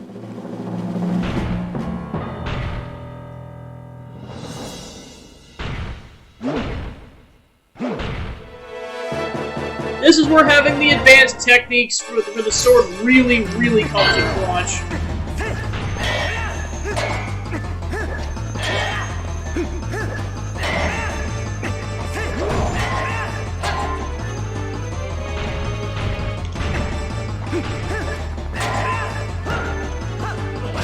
Specifically the Helm Splinter, like, that's where it really comes in clutch to have that thing.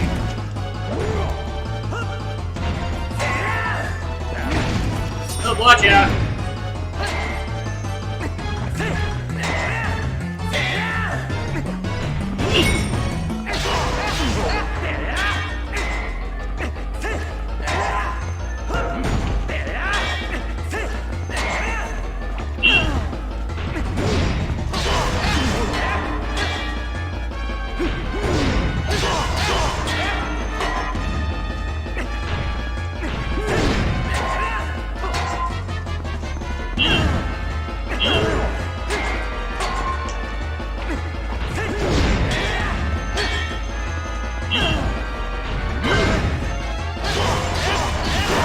Alright, and he's gonna knock his armor off, and then he goes into phase 2 where he can walk faster, but you can actually damage him.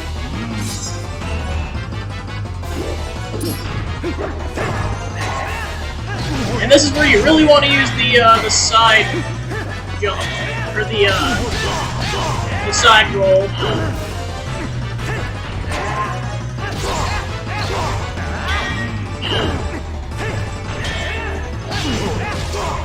And he's down! This is essentially your practice run for the Dark Nut, because both in the later dungeons and in the Cave of Ordeals, you're going to be facing a lot of these guys. In fact, I'm pretty sure the last room in the Cave of Ordeals is fighting like 3 Dark Nuts at once. So you really have to get good at fighting these guys.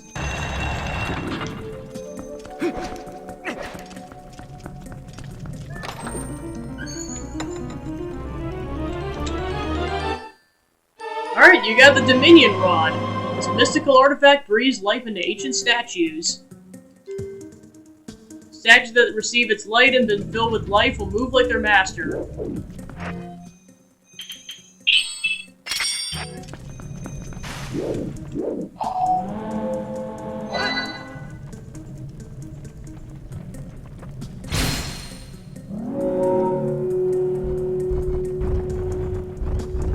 Alright, so basically we have to guide the statue all the way back to the first floor.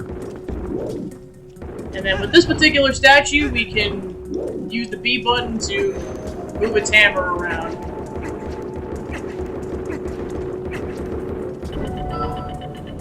And then move between rooms with this giant bell.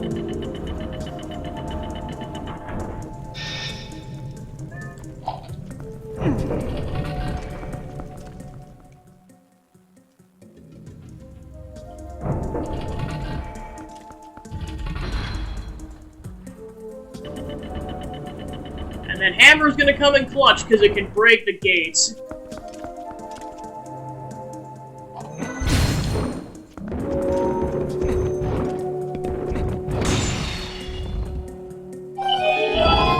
And I'll demonstrate really quickly. You can also take control over the smaller statues. And that'll come in clutch a lot in the coming rest of the portions of the dungeon.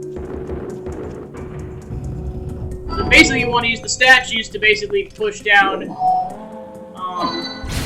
the the switches so that you can move. Oh, right, I gotta do this.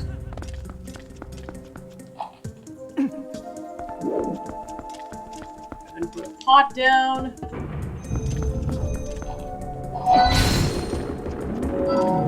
Go ahead and take it out with an arrow.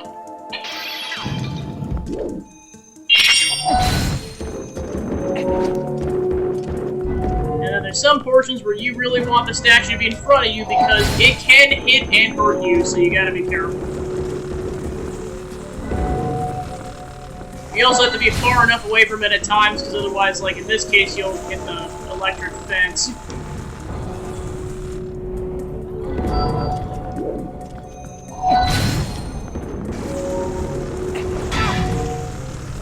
Yeah, and if you get injured, you'll no longer be able to control the statue. Alright, so the statue took out both of the rollers, so we can go ahead and progress.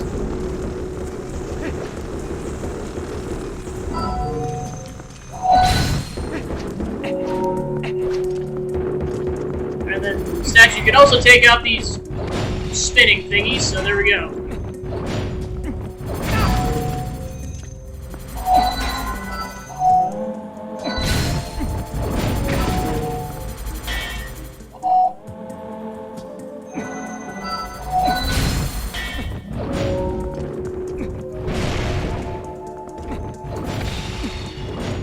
There we go, we took out that, so then now that showed us, switch. Basically, we have to gradually work our way forward. So go ahead and take that on the switch. Then we'll go ahead and grab one of the tiny statues and put it on the switch. First things first, we'll go ahead and get the big statue on the platform. And then we'll go ahead and do this. You can technically do this without the tiny statues, but it does make it easier.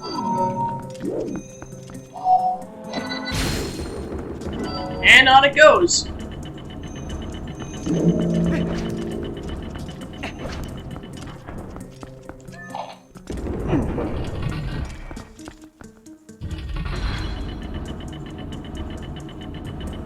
Alright, so this is important. This is the room with the boss key. You do not want to miss the boss key, otherwise you gotta come all the way back up here, and it's really annoying if you forget to do this. I say that because I've done this on multiple playthroughs. I forget that the boss key's in this room.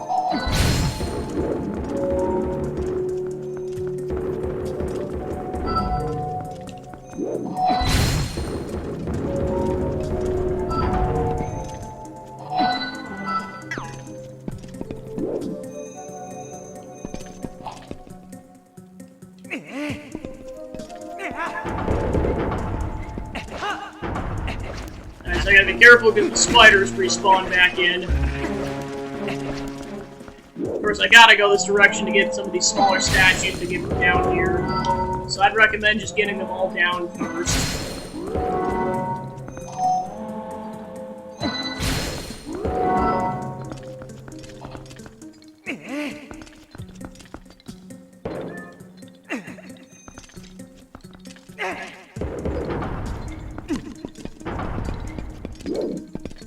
Alright, so then you want to go over there. Then use the claw shot to go over there. And then use the spinner to go around.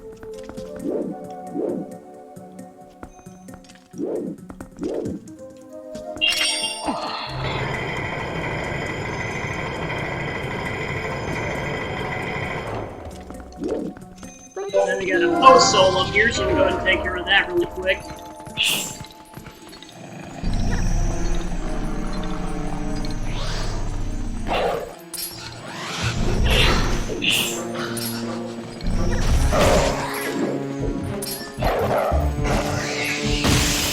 Alright, another one down. And then we go ahead and grab this chest while we're at it. I got another 20. Alright, so I grabbed 19 more rupees and that's it.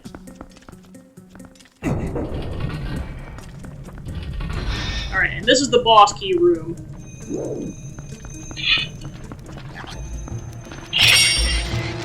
So yeah, definitely claw shot again.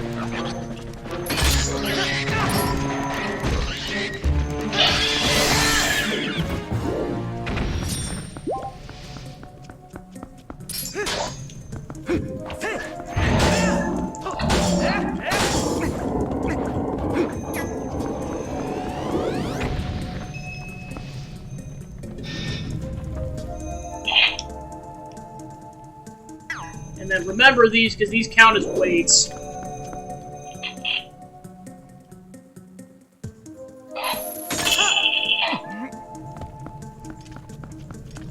go ahead and grab this chest. Yeah, unfortunately I have more than 20 rupees, so I can't grab this thing.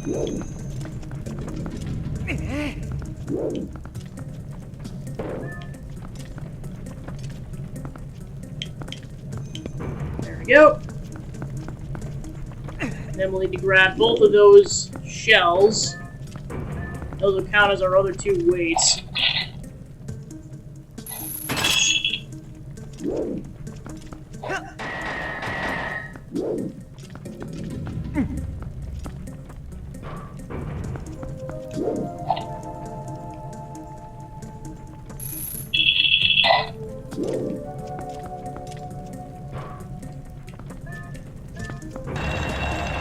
And now we can grab the boss key.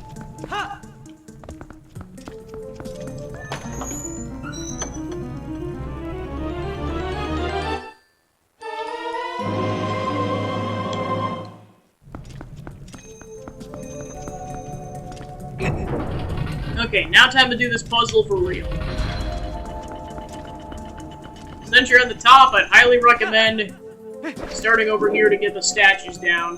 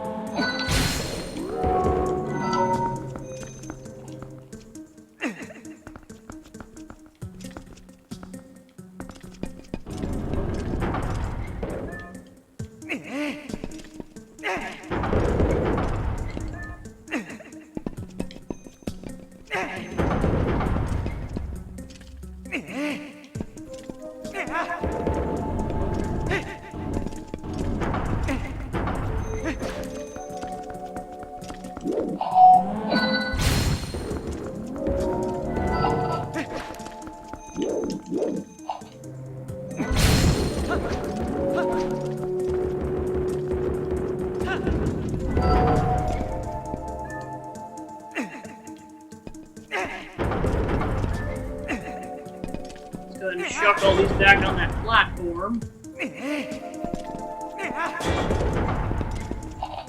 Let's get this as close to the center as possible.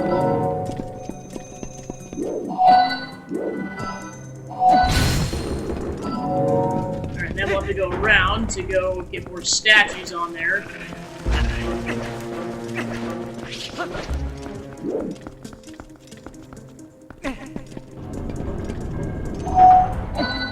Now we get the statue onto this platform. Alright, so before I go ahead and do any statue chucking, I'll go ahead and get it forward. Okay, now we can go ahead and chuck the statues on there.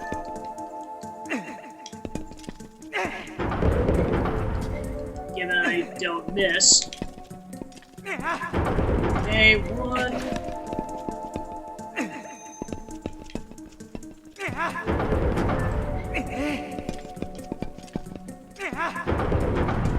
Okay, and then we gotta get off the platform, go around, and we should be able to get the statue off the scales.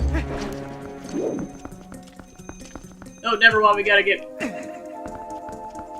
We have to get another statue up there. Okay, there we go.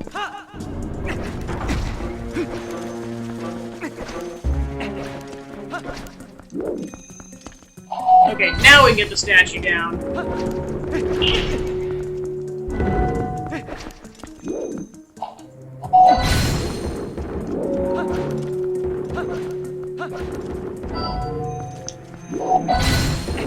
Alright, spider killing time.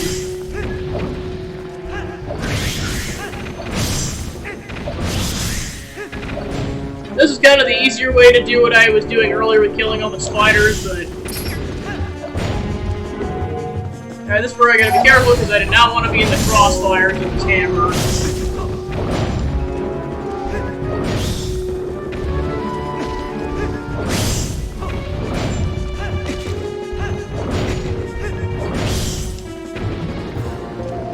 So that's all the spiders, so let's go ahead and get this thing in the bell. And there we go.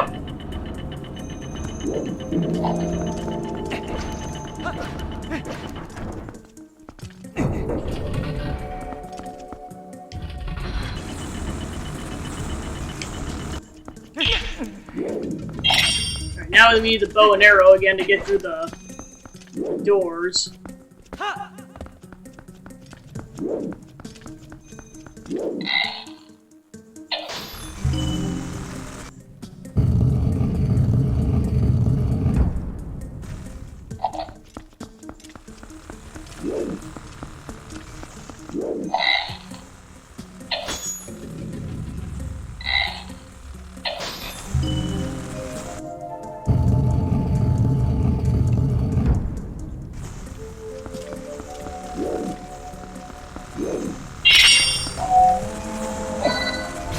Yeah, the nice part is we can actually go through solid walls with that, so we can just do that no problem. Alright, and then in order to get to the beam section, we have to put the statue on the switch.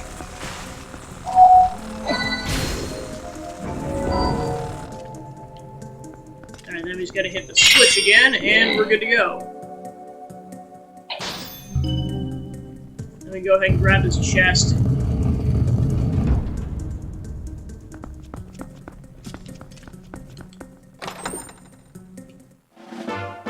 Alright, and there we go, another piece of heart.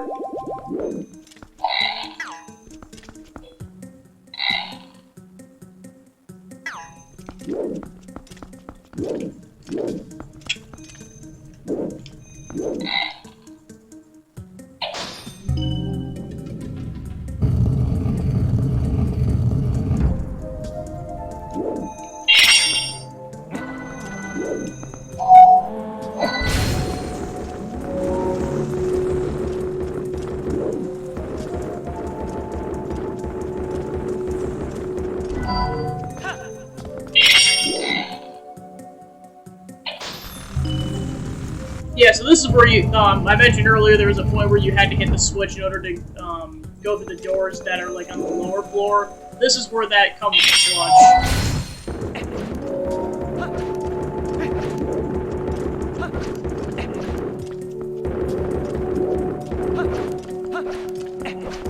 Alright, so now we're back to this area.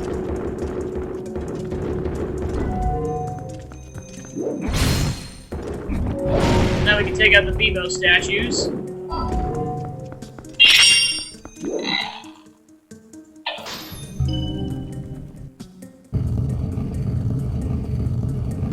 this is only, excuse me, this is about as far as you have to go with the statue because the bell's right here. And then from there you just have the platform on your own, or platform and shoot bow and arrow.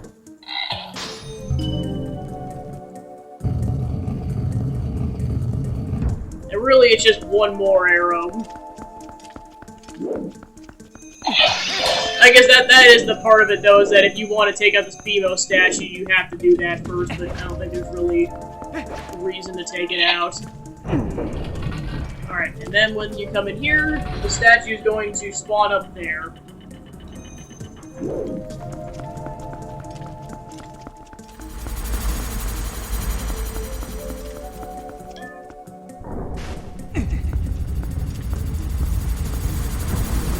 Alright, and that went the wrong direction, so I gotta wait.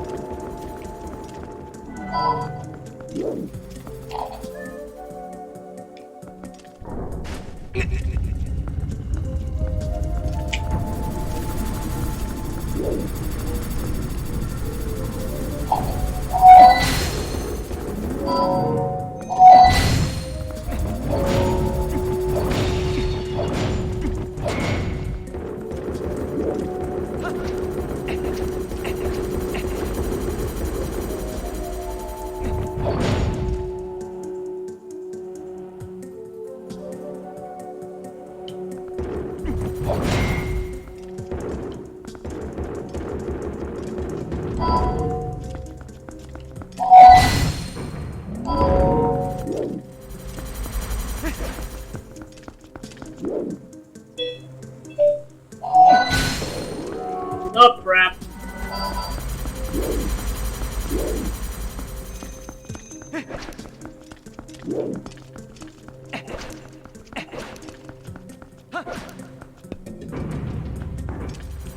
Yeah, unfortunately, I gotta go back downstairs to go get the statue.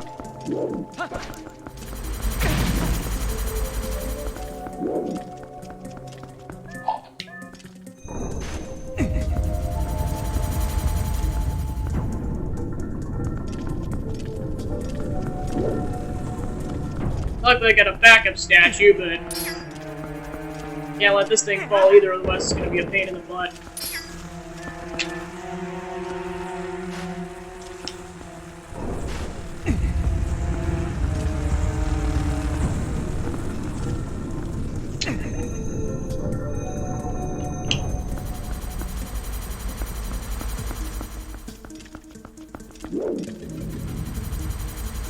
Yeah, so just stay in the inner lane is kind of the gist of this.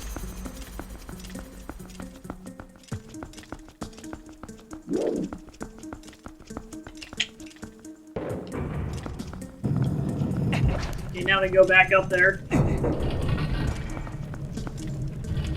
Now we got spiders. Lots of spiders.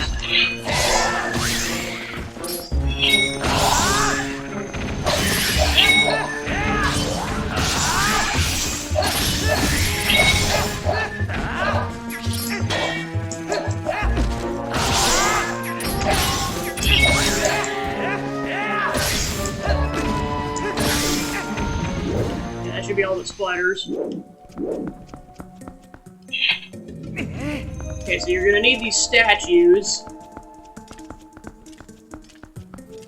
Or at least one statue. And then you gotta chuck it into that crevice over there. And then you're gonna use the Dominion Rod and bring them both down to put them on switches.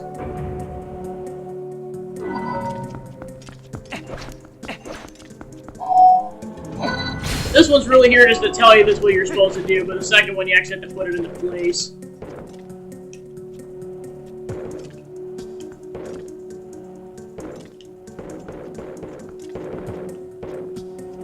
There we go.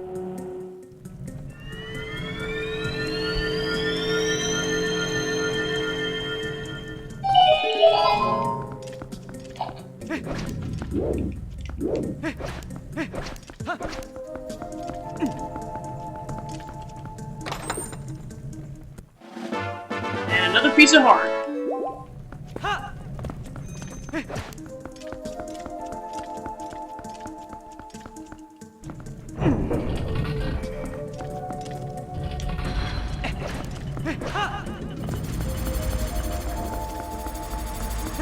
Alright, so then we gotta go grab the statue again.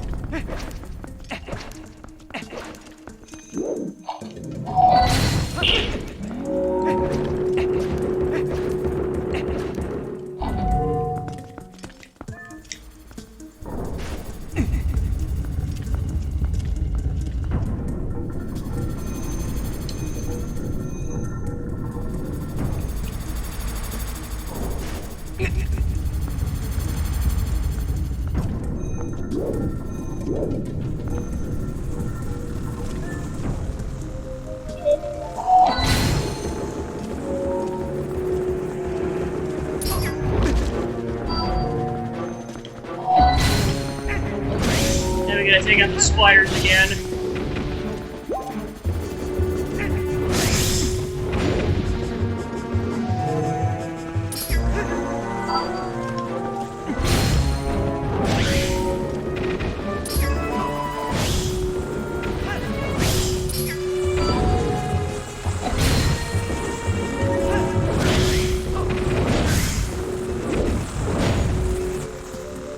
Okay, so now we can take the statue through here. So then you can technically go in the belt right away, but I strongly encourage you not to do that, because there's a couple things you can do with the statue that otherwise would kind of be a pain in the butt to do without this statue, like breaking all these these switches. Now we go ahead and grab the hoe.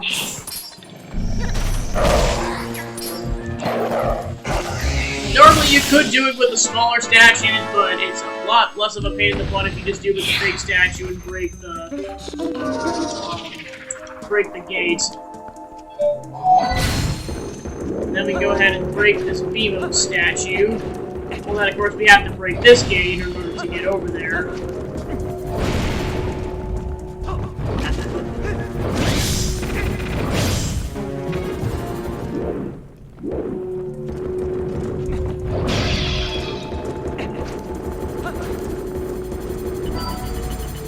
And away it goes.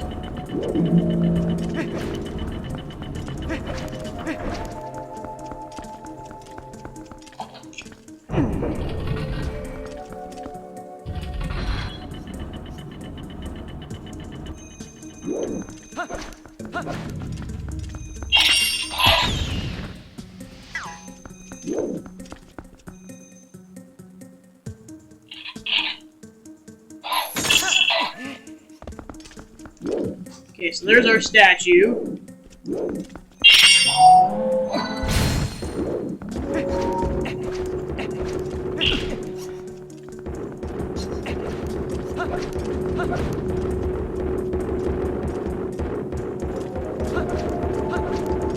Alright, so we're pretty much in the final stretch at this point. The nice part is we can just break the gates, so that's easy.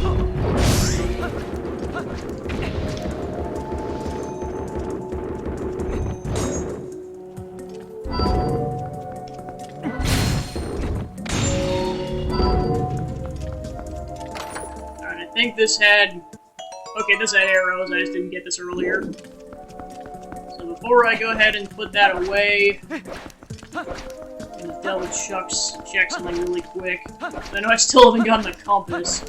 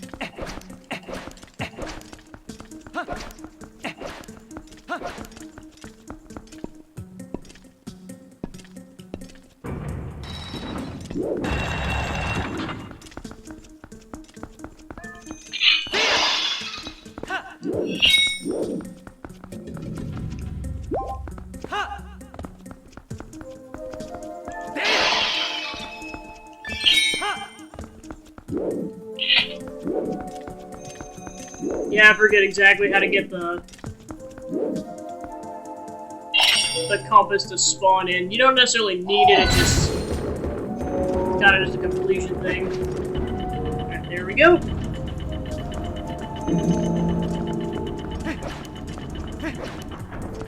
Alright, and back to the main room.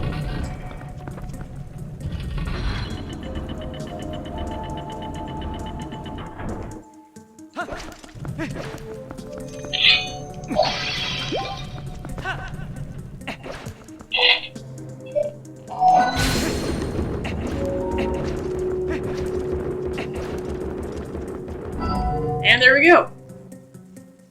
Now we can officially enter the final stretch of the dungeon.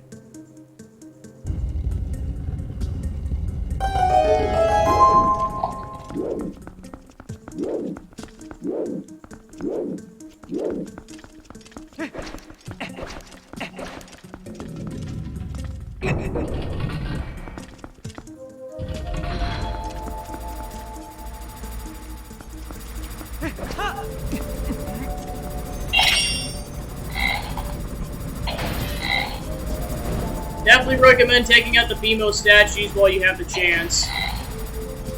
Makes this room a lot easier if you do it.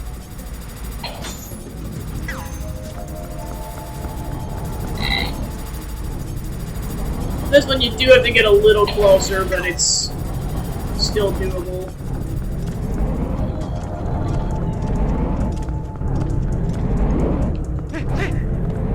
Alright, this one you do need the statues in order to, at least one statue in order to go forward.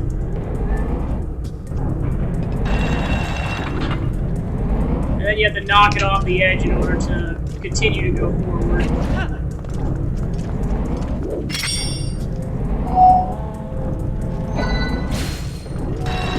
And there you go. We got a couple spiders, and then on to the boss. And I don't have any empty bottles, so that berry is useless. So definitely could use a arrow replenishment. Alright, go ahead and save before I take on the boss. Yeah, I'm definitely making it farther into the game than I thought I was going to tonight. Like, I thought I was just going to get through Snow Peak and that was it, but no, I'm getting through the Temple of Time and then kind of setting up for getting to the City in the Sky tomorrow.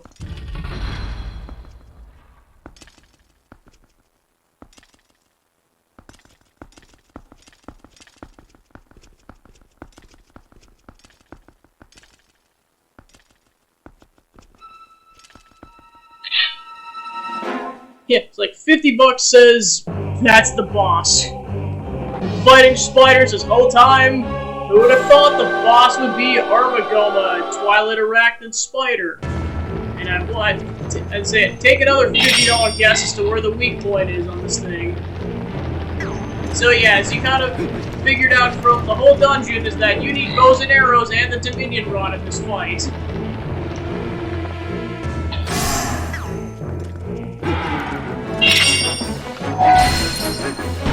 Giant fist.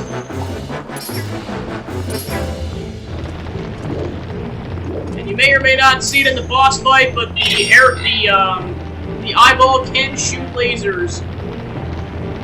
So you're kind of waiting until you're next to a statue in order to fire off the arrow. And it burns tiny spiders. Warning to all arachnophobes out there. This just goes full on into arachnophobe territory. Yeah, but there's the laser.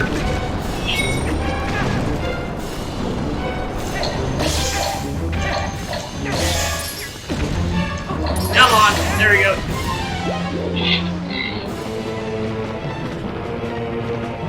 Well, of course, you kind of also want to be next to the statue that it ends up being behind.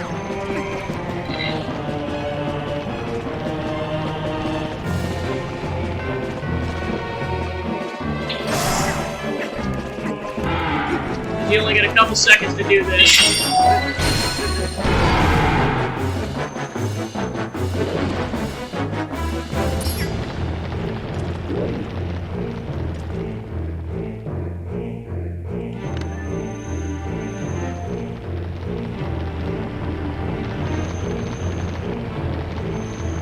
So yeah, keep in mind, this is a mirror shard incarnate as a spider.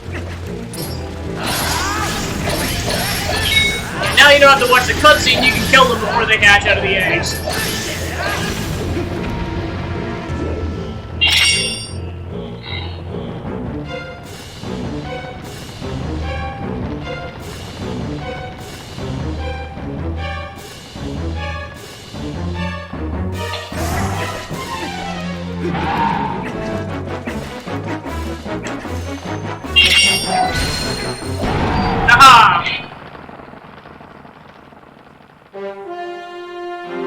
did it! Yeah! We saved the world again! But like everything else in this game, there's a plot twist. Like I said, arachnophobes beware. Because the eyeball is also a mini spider. You just need to take it out with a couple of arrows and you're good. I'm actually gonna count it off. 2, 3 arrows and it's down. You can chase around with a sword, but it's much easier to just do it with a bow and arrow, especially if you've got spare arrows.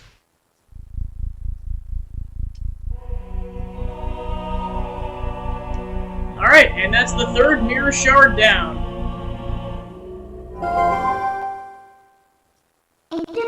3 of the mirror shards are ours. Just 1 left. Gabby, you saw how nasty that monster was, right? The evil within the shards is more powerful than you can imagine. You know, we could be assembling something truly terrible here. It could be something that we'd ultimately have to destroy. We have to hurry. Let's find the last shard, Gabby. We have to reach the sky. That's where the last shard is supposed to be.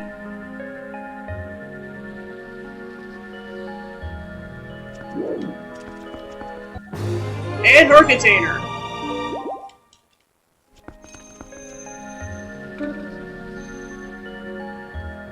I'll get you out of here. You're sure there's nothing else you need to do, right?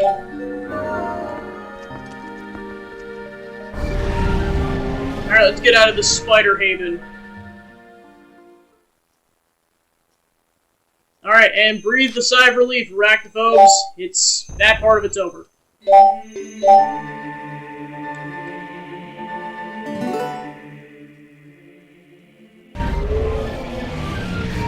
Alright, and dungeon complete. So now time to leave. Before we leave, let's go ahead and move these statues to get some goodies. Yeah, like, one of which I believe is a Poe statue. Or a Poe, rather. Come on.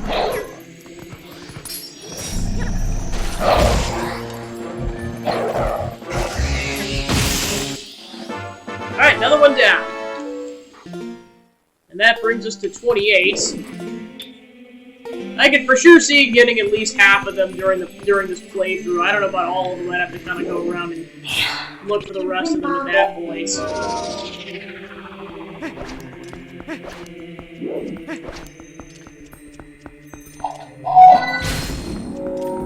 Alright, and now we can officially get to this particular area, which has a chest. Which has another piece of heart. One more for the full thing. And that's all we can do here, so let's go ahead and walk through the door.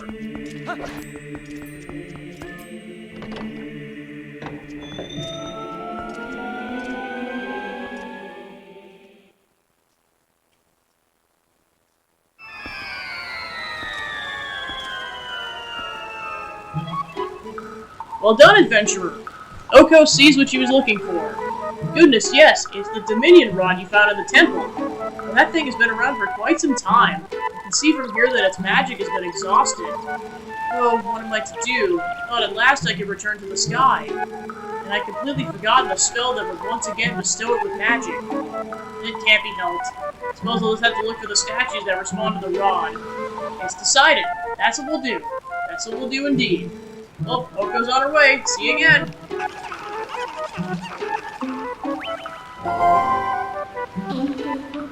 Hey Jesse, welcome in. Just finished the Temple of Time.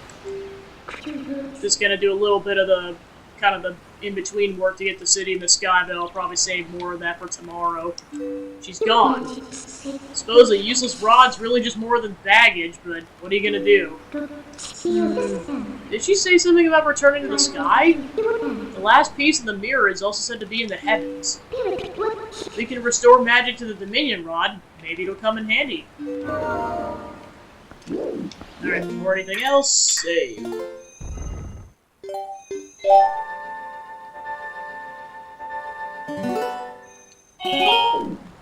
Okay, so that's all situated. Okay,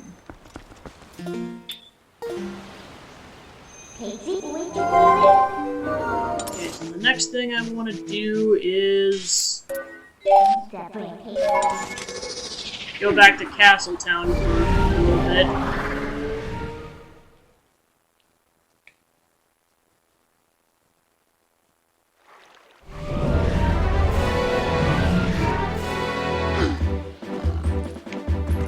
I know I need to head to Kakariko, but I was like doing this to officially talk to the Resistance before, just to be like, hey, this is where you're supposed to go, even if you know already.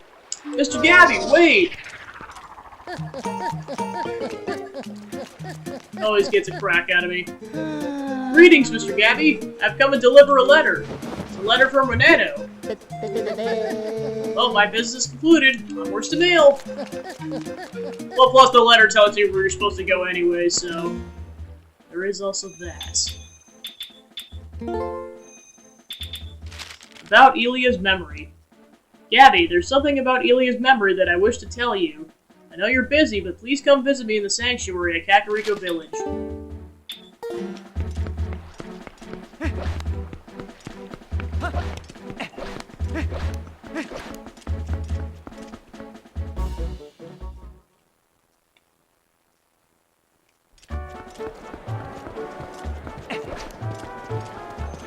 Actually, now I got, or no, actually I probably shouldn't do that because I'm maxed out on rupees. I was gonna say I was gonna go hand over that bug to Agatha, but I've almost got maxed rupees over this wallet. Scratch that.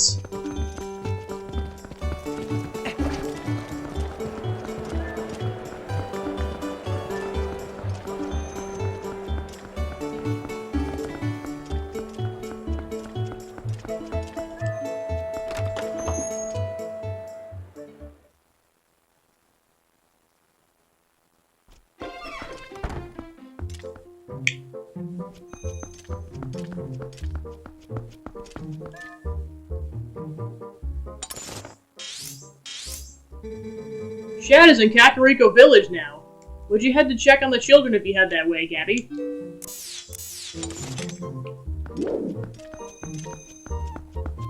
Alright, so all signs point to Kakariko Village, so that's where we're gonna head.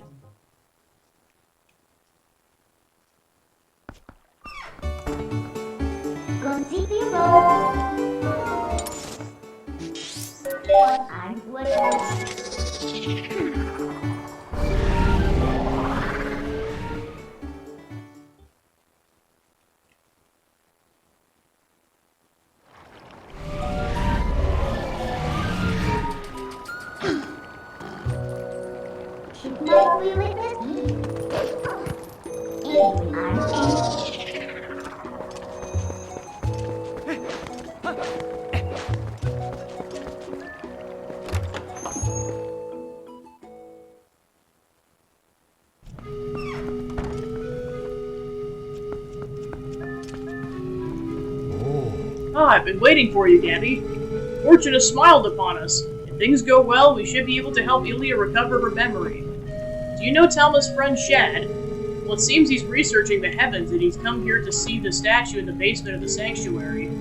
And, as I have learned, when Ilia was saved, she overheard someone talking about the Rod of the Heavens or something like that. The Goron Elder believes that to help her regain her lost memories, we must piece together the fragments of her past. Which means, if we work our way backward from the very place where she lost her memory, we may find something that will restore it. Now we must retrace Ilia's path. I'm certain it was Telma who cared for her before she arrived in this village, was it not?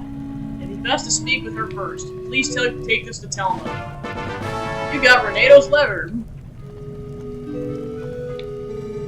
It shames me to say it, but to be honest, I can't abide Telma's company. We have a fighting chance, Gabby. Before we head out, I'm gonna go talk to Shad in the basement.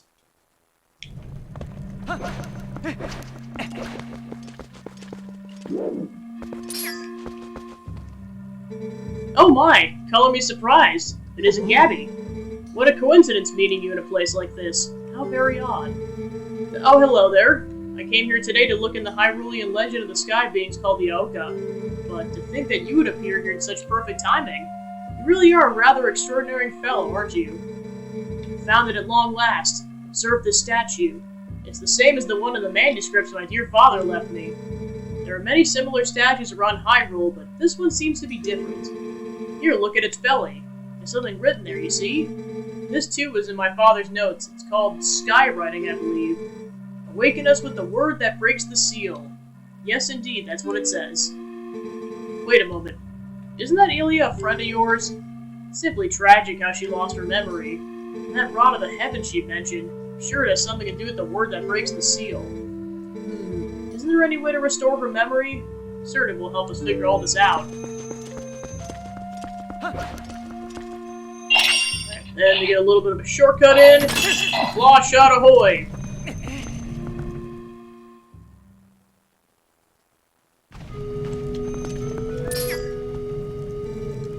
Whether we get that girl's memory back, young warrior, will be up to you. Even our chief, Darbus, has lost the memory of his dark time. We have not told him that you were the one who saved him. He's a proud Goron, and he can be touchy. He knew he'd been saved by a human. On the other hand, he does have a strong sense of moral duty, so if anything happens, you can count on him to help. Little human, it's time for you to show your manliness for the girl's sake. If there's anything I can do to help, just say so. It is in times like these we must come to one another's aid. Not that you could ever do much to help me, my tiny friend. Haha! If only you knew.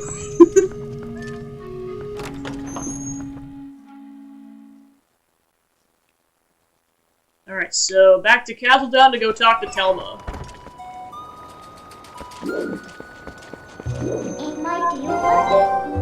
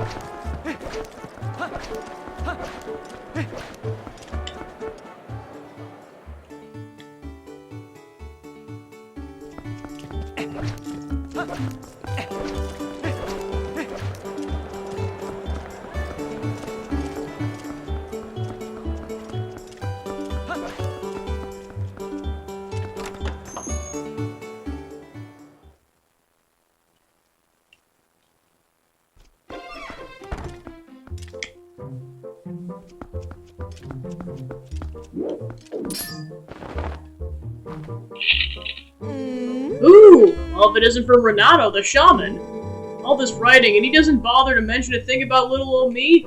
Honey, that is what I call rude. Well, there's no accounting for the foolishness of a man, and at least I understand Ilia's situation now. Of course I can lend a hand for that adorable little girl. What else do I know? The first one to bring Ilia to the shop was that doctor. Maybe he knows something, but he's a crusty old bat, that's for sure. I got it. Honey, you go ahead and take this to him. This magic little paper will get that codger talking. You got the invoice. The invoice is for the town doctor's running tab, which is an astronomical sum. Sure, it'd be nice if she started remembering things soon, eh, Gabby? Hey, Louise.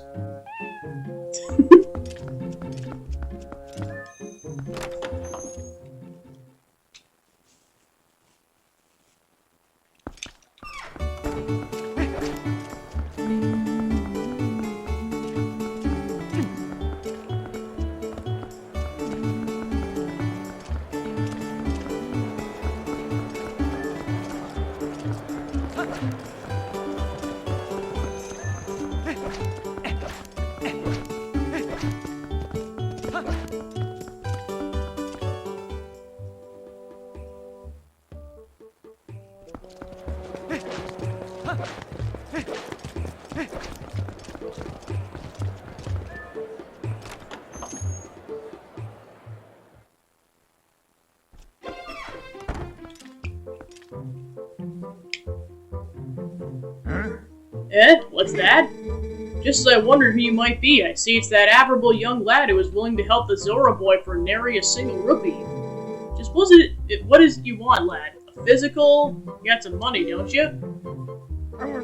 By the way, that girl Ilya didn't mention anything about me, did she?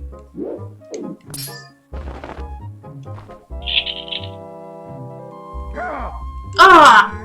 Look, I can't pay this off right now. I can see Telma's hired you as some sort of heavy to strong army, but you'll have to wait. Look, lad, if I had been able to sell the wooden statue that young lady had, I would have been able to get the money. See, I accidentally spilled medicine all over the little carving, which made it stink awfully. I put it outside to dry, but then, well, it was stolen. Who goes around stealing people's stuff like that? What a world. You always have to be on guard, eh? Look, Mr. Heavy, at any rate, neither the money nor the carving is here, so I can't repay you. Now, to work. To work.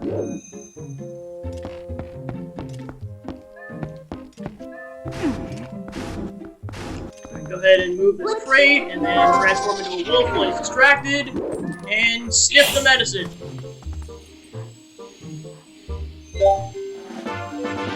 Alright, now we just gotta follow this to wherever we have the origin of the scent is, which is this way.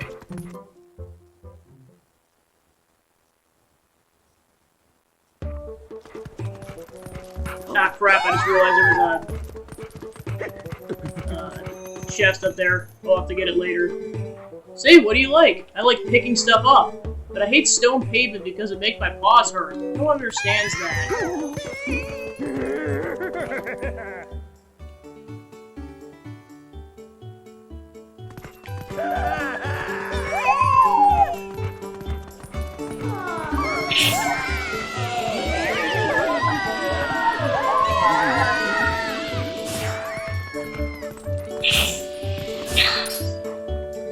You're looking for the wooden statue that Ilya had, aren't you, dear? Think it's a coincidence that I happen to know it got stolen from the doctor's place? No. Yes, I'll admit it, I took it. But then I was attacked by some sort of skeletal dog beast who took it from me. I don't know why those beasts were after her statue. Not likely that she was in a dangerous spot, though. Those fiends lurk just outside the southern gate. Unfortunately, they only come out at night. And another thing, they always move around as a pack. You won't get that statue back until you give them all a thrashing. That statue sounds like a key to getting Ilya's memory back. You must get it back.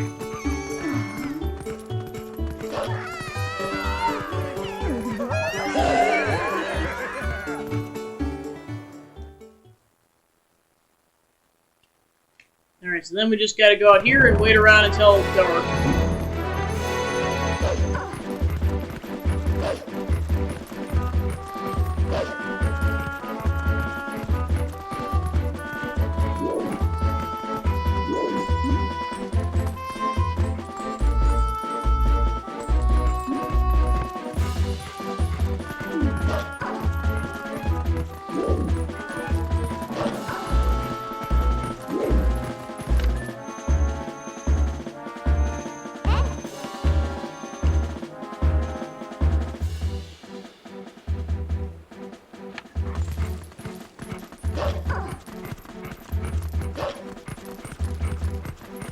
Just gonna be messing around for a few minutes until dark.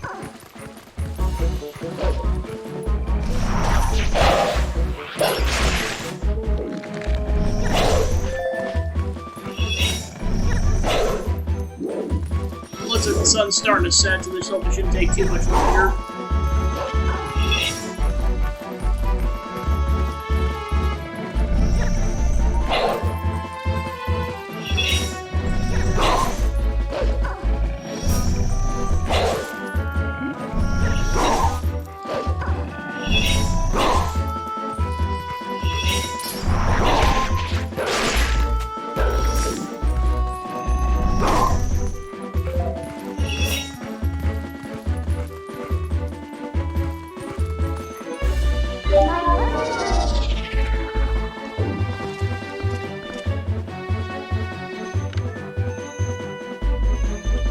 So I know that's going to require the double claw shot, so don't mess with that for now.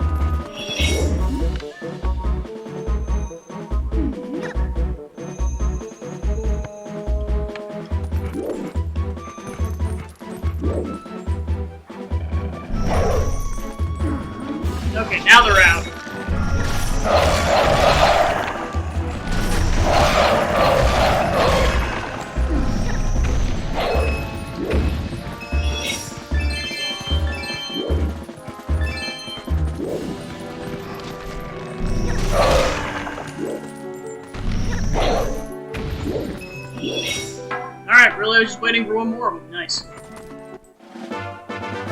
You got the wooden statue. This oddly shaped statue once belonged to Elia. It's a clue to restoring her memory. Alright, so now let's go back to Kakariko.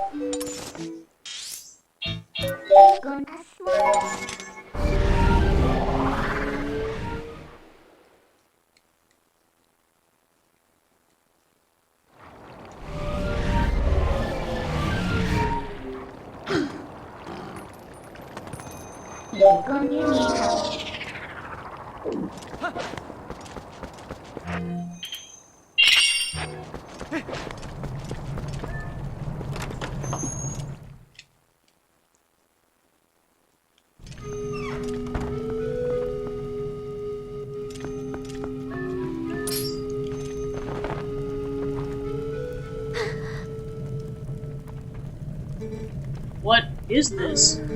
I remember something. Yes, I was confined somewhere. Yes, and I was saved by whoever was confined with me. And when that person set me free, they gave me this statue. Yes, I remember that much, but that means that person's still in trouble. But what is wrong with me? I can't remember where that place was. I remember. I thought I'd seen that somewhere before. That belonged to the tribe that protected the Hylian royal family long ago. They worked in secret, so they lived in a lonely, forgotten place. But I heard that tribe dwindled in the prolonged wars. If you want to find that hidden village, look for a path leading to the Lanayru province on the far side of the Bridge of Eldon. But a rock slide blocked the way to the village long ago, so you can't get there anymore. What? Oh, I did not mean to worry you, little human. Problems like these are no problems to Gorons.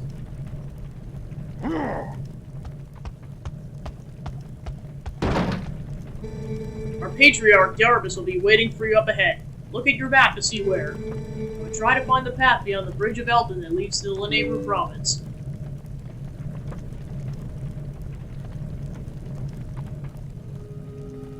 Alright, off we go.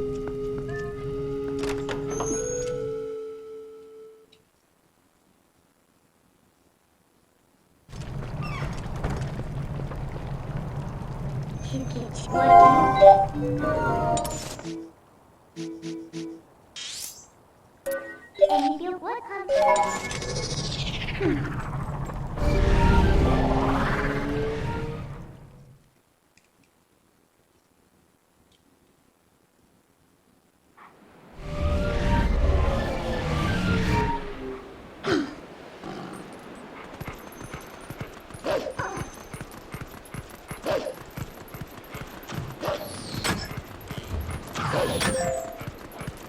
Thanks for the arrow, dingus.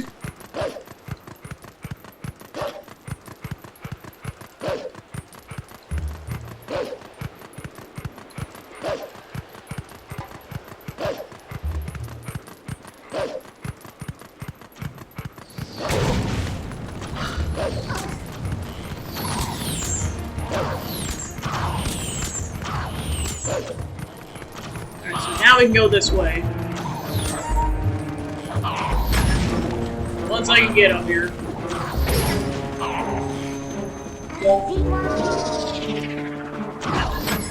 Alright, now there. Cool.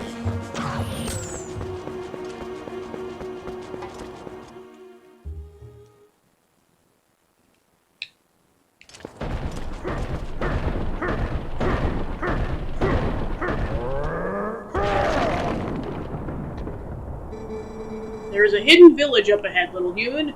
The elders call it a forgotten place. The scent has been burning my nostrils, the scent of evil. There's one powerful creature I have seen about, but under that beast are many minions who attack and plunder like a pack of hyenas. There are 30, no, at most 20 of them up ahead. They're probably just a small band of survivors, ragged remnants who have settled, leaderless, into this village. That's all there is, little human, and you alone are more than enough for them. But you will have to defeat them all to save that girl's benefactor. Before you go, I will tell you the secret to besting them. Destroy them all before they spot you. Got it, little human?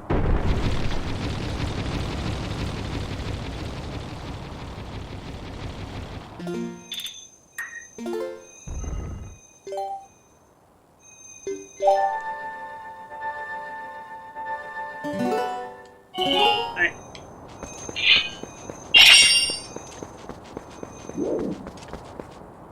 now this is hands down my favorite section in this game. Good old-fashioned medieval western shootout.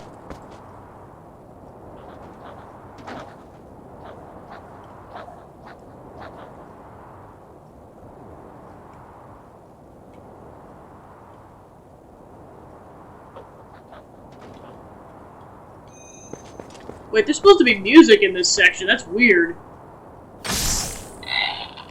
What happened to the music? Actually, now that I think about it, I think the last time I played this on the Wii, the music wasn't here.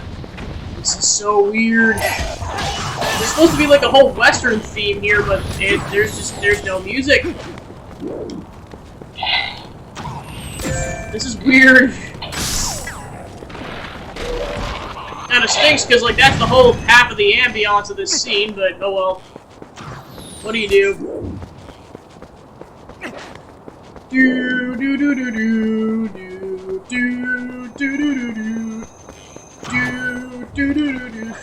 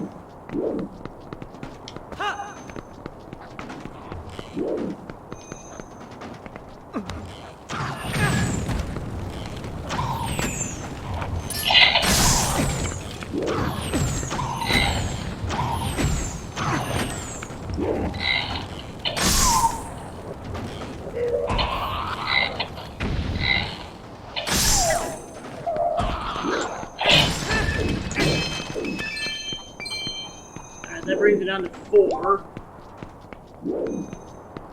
The ones I'm done, I'll have to come back here to get that final song.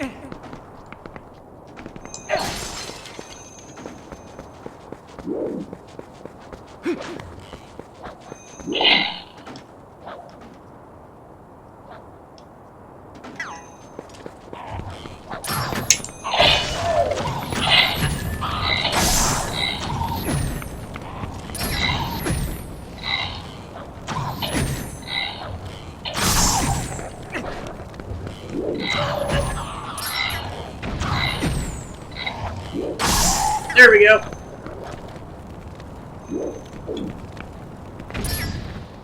Okay, that last one fell over there. Alright, that should be all of them.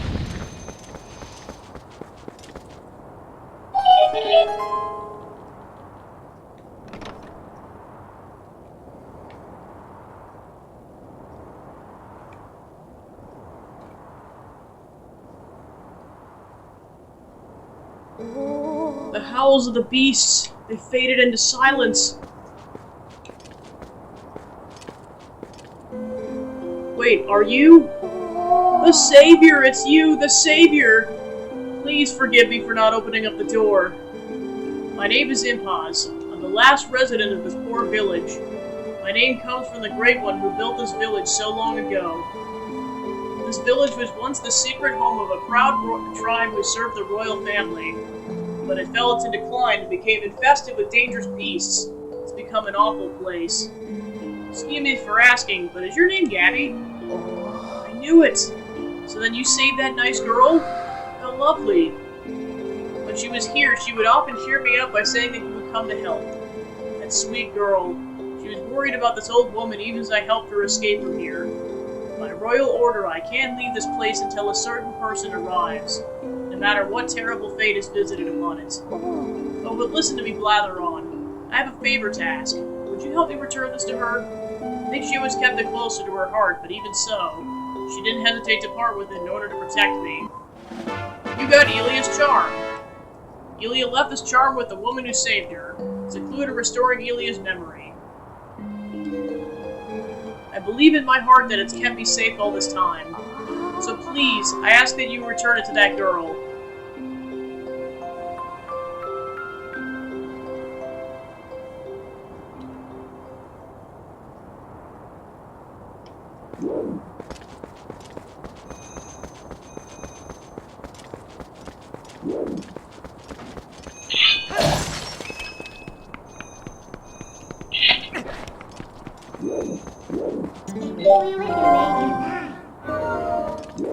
So yeah, you have to leave the village first.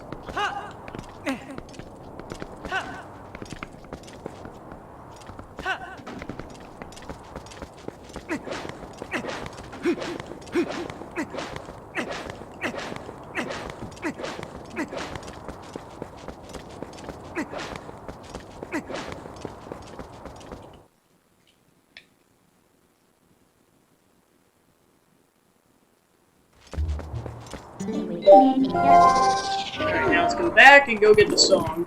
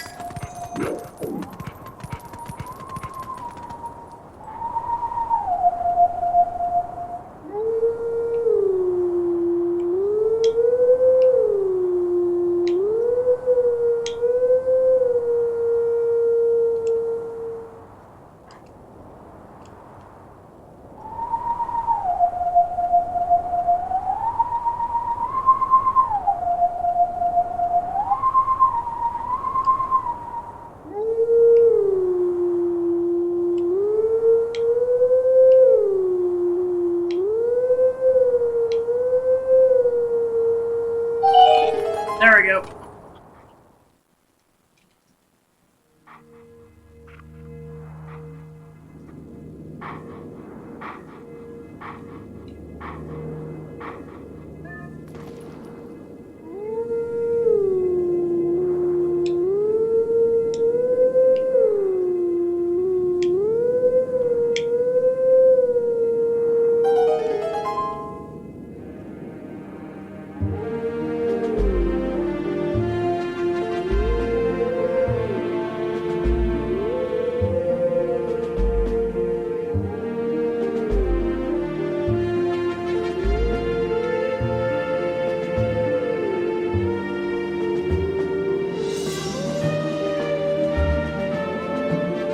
It is just finding.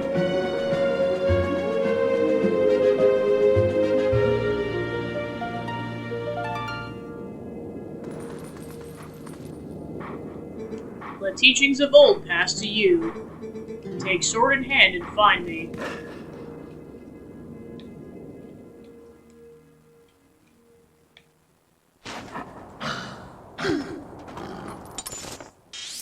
Alright, and then that's waiting for us at the front of Hyrule Castle, so we'll go ahead and go get that before we go talk to Elia again.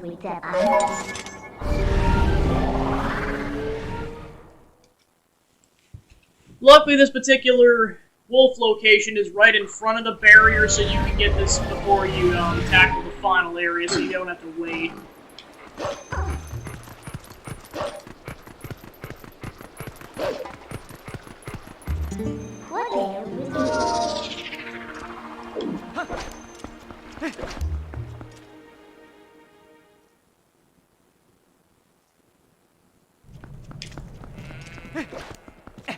Alright, there we go.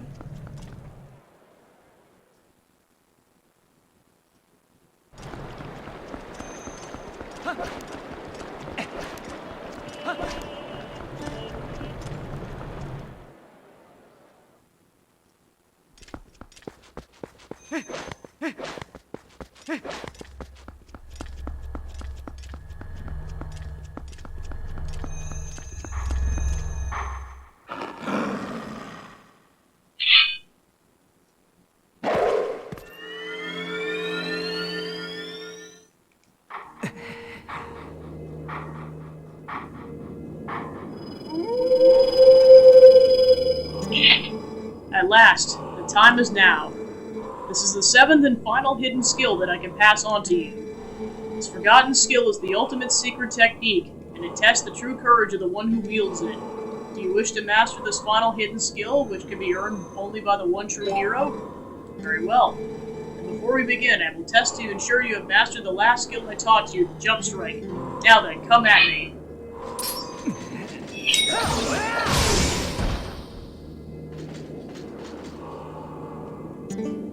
Excellent! It appears you are certainly capable of performing my lost art. Very well, my final hidden skill is the Great Spin. Let it be hewn into your mind.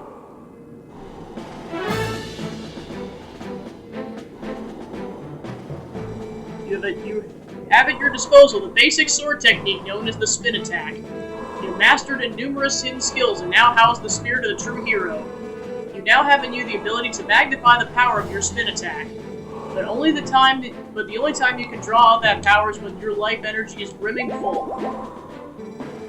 Now, try unleashing this spin attack on me. Slinkies!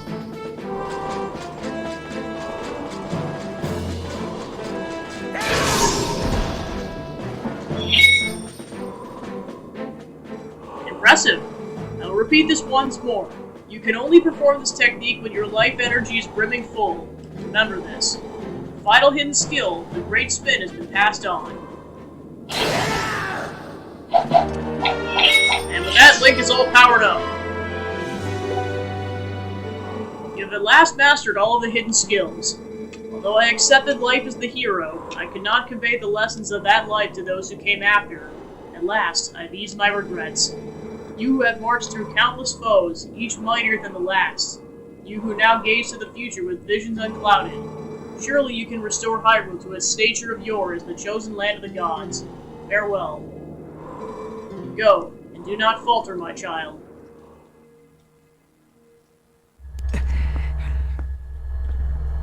Alright, with that we have all the hidden skills. And with that, let's go back to Kakariko Village.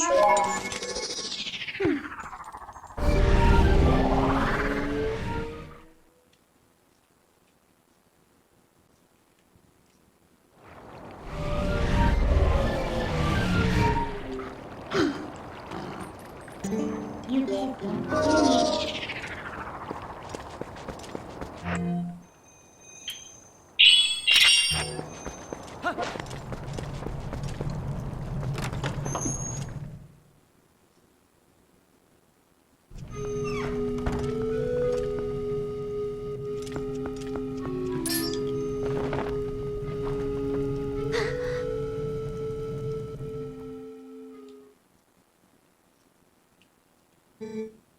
I knew you once. Yes, this feels so familiar. The scent of hay. Long ago, when we were young, you and I. You were always there. You were always beside me.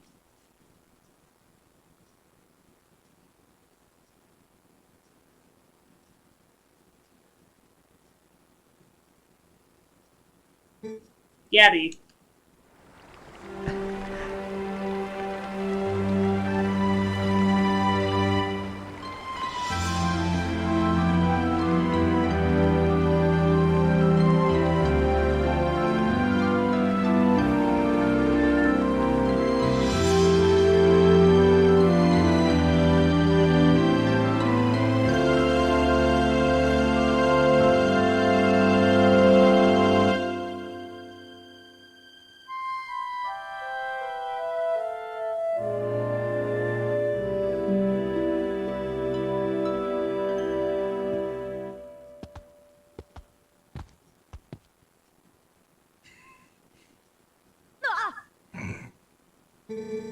This gift was meant for you.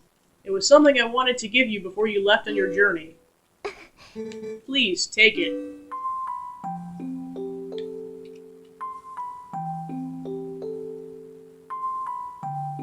You got the horse call. Helia made this just for Tia. Now you can call Tia even when you can't find horse grass. You don't need to worry about me any longer. When Whenever you return, I'll be waiting for you.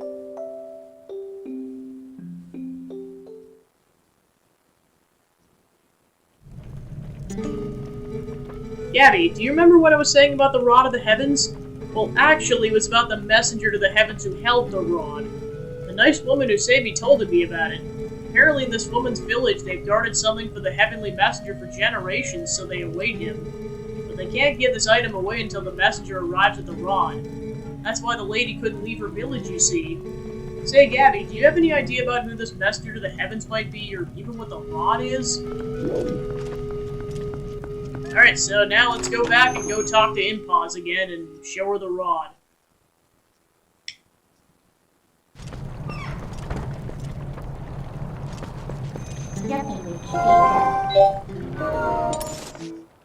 Okay, so... I go back to the Bridge of Eldin. Now that we got the horse call, we can use Tia whenever we want.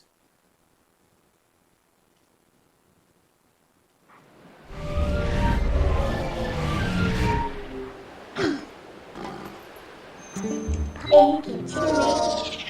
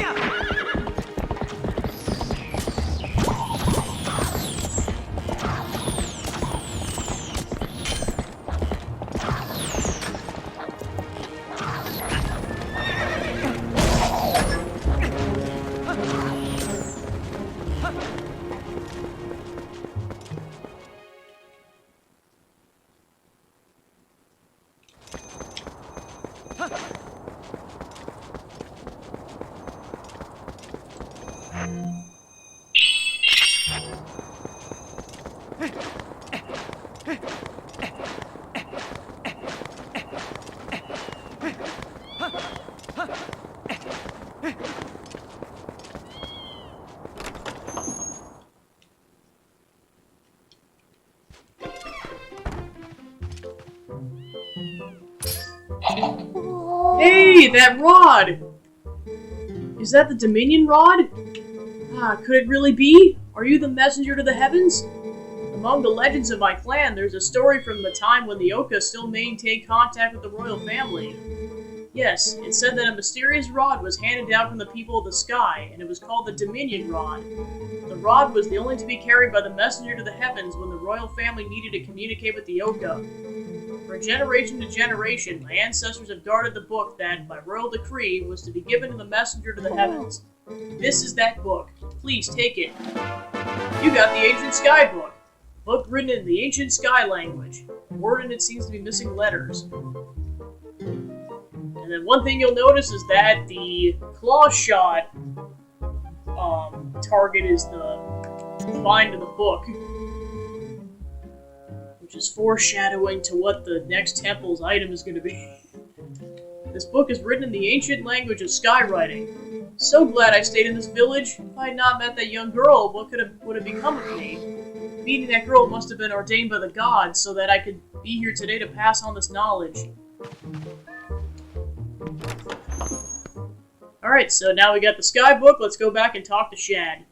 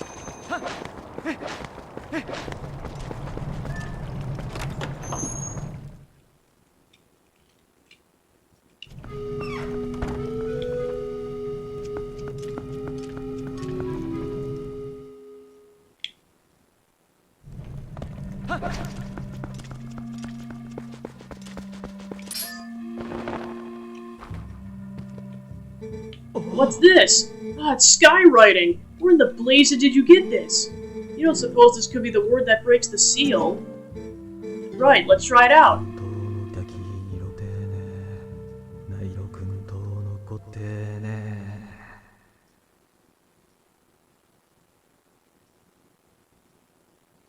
No reaction. So it's not this statue. Ugh. Gabby, thanks ever so. You've brought me one step closer to solving this puzzle. I shall give the book back to you. Now I shall try this out on the other statues. I made the rounds of these statues so many times that I memorized their locations. I will place marks on your map so you can find them in case you wish to track me down. Remember, every one of these marks is near an owl statue. Now, if you'll excuse me.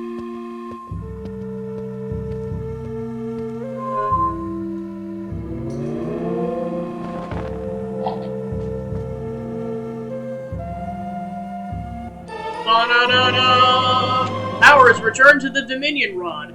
This mystical rod breathes life in the ancient statues. Writing in the book was a spell that imbued the staff with magic. Now you can do to the other statues what you did before. So, you did say you would mark your map wherever there was a statue, didn't you? And we should go check out these spots, right, Gabby?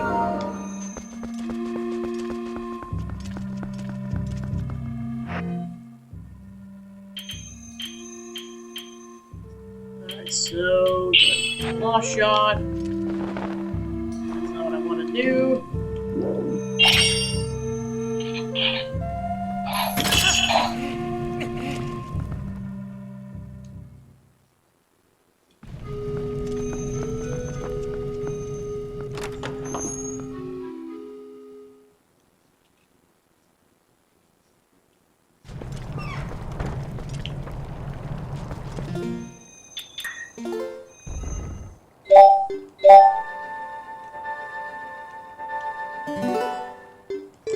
Alright, I think that's a good point to stop, so we'll start off tomorrow with going on the manhunt to go get the letters,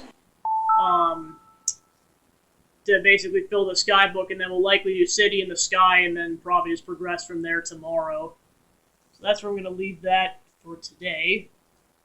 So yeah, thank you for tuning into the stream. I was able to get farther into the game than I thought I was going to. I thought it was just going to be Snow Peak, and that was it. Like, I didn't think I was going to get through the entirety of the Temple of Time, let alone further in, so yay. So then, kind of the schedule for the rest of the week. For sure tomorrow I'll be playing this game again, and then likely Friday. The whole time I'm not sure. I'll have to see, but that's kind of going to be the gist for the rest of the week. So on that note, I think that wraps that up. So thank you for tuning into the stream, and I'll see you guys tomorrow for some more Twilight Princess. Have a good night, guys. Bye.